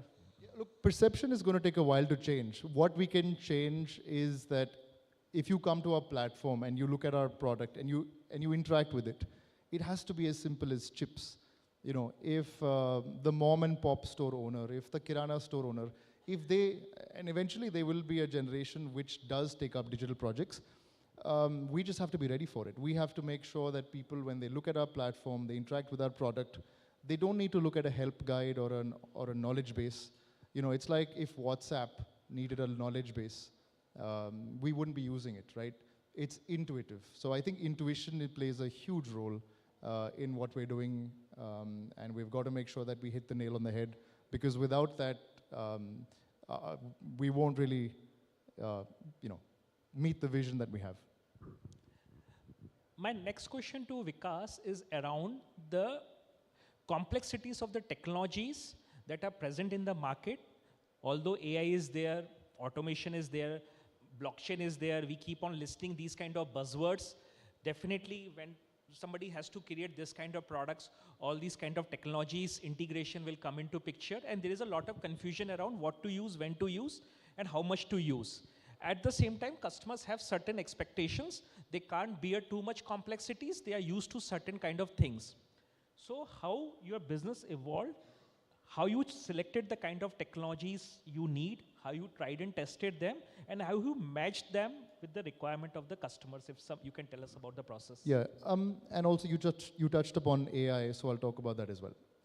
A lot of investors we speak with, their question often to me is, do you feel threatened by AI? And the answer is no.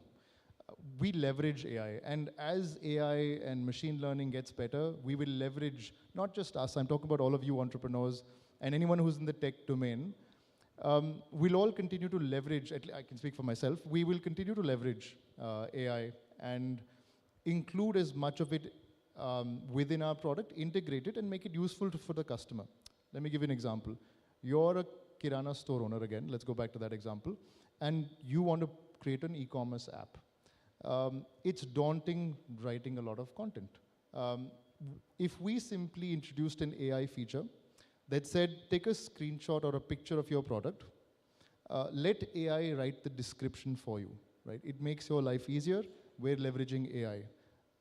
Another example is, let's say you deployed your fashion app, a fashion store, and now you want to make your products available in Europe, in Spanish, in French, in German. We will leverage, or we do leverage, machine learning, for example, to translate the app into multiple languages in real time. So those are some of the things we're doing, and not just us, I presume anyone who's in this space, in any field. I think AI and machine learning are doing a great job helping products like us make it easier for the end user. Okay. Now, definitely he would have learned many lessons from his journey that we could implement in our, we may not be able to copy the exact journey because our businesses are different, we are at different stages of life, but there are certain traits that we can learn from his journey that may become useful for us. So I would like to request you to share some of the lessons that could help the business owners who are trying to get into the innovative spaces like yours, what lessons they should keep in mind, what advice you would have for the innovators. Yeah. I've got a very controversial take on what I tell budding entrepreneurs or people who want to become entrepreneurs. And some of you may not agree with my opinion, but so my take here is that it's very challenging to run a business, as I'm sure all of you are aware. And when you go from being a passionate techie to being a business owner, you're not actually going, what you don't realize at the early stages is you won't get to spend a lot of time with technology.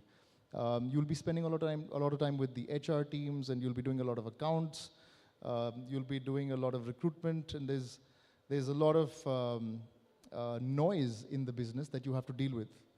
There's marketing, there's, in all the categories of a business, as you can imagine, all the operations. You don't actually get to spend a lot of time with technology once you start a business. And so if you're a tech enthusiast thinking that building a business is going to be a walk in the park, unfortunately the answer is no. And a lot of you sitting here know that it's not easy building a business. So my take when some budding entrepreneur asks me whether they should take the leap, I usually warn them how difficult it is, because there's a lot of sleeping in your office the first couple of years, and a lot of sleepless nights, and a lot of difficult decisions that you're not even prepared for. Instead, what I say is, find someone who's already started. Find a co-founder who's just gotten started. Don't do it alone. It's not going to be an easy journey. So find someone who's just gotten started, who's a couple of years ahead of you, and if they can take you on board because of your tech enthusiasm, as a co-founder, etc., that might be a better approach, and it'll be a way to avoid that 99% failure rate which startups we now know see. So controversial take, but I feel that's my take on whether or not you should start your own business. Now, in the previous, I have a few other questions I could keep on asking, but in the previous session, I was speaking, didn't get a chance to know questions from all of you. So I'm just trying to correct my mistake in this session by asking you to ask your questions that you may have for Vikas. You have the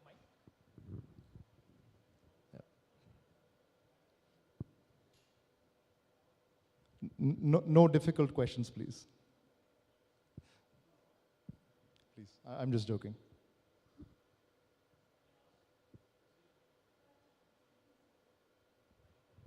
You can take this.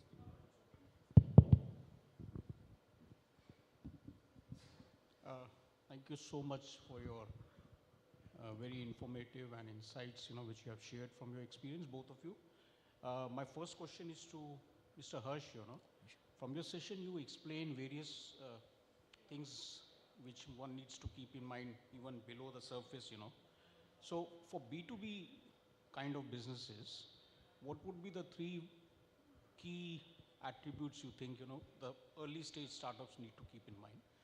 And for Mr. Vikas, again, relevant to B2B businesses, for your kind of business, you know, means, does it make sense for companies to develop the app or means use your platform for making the app for B2B applications, or is it mainly for B2C?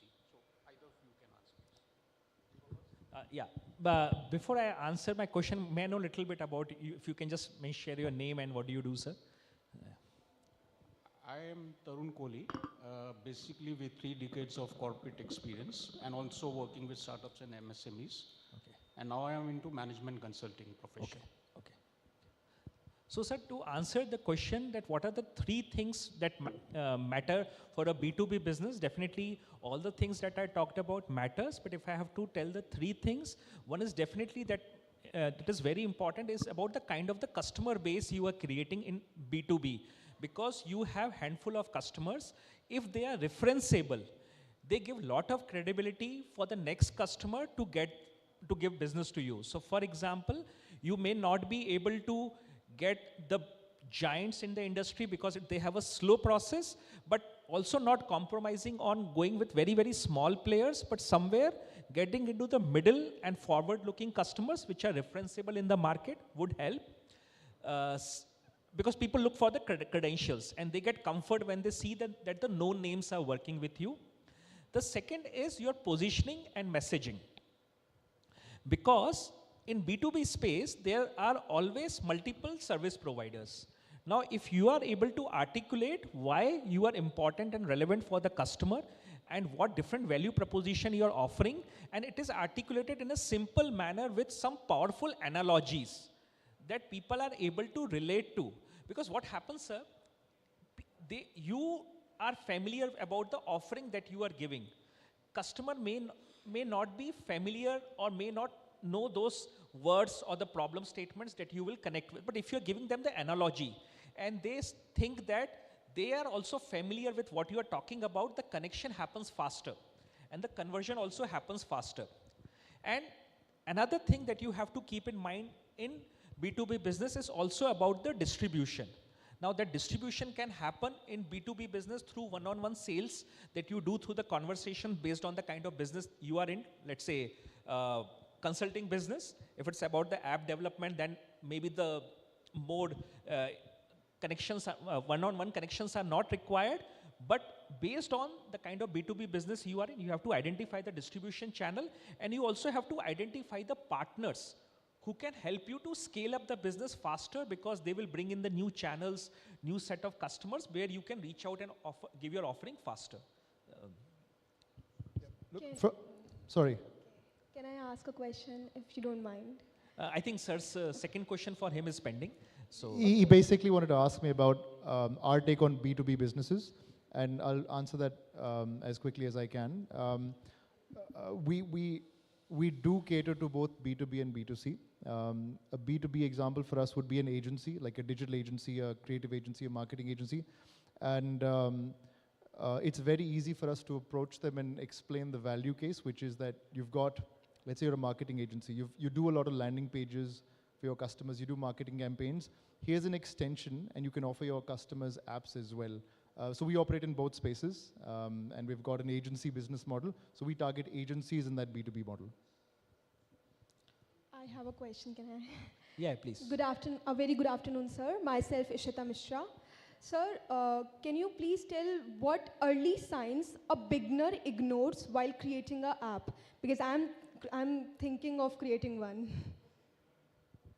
Great. Do you already have a website? Sorry? Do you already have a website? No, sir, not Okay. yet. So have you thought about what you're building? Yeah, sure. Okay. Tell me what you're building. I want to create a website which sells flour. Great. So like a flower shop. Yeah. Like a Ferns and Petals equivalent e-commerce store, right? Yes. Okay. So my advice to you would be to start small. Start as quickly as you can, deploy in iterations. Our product is a drag and drop product. So just go with the flow, follow all the instructions on screen, and hopefully in under 30 minutes, you can deploy your next flower store. Oh, thank you so much. Thank you.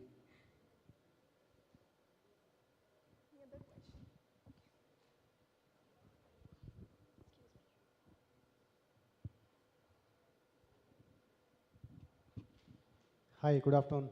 Thank you for this wonderful, insightful session as a part of ABP Startup Conclave.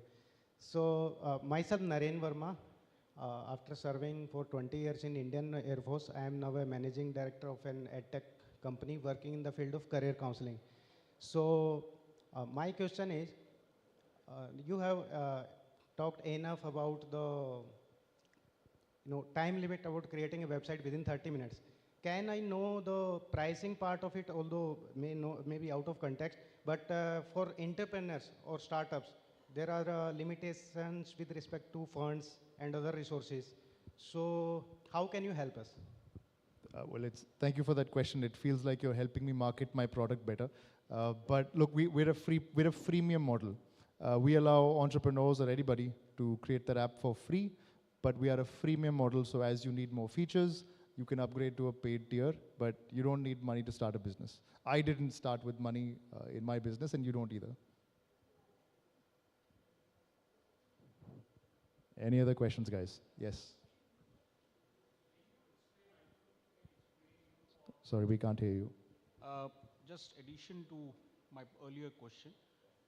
Again, for B2B kind of businesses, for branding especially, like there are limited funds, as gentlemen had just shared, for startups especially. So, which, according to you, is the kind of platform they should start with, One is, using LinkedIn as one of the platform for starting the brand building exercise. So either of you can share your experience in this context. So, sir, in my experience, what I have seen in my own journey and with others also, starting, if you go and just reach out to people directly on LinkedIn, chances of it working are lesser. The first and foremost is that because in B2B, people are mainly giving business because of your own credentials. The product is the kind of offering that you are bringing in to solve somebody's problem. And the best way to reach out to somebody who has known you, seen your work in the past, and creating the initial credential with them by solving some problem will give also a reference base, so that when you are reaching out to somebody, and you will also refine your offering. Because whenever the offering is coming out first in the market, we may think it's a perfect offering, but when we try to sell it to the people, they may have some adjacent problems, some nearby problems. But once we have worked with one or two people who can help us in evolving the offering, can give us the genuine feedback, can also become the referenceable customer, after that the pitch that comes into, that this is the problem I'm trying to solve, this is the solution that I could offer, and this is the impact could be created, and have already solved this problem with 2 known names. Then the pitch becomes more trustworthy, and it becomes easier to get business from LinkedIn, and then one thing leads to another. So you may want to add something to that. Okay. Yeah. Time's up. Okay. Yeah, we're completely running out of time. Thank you so much to both of you, Mr. Nangia and Mr. Pamnani, for another wonderful session. It was great, and I'm sure that there are a lot of takeaways from your experience for our audience, not just here, but also on ABPLIVE, our digital platform. Can we have a round of applause for both of them? Thank you so much. Right, so with that, we wrap up another wonderful session, and now we are progressing towards the next panel discussion, which is going to be on adapting to trends, evolving a timeless brand. Creating a timeless brand as a startup requires a blend of strategic planning, authentic storytelling, and a deep understanding of human behavior and cultural relevance. Some of the key elements that contribute to building a timeless brand are clear purpose and values, authenticity, focus on quality and consistency, storytelling and emotional resonance, and exceptional customer experience, to name a few, and as has been elaborated by our speakers here. So can we start arranging for the next panel discussion, please? And add some more chairs here. I believe we are ready with our next set of panelists who will be joining us for this discussion on adapting to trends, evolving a timeless brand. So basically, our panel discussion is going to be on crafting your brand and defining your niche. How do you do that as an entrepreneur, as someone who has invested in a startup?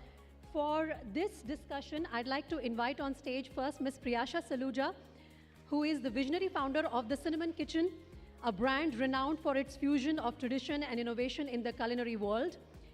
Her expertise in blending flavors and curating unique gastronomic experiences has emerged as something which is, has earned, in fact, a distinguished reputation for her brand. And Priyasha's passion for food and entrepreneurship continues to inspire and elevate the modern dining experience. Our next speaker for this session is going to be Ms. Sarika Panchi, founder and CEO of Jivisa Wellness, a trailblazing figure in the wellness and holistic health industry.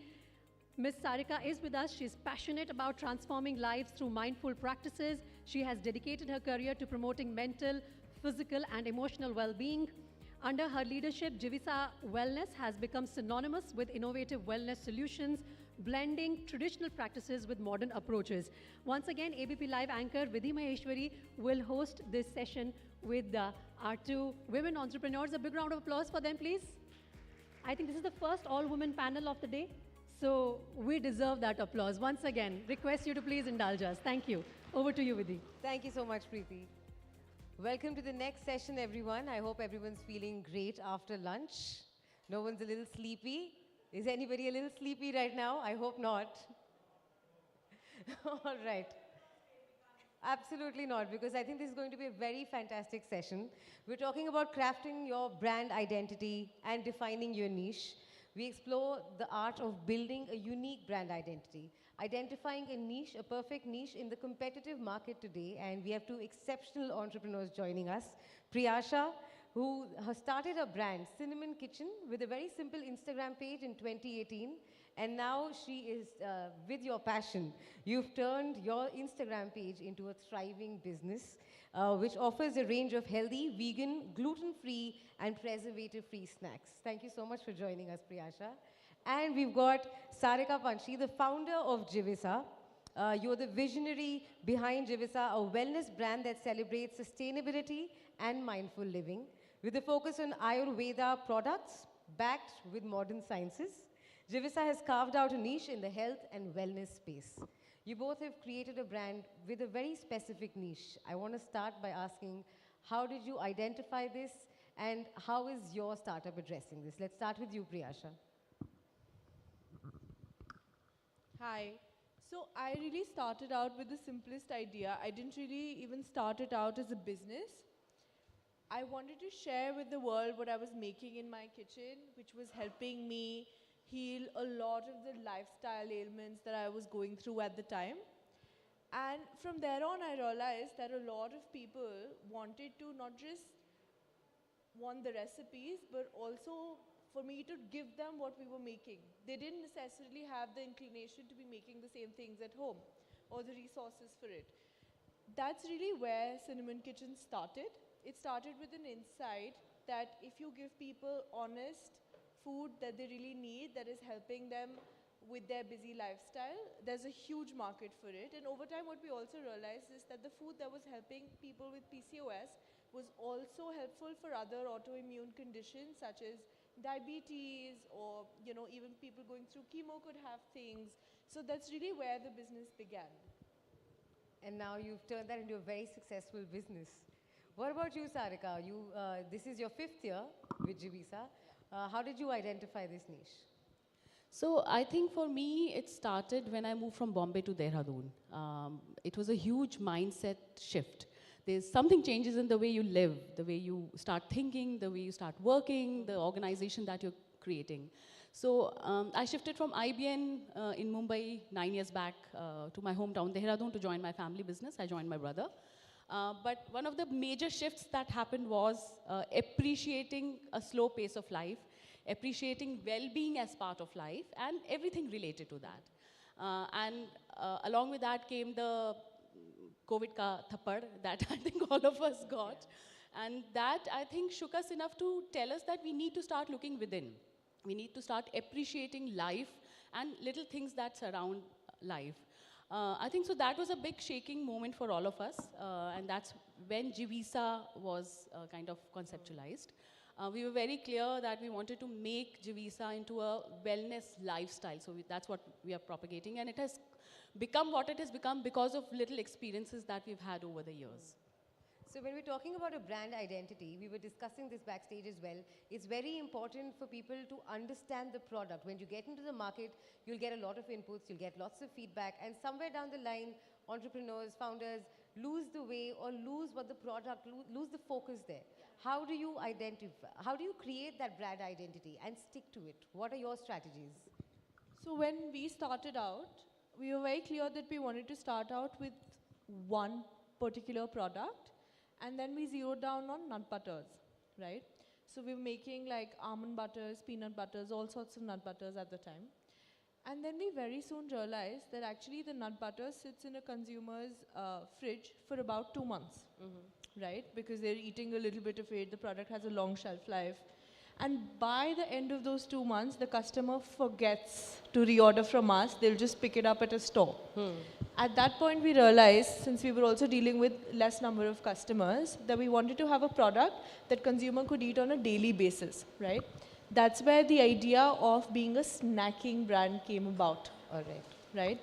Then after that, when you're a small brand, people tell you various things. You know, people will be like, make us overnight oats, make us this, ye nahi mil raha hai, ye bhi bana do.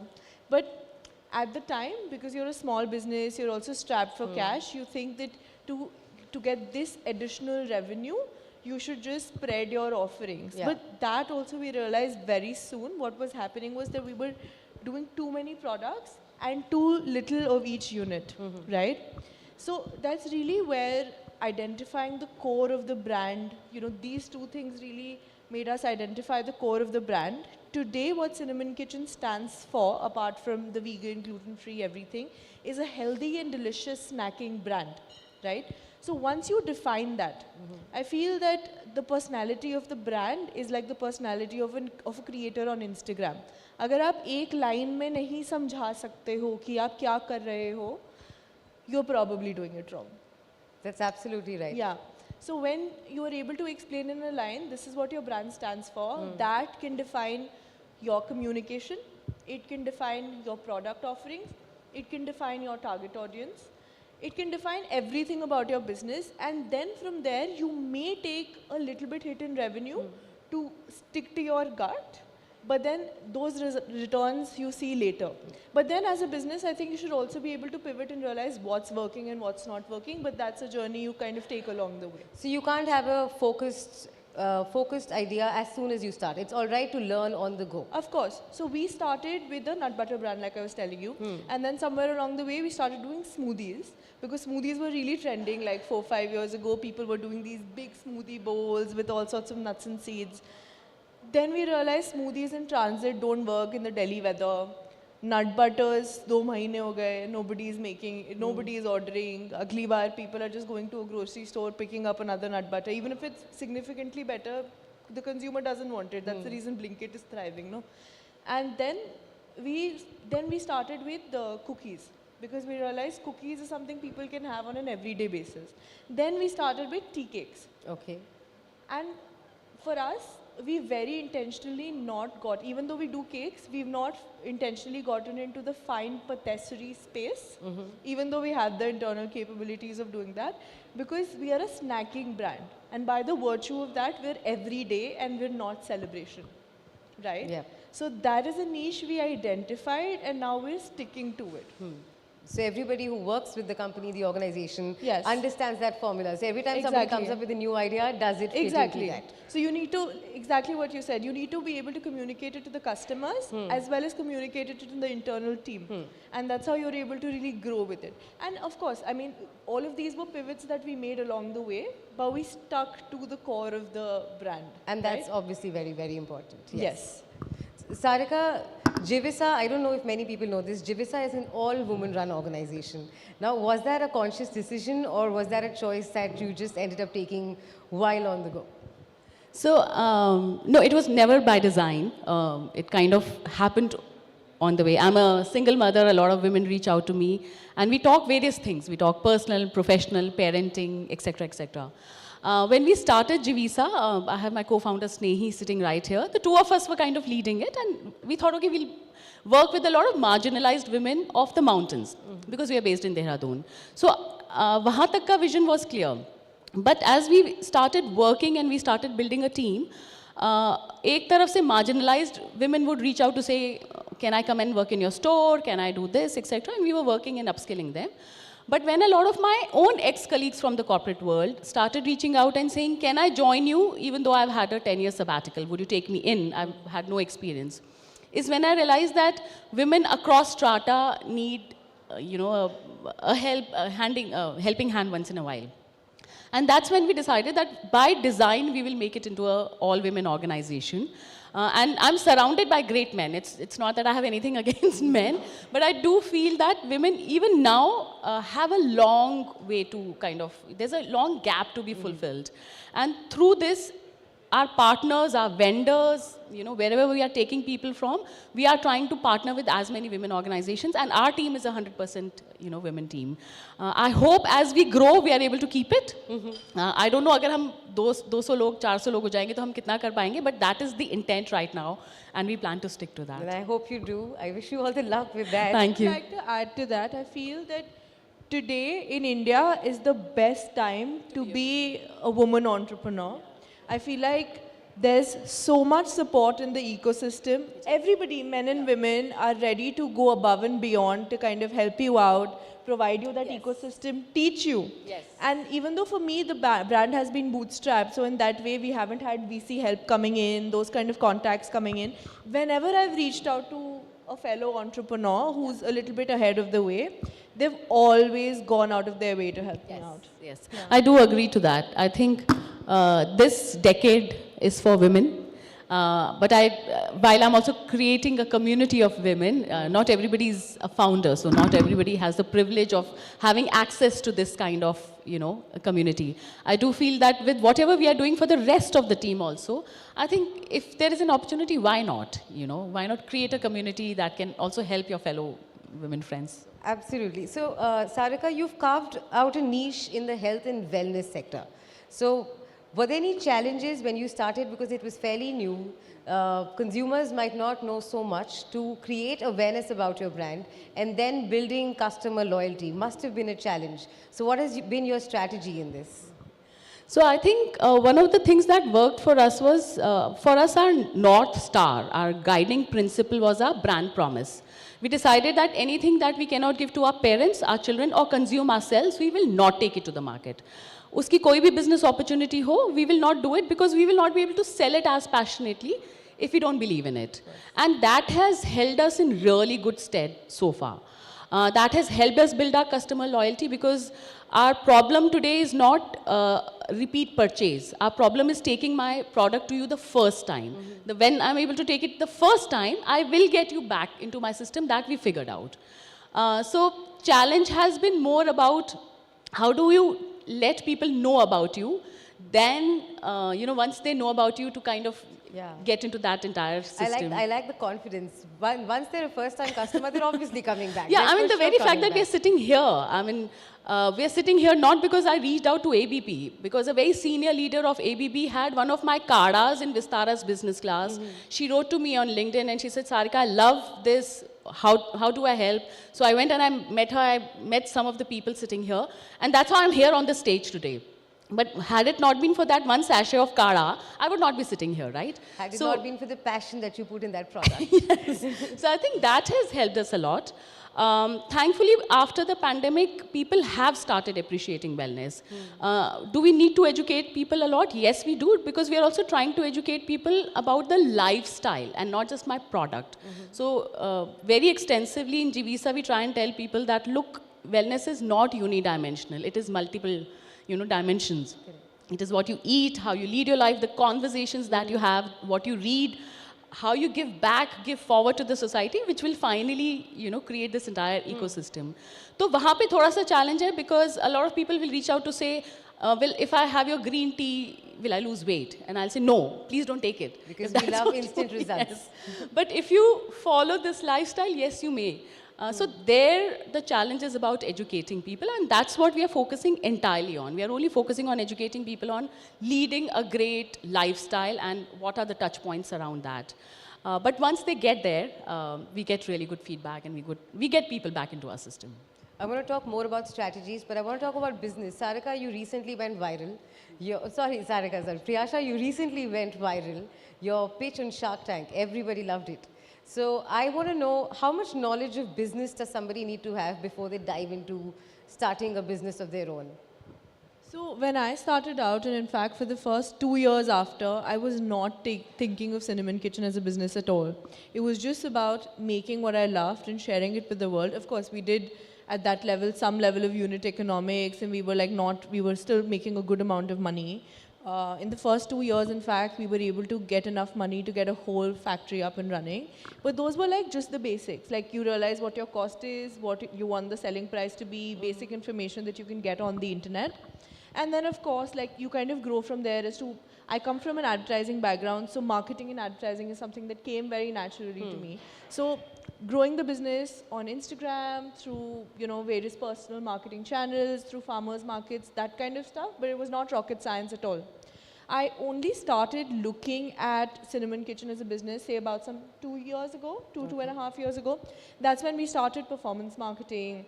That's why we started a lot of these paid activities and initiatives. I started building a team, the team structure, understanding what a ROAS is, what a return on ad investment is, or like what my click-through rate looks like, or what my conversion rate looks like, or what my cohort looks like.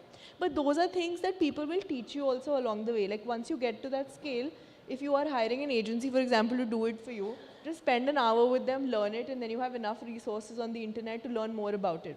I think the key to being an entrepreneur is not what you already know, but it is how flexible you are to learn new things. Very well because said. What I've seen also now in my experience with like hiring people and working with people is that earlier the kind of people that I used to hire, I would be like my first employee, they came to me and they're like, what is my designation? And I was like, worker.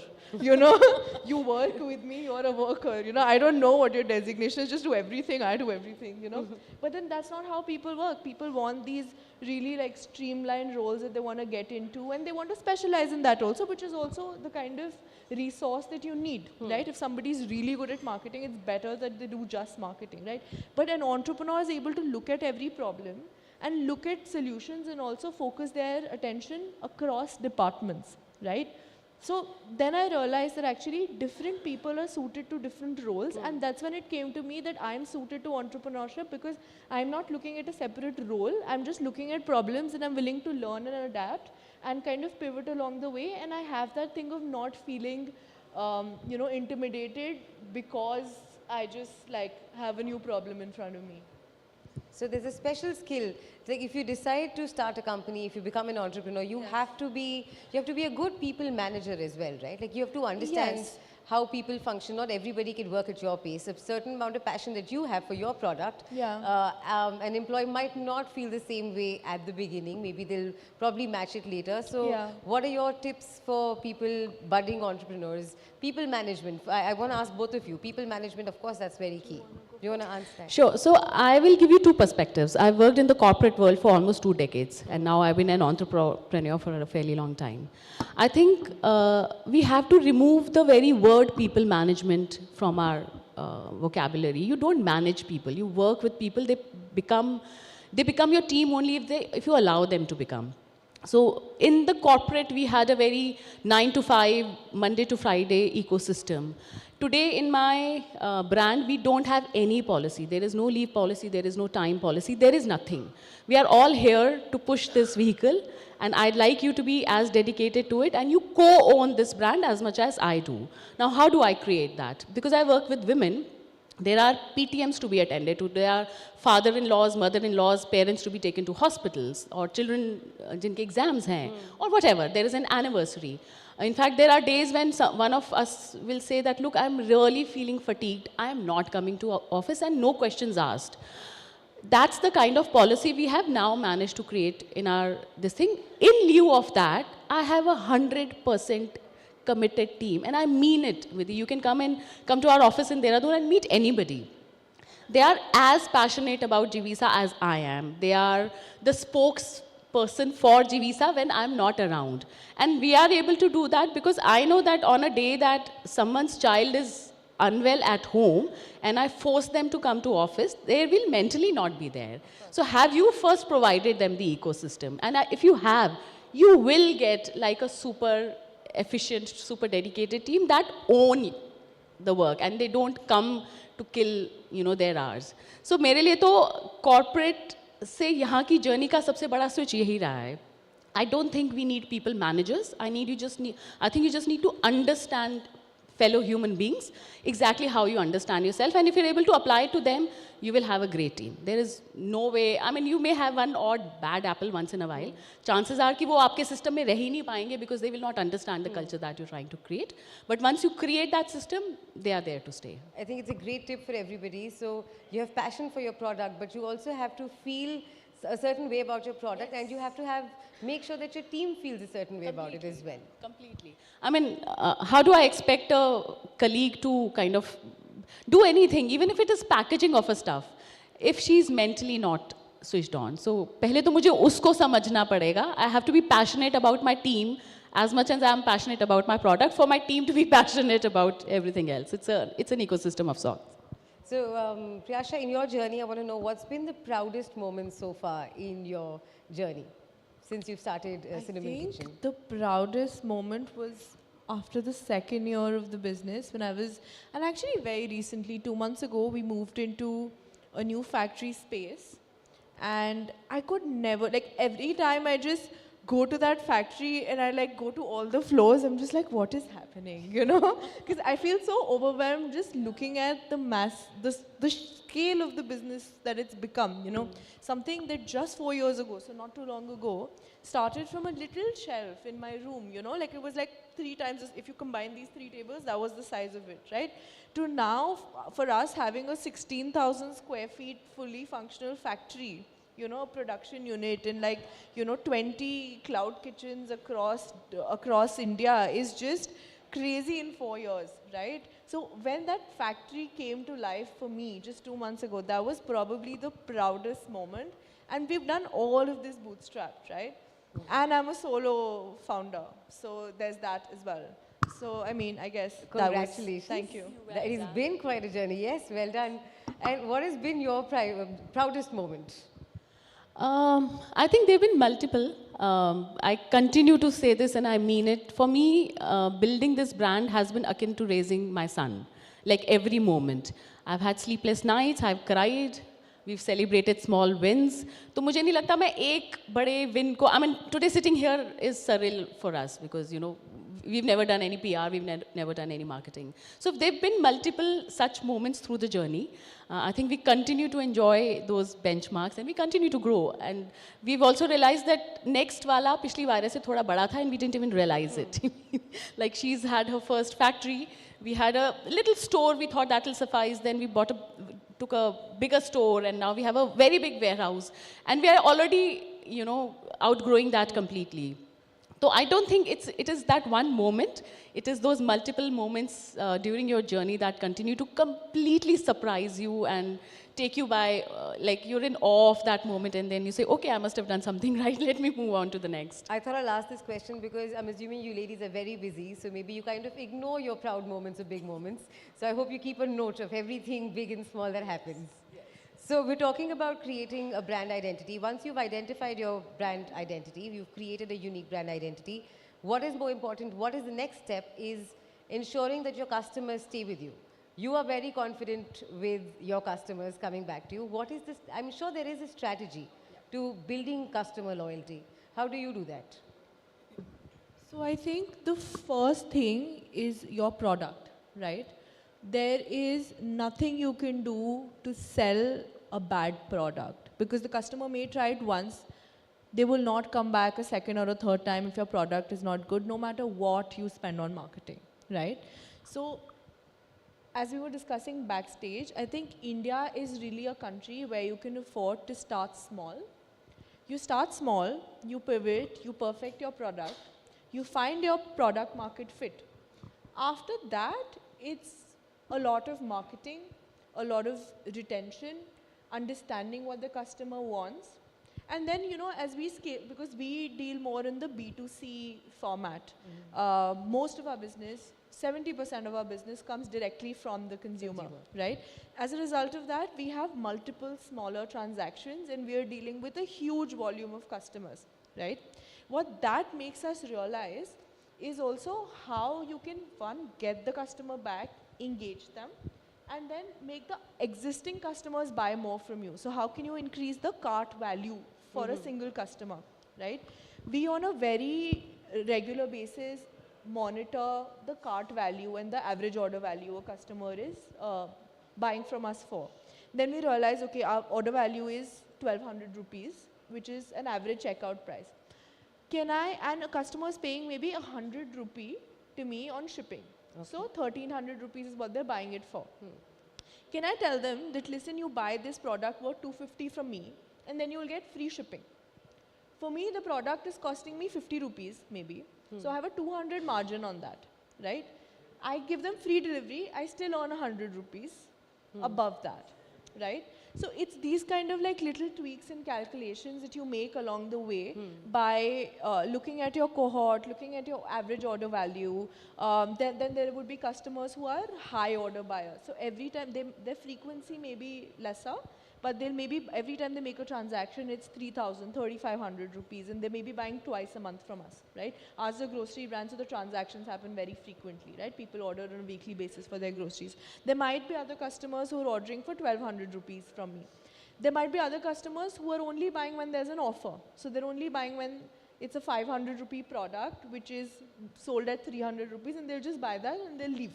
Okay, so now different strategies need to be applied for these different consumer sets for them to purchase more from you. Because anyway, I mean, this is kind of common knowledge that it's easier to sell to an existing customer than acquire a new customer, right? Then in terms of performance marketing, how can you divide your strategy? Do you want to spend more on your existing customers through performance marketing, or do you want to target them through organic channels, which is a low cost, high value, high profitability sale for you, and then spend more budgets in acquiring new customers that will then stick and stay, right? What kind of other messaging will be good for them to be with you? So can you share recipes with them? Can you share a newsletter with them? So that they're constantly engaged. So they're not like open their email because they never open your email, it's not going in spam. They're opening it, they're making something out of it. Next time it comes as a priority email, right? So there are little things that you kind of do along the way. What are the offline touch points that you can give them that make them feel connected to the brand?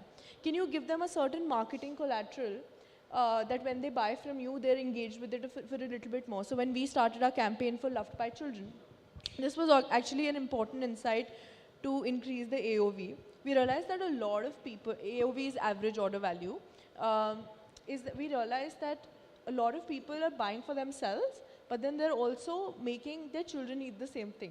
We were not really propagating it, but because it's healthy, their children are eating it, they're happy with that. So we really consciously started advertising and speaking about it, right? And then we identified a couple of products that the children may really like because they're not dark chocolate, or maybe they're like, you know, more to their palate and so on, right? Now, what we did was that with this, we'd started sending them like little snakes and ladders and little like Ludo games and stuff in their bags, right? So the customer really engaged with our brand a little bit more.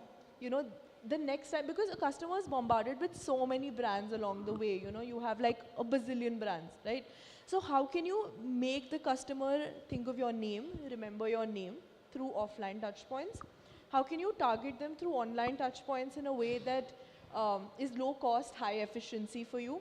How can you identify which type of customer it is? Is it a high value, low order frequency customer, or a high order frequency, low order value customer, or a discount centric customer? And how can you make strategies for them in a way that makes them buy more from you? is where customer retention comes in. So there's a fair bit of learning, understanding that one has to do. So if you're scaling your business, you first have to understand your customer, make sure they stay with you. Do you have a similar strategy, or do you have a different approach to ensuring customer loyalty? Yeah, I guess you have to understand your customer. That's a no-brainer. Yeah. And your product has to speak for itself. That's also a no-brainer. Both these things are basic hygiene. इसके बिना तो आप start ही नहीं कर सकते. But unlike in their case, they are heavily D2C. We are heavily B2B so far because we've not picked funds. We never had the money to spend on marketing.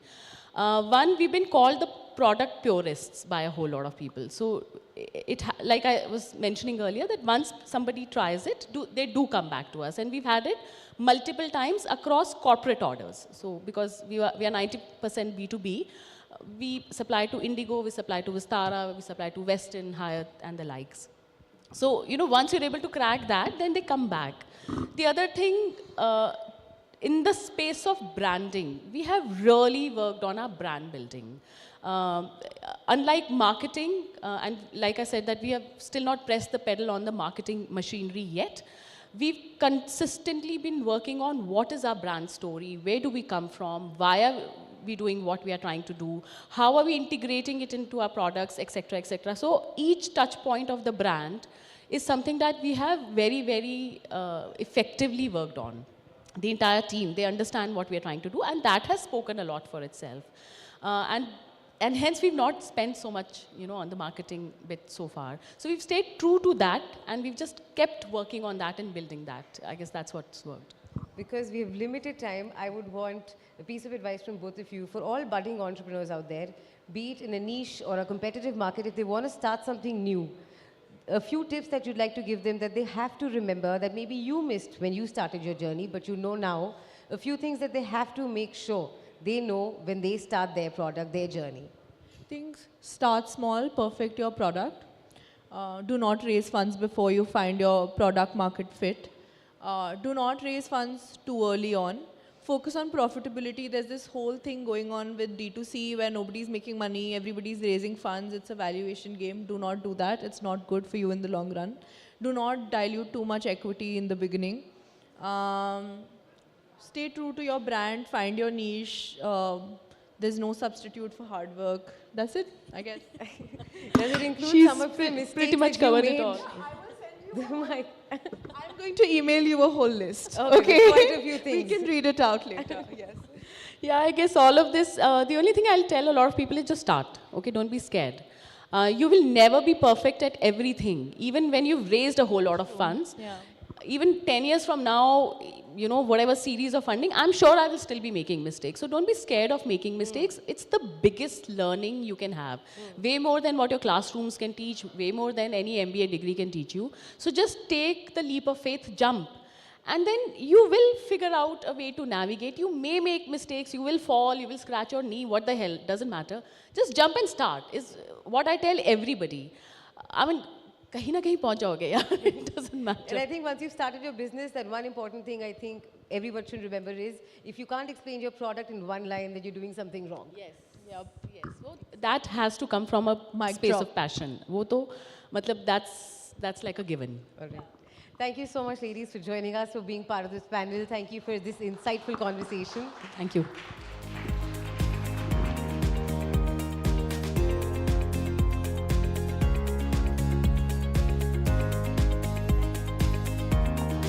Thank you so much, Vidhi. Thank you to both our panelists for a wonderful session. It was really worth waiting for your inputs all through the day as they came in this session.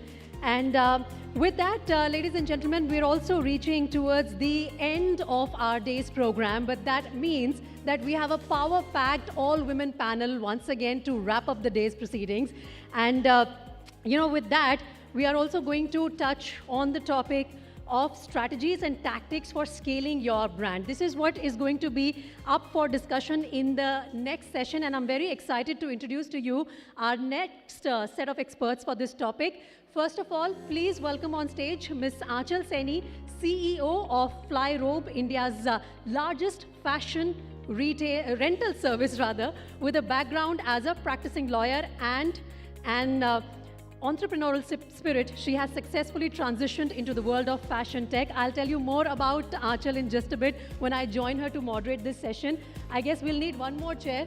Once again, I'll request you all to please arrange for something. Miss Neha Kant is going to be our next speaker from this dynamic brand called Clovia. Okay, we are not just about wrapping up, so the lights need to hold up a bit. I'm sorry about that. So Neha is the dynamic founder of Clovia, a leading Indian lingerie and personal care brand. Once again, when we sit together, I'm going to tell you more about Neha, her journey and her dynamic brand.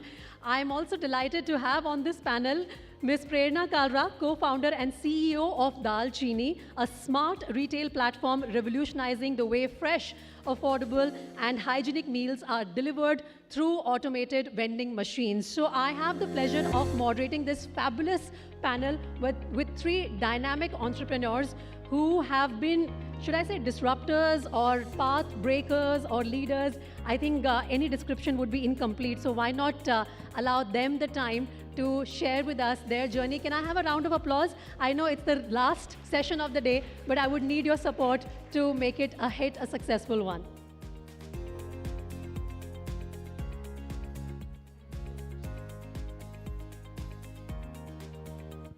Yeah, thank you. Thank you for your patience, audience, and thank you, ladies, for joining us here on the stage. It's fantastic how the three of you really have covered some incredible journeys. You know, we call people disruptors and, you know, path breakers and ye kahan se ideas aate hain, kya karya, kya nahi kiya. I want to understand from you all only. And, you know, let's start with you, Aanchal, because you were the first one that I introduced on the stage. I met you off stage also. The concept of fly robe. पहले तो लोगों को लगता था कि बहुत महंगे महंगे कपड़े खरीद लेते हैं और फिर वो wardrobe में रखे रखे सूखते रहते हैं, to, you know, use that term. How did it occur to you that, you know, we should in fact start renting luxury apparel? And when we enter that space, what was the thought process behind it? So it was never this serious earlier. So you know how it started? It just started with this little concept. Women are mocked about, and we were only women-centric earlier. Today we do both genders. So women are mocked about, closet is full, yet I have nothing to wear. Yeah. Kapde bhare hue hain. But the problem, real problem is, everything in the closet has been worn once. So we don't want to repeat outfits. And you know, as we age, when we move out of college, we sort of don't want to borrow from friends. So the idea was, and accessories were equally important. So I used to be one of those people who would love to wear a new dress every time there's a party at home or outside, and then that love for the outfit just goes away. मतलब वैसे crumple होके कचरे के जैसे पड़ा होता है. It's the story with everybody. Yeah. Then we thought that why not like a Domino's pizza, the way it's delivered to you in your house, to your house in 2 hours. Why not we get a dress like that and it just goes away? You don't have to clean it. You don't have to even look at it. So that's how we started. But obviously, slowly, gradually, we realized that the real rentable asset is the ethnic garment. Mehenga hai, rent pe de rahe ho aap. You save a lot of money there. With Western renting, we were very pro initially, but we realized over years, our CAC did not come down. Customer acquisition cost has to come down. So if it wasn't coming down, there was a problem then. So basically, if you look at highly social people who are sort of wearing these kind of clothes every day, were less than. So, you know, we came to the philosophy, buy the basic and rent the iconic. What like you and I are wearing today, we probably will repeat it again. But the wedding attire, those are the ones which are real renting worthy. Yeah. So, you know, from online renting Western garments and accessories, and we did like a huge range then. Like from a normal Zara Mango outfit to a Gucci Prada handbag. So we did like a huge range then. So now it's come down to online and offline, and the wedding kind of attire, whether as a wedding guest or the bride or the groom. Fabulous. Now that you've already mentioned that latest, you know, addition to your wardrobe, let me talk a little bit about the wedding outfits. You know, when we talk about wedding gowns or wedding lehengas and saris, there's a lot of emotion attached to it. Was it easy to get customers from that space that, you know, oh, ye to meri shaadi ka lehenga hai, how can I share it with someone? Or this is like, you know, for my daughter, or, you know, I'll pass it on to generations, kuch na kuch ban jayega. Was it easy to convince people in that space? So, you know, I think the world the way the world views rental clothing now wasn't the same a decade ago. So obviously we took a lot of time, money, branding, influencers, celebrities to change mindsets.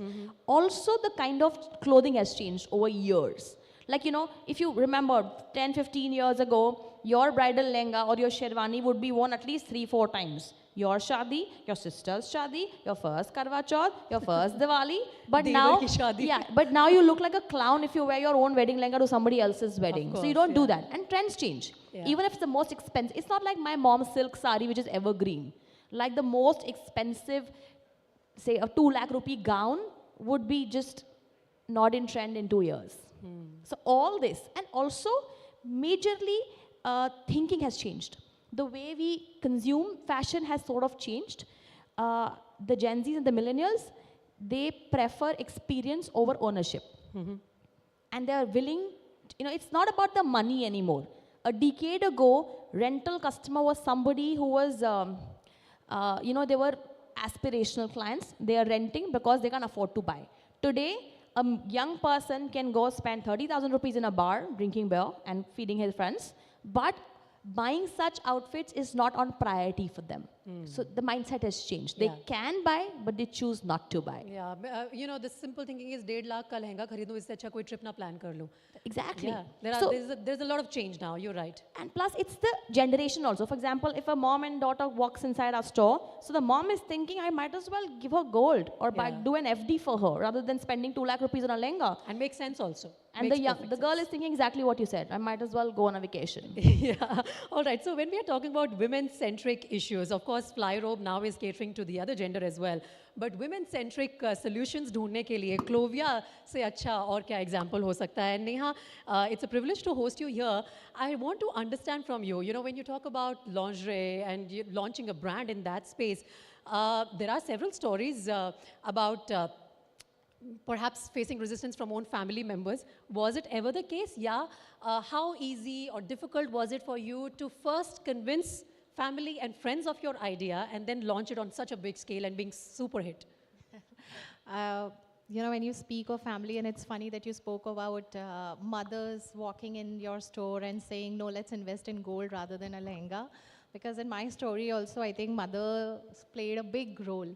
So I grew up in a small town, Haridwar, and this is back in 90s. So up till the point, and then I moved to Delhi for college, and then stayed in Delhi for grad, post-grad. And then now, of course, it is embarrassing to admit on this stage and speak about it, but up till the point I got married, my mother did all my lingerie shopping. She went to the store, and she figured out, I never went to the store. I don't know how she and that salesperson on the other side figured out what my size is, what my fit is, but it was bought by her, worn by me, always confused, you know, very, very uncomfortable in my skin, thinking, always like I grew up, my puberty was like this only. Am I too broad? Am I too tall? Maybe I'm fat, even though we were skinny like how at that time, but very uncomfortable, and that's how I grew up, but I had not really understood the problem. That, you know, the real problem is with my underwear. And now when I look back, and I was also a very active sports person during my student years, when I look back, I can now remember how my entire batch of women by class 8th, 9th, when puberty starts to hit, how we start to drop out of active sports. Yeah. Because it's difficult. We are not comfortable with our bodies as yet. And then, you know, underwear is a compounding problem. So this is something that I had in my mind, and then I started to work in Delhi and earning my own money, and thankfully now shopping on my own. But the problem hadn't really solved by much, because even though when I was shopping from high streets of Delhi, the sales experience was similar. I was going over the counter, a very kind salesperson, mostly men, would somehow figure out a size and then tell me, this is your size, and sometimes very confident about, no, this size won't fit you, but this size will you, and tell me to go and try, and very limited range of products and fits. So my experience, I think this is how most of the women in this room here and people who are watching would have grown up in 90s and up till, I'm pretty sure, up till 2008, 9, 10. And then got to travel a little bit abroad, and where I just walked into a store in Germany and got myself fitted. First time I knew, oh, bra fittings happen, and then that was like an aha moment. Okay, this was missing from my wardrobe, and this is how the clothes should fit, and how much more comfortable I feel, and this is what I carried back with me. And I started to look into how the market is structured. So, couple of things. First, that this category is sold only from 100 square feet kind of stores, you know, just 10 by 10 kind of a things, most of them without trial room. So there is no, the retailer doesn't have too many options and doesn't want to give too many options. He will stock just 2 styles, 2 sizes kind of a thing, and just push that onto the customer and onto the user. The user and the customer are often, like in my case, are different. The buyer is mother and the user is the girl. They're often different. The choice to what to wear is never in the hand of user.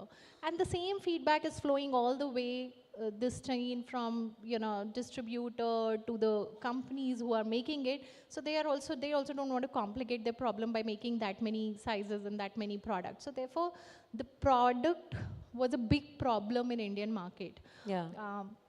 So that's how. No, but Neha, another interesting thing is that, you know, when we talk about women innerwear, very much like, you know, once upon a time, periods were something that people would not talk about. Women innerwear would not occur to anyone. Acha, inko yahan pe bhi takleef ho sakti hai. You know, this is something that they need specialized measurements and skills for, because this is very important. This is the first thing that they lay on their skin. So to break into that space and make a mark for your brand and yourself and pitch that up, that must have been challenging. Yes. So, funnily, you filled up people's wardrobe or closet, and we got the topic of lingerie out of the closet. I think that was the biggest thing, how to get people to talk about it. Because my own family, like you said, my friends won't go on Google or Facebook at that time and post a review. In fact, when we started back in 2013, now it looks like how ancient it is. There was no WhatsApp, there was no Instagram. Yeah. And Facebook was there, our savior at that time, but we used to advertise, we used to do a proxy advertising, because every time we would put up a lingerie ad, Facebook would not allow, publish us. Or, and there were sites like Rediff, India Times at that time, we would be advertising. They would also say, no, this creative won't fly, you have to change it. So we launched sleepwear at that time, and then so we did very alcohol kind of advertising back then, proxy. But as brands grow, and you also, there's a lot of soul searching. Where should your brand land? Because we were solving the problem of product and not so much thinking at that time, honestly, about where brand should be. And so we tried multiple routes: comfort, function, sexuality, sensuality, a lot of different things we did.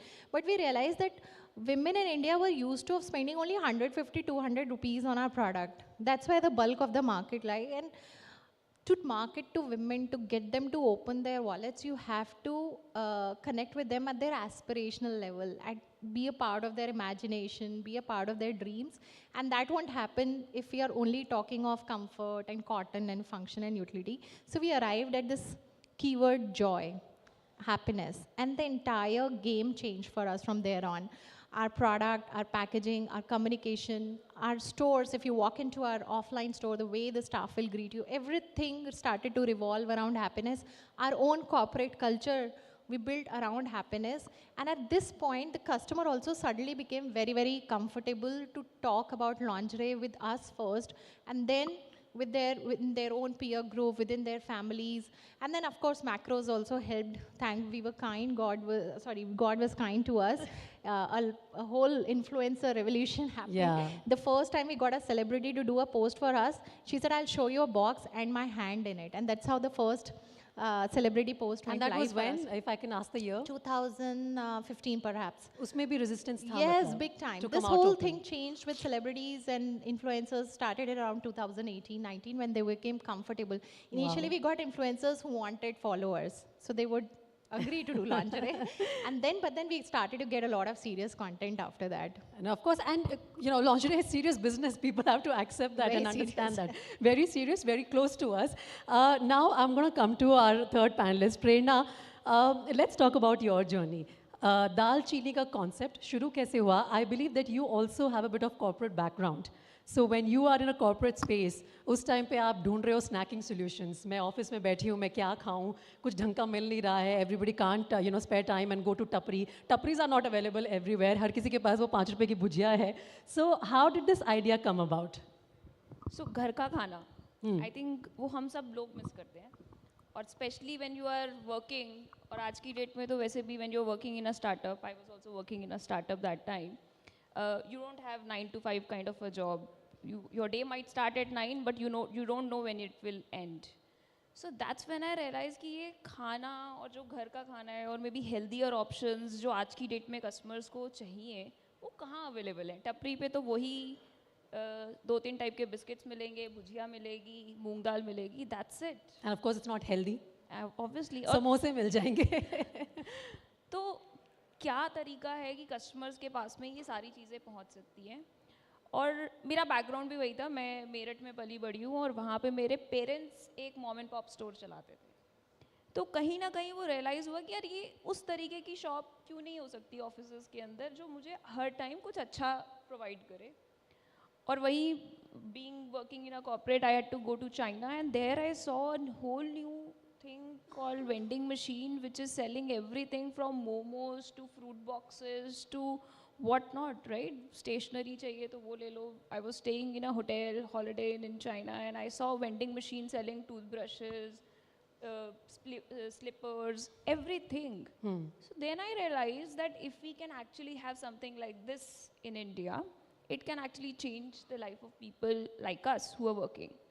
And that's how दाल चीनी started. दाल से लेके चीनी तक कुछ भी मिलेगा, anything, anytime, anywhere. Wow. And now can I ask you, Prerna, how big is Dal Chini? Where all have you registered your presence? Especially you were narrating a story about, taking your product, your vending machines to tier 2, tier 3 cities, जहाँ पे लोगों को लगता था कि यहाँ तो कौन ही use करने वाला होगा. So how have you expanded? So actually ये story start हुई COVID में. Till COVID we were only there in corporate offices like we are there in ABP office. And IT companies, software companies, banks. We were there primarily in these kind of companies, 70-80% into cities like Delhi, Mumbai, Pune, etc. But when COVID happened, then it taught us that, hey, these places are going on work from home, so you don't have space over there, right? Vending machines are still there, the product is working, but there are no takers to it. And that's when we got a inbound request to establish vending machines in a city called Jamnagar, we all know, for a lot of reasons. And we started with our first vending machine in factory, Reliance factory in Jamnagar, and then there was no looking back. Today we are there in cities like Jharsuguda. A lot of you would not have heard of this name also, but that city, Jharsuguda, actually has more than 50 vending machines of Dalchini, and that has plants of JSW, Vedanta. Some of the large industrial plants are there in those cities, and there are people working there, people like us working there, engineers working there, and they also have aspirations that we need something which is more value for money. We need something which is healthier. We don't want to be limited to options like some basic biscuits, namkeen, bhujia, etc. But we want larger assortment. Those customers also have, those users also have access to internet now, and thanks to the entire media, everybody, they are aware of so many brands getting launched, both in F&B space and other spaces as well, right? So hence that customer is looking for choices. And if you look at brands, there are so many D2C brands today in the country. They are also looking forward to entering into that space. But it is very difficult for a D2C brand to establish their distribution in something like a city like this. Today with Dalchini, they get access to 80 plus cities with 3,000 plus smart stores across the country, with some of the very large factories to MSMEs present in those cities. So I think more than 60% of our vending machines today are there in such factories, in such workplaces in tier 2, tier 3 towns. I think that's brilliant to identify that gap and fill it in such a comprehensive way. Kudos to you. So basically सब लोग कहते हैं कि औरतों की दो ही सबसे बड़ी प्रॉब्लम होती हैं, एक तो कपड़े, दूसरा खाना, और ये जो तीन बैठी हैं यहाँ पे इन्होंने उसका सोल्यूशन ढूंढ लिया है. लेकिन आंचल, particularly when we talk about fly robe, also providing solutions for men now. fashion is an evolving space, and everyone has requirement. We see the other gender, men are also equally conscious about their fashion choices and not wanting to repeat their clothes. So now tell me the next level that you are taking Flyrobe to in terms of men and catering to their needs, and how have they taken to this space? So, we come across as a very women-centric brand, but that's not the case. Men are very important, and also, I think when it came to conversion rate, no, men were faster. Reason being, not emotionally attached to their clothing and accepting new things very easily. Like, if I tell a guy... sherwani कोई भी पहने. If I tell a guy 30,000 का मान्यवर है minimum, और आपको वो 5,000 में मिल रहा है, like fine, just no brainer. Right. And then, so we also sort of got both age groups here. Like, obviously the young guy is renting the sherwani or the tuxedo. The young guy also gets to experiment with colors. So rather than just doing the blacks and the navies and the grays, so you're not owning it, right? So you would love to do a floral for a day function, or do a dhoti, or do whatever you want to, because it's just one event. And then you see the daddy dear also coming in. Now, all these weddings are becoming fancy. So the daughter wants to do haldi, everybody has to wear yellow. Abhi papa will not buy a yellow Indo-Western. Na kya karenge baad mein khareed ke usko? So he is also like, okay, fine, let me try. Yeah. And then with stores. So we were not able to catch this segment online, but we are able to catch this segment offline at the store level. Okay. So the father's also renting. And with respect to the business wise, we opened our first Flyrobe men only store, which Where is in it? Delhi. It's in Okay. Cohart Enclave, Delhi. All right. And it's doing pretty fantastically well Awesome. right now. So all the men can take note of that as well. So we'll open more men, but as well as we'll do the mixed ones as well. Awesome, awesome. So now, Neha, let's talk about Clovia, providing solutions to a generation which was so used to their moms and their aunts perhaps purchasing lingerie for them. हमें जो दिया, हमने वो पहन लिया, हमें खुद नहीं पता हमें क्या चाहिए, but you provided those solutions. Now, in a space like that, with a generation which is so aware of itself now, which has very big platform, internet access है, social media है, Instagram पे सब कुछ मिलता है, to giving solutions to these evolving needs, how do you keep up? Because now we have so many things in this lingerie segment itself with the, off-shoulder dresses, one-shoulder outfits, and, so many things are coming up, stick-ons and stuff like that. How does Clovia really catch up? Is there a conscious effort, or is it something that you thrive in? Right in the beginning when we started, we built a very robust feedback gathering engine. And feedback is gathered at multiple levels. So the first thing we do, and that was something unique to us, and is that we collected very intimate burst profiles of our users who came and told us it's not about sizing, but more about shapes and where they settle. And the first time they realize, okay, there are people who are different from us, and this is my profile, and this is the style I have. So today we have 1 million such intimate profiles that help us.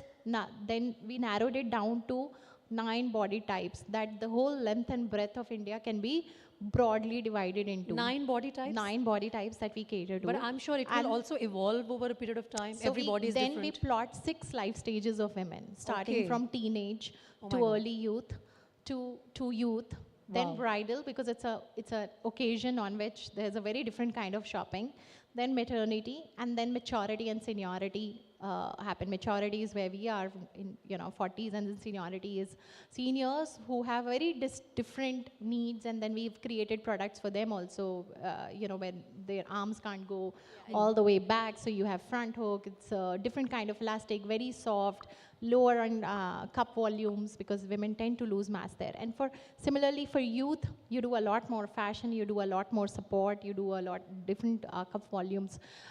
So that helped us keep iterating on our fits, because remember I told you the product was the problem we were solving. Each girl should find the right fit. And from generation wise, we call ourselves a MZ brand. So we cater to millennials largely, but we are getting more and more Gen Zs opting in with us, because there's our brand language of happiness and joy connects with women of all age groups, I feel. Yeah. It's a very basic emotion that, women with all the chaos that they manage in their, at domestic and work, it's just something they connect with.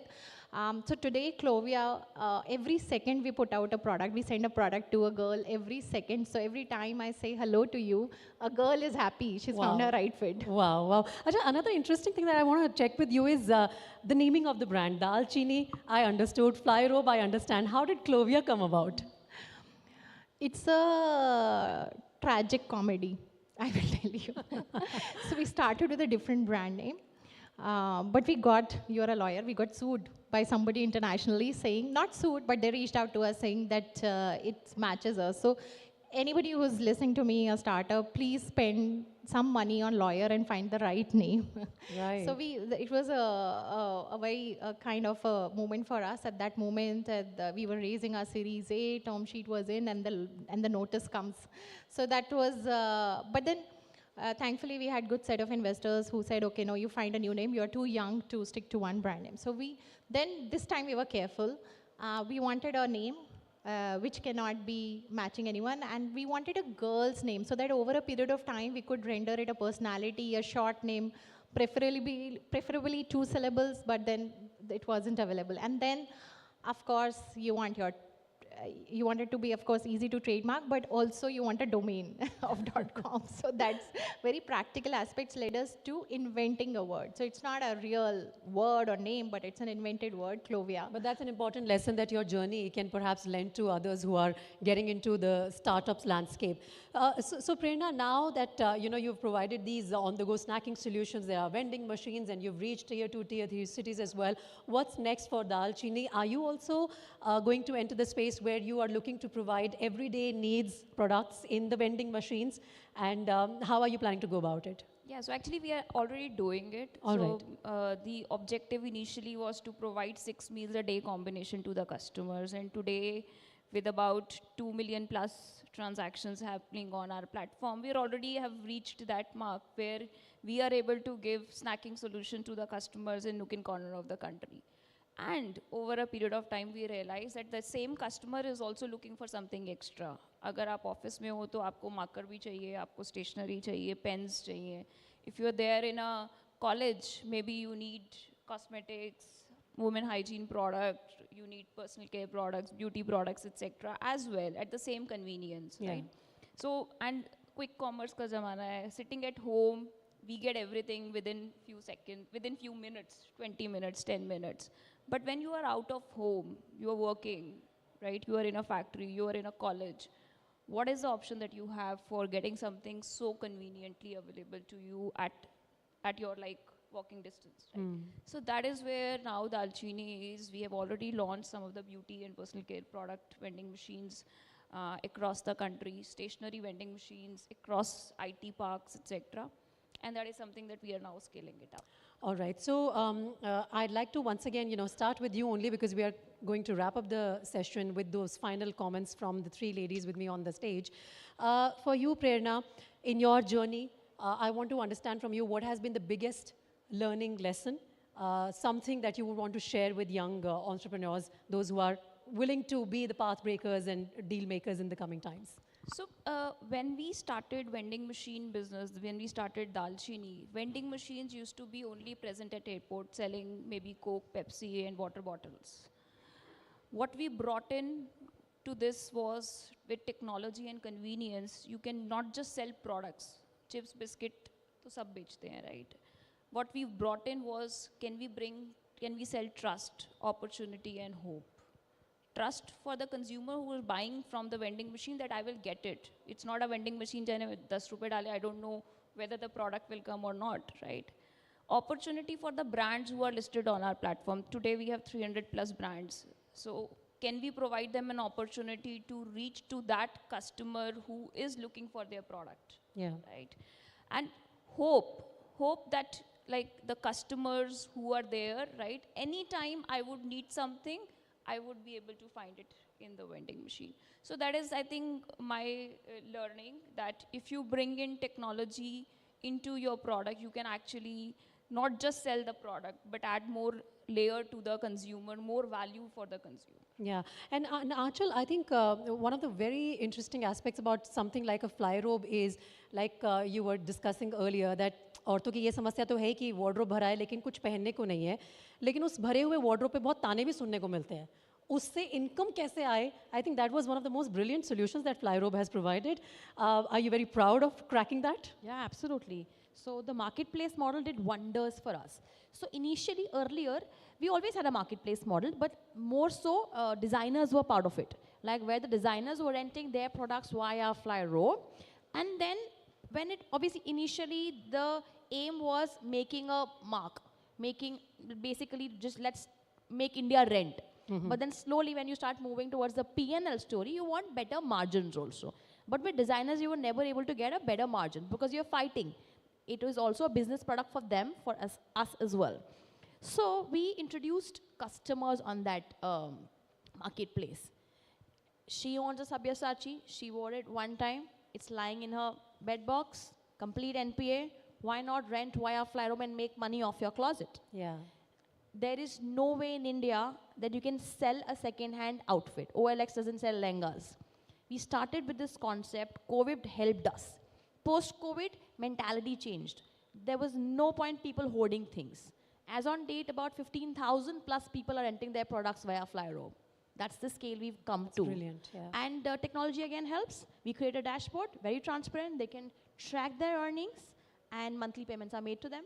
They earn on rental basis. Is the quality check also here? Of course. Yeah. So our acceptance rate is just 7%. Only 7%? Of course. Because it has to make rental sense, right? It's Yeah. an asset. It has to make business sense too. For us to give you money, we need to make sure that we are also earning money, right? Right. So all the luxury products come via the marketplace model from customers. And also this sort of added to our sustainable narrative. Now we call ourselves green fashion. So there's no point manufacturing more and more products. If we can take it from the existing world, why not put them to use? Yeah. And just stating numbers, if you do not buy an outfit and you rent an outfit, you save 24,000 liters of water just by making one rental choice. Awesome. So finally, Neha, for you, what is the one big learning that you would want to impart to people who are perhaps, at the moment toying in their head with the idea, which may not be easily acceptable or easily implementable, but then there is a space that they identify, something like what you did? I think one thing that helped us in our journey was, because it's a brand product, several levers you have to play. Between brand and sales, we decided that up till 100 crores, we will choose sales. We will not think of brand so much because the business there has to be momentum for it. So if, people who are starting out, I don't know, people who haven't started, I don't have honestly an advice for them because I think I can't remember that phase of my life at all now. But I do feel people who have started, this is one question which keeps coming up. You often say a lot of no's to revenue opportunities, thinking, oh no, my brand doesn't fit. I feel that you have to make sure that you have cash flows. And then otherwise it's difficult to survive. Because business also changes quite a bit. Who knew quick commerce is going to come and everybody has to change their business model today. So that would be my one advice. Brilliant. Thank you so much, Neha, Achal and Prerna for joining us for this wonderful conversation. Thank you. It's time's up for the four of us, but it was lovely to have you. And I think with this brilliant last session of the day, we also wrap up the Future Forward Startup Conclave 2024 presented to you by ABPLIVE. I hope you all had a great day, but we would love to felicitate our speakers for this session. And I think from the previous session as well. So for that, I'm going to invite on stage Sunil Goswami, Head of Videos, ABP Network. Please come up here so that we can felicitate our speaker, Sunil.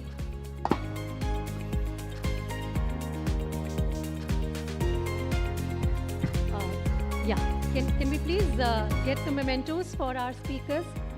For Achal, please. Yeah? Le aaiye.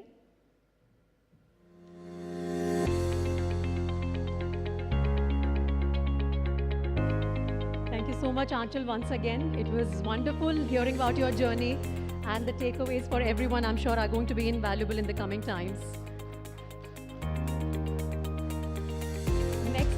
keep it ready for Miss Neha. Neha Khan.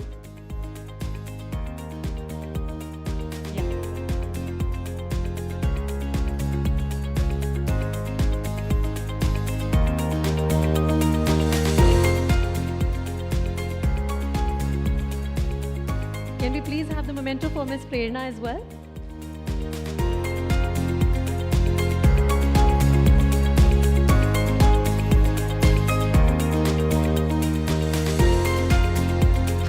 And I'd like to call on stage Miss Priyasha Saluja as well, so that we can give our token of appreciation to you as well, ma'am.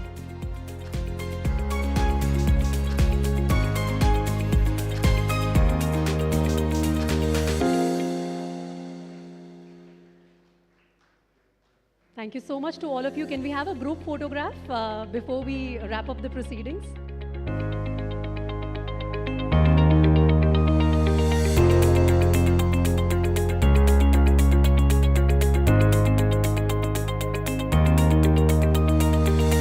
Round of applause, please.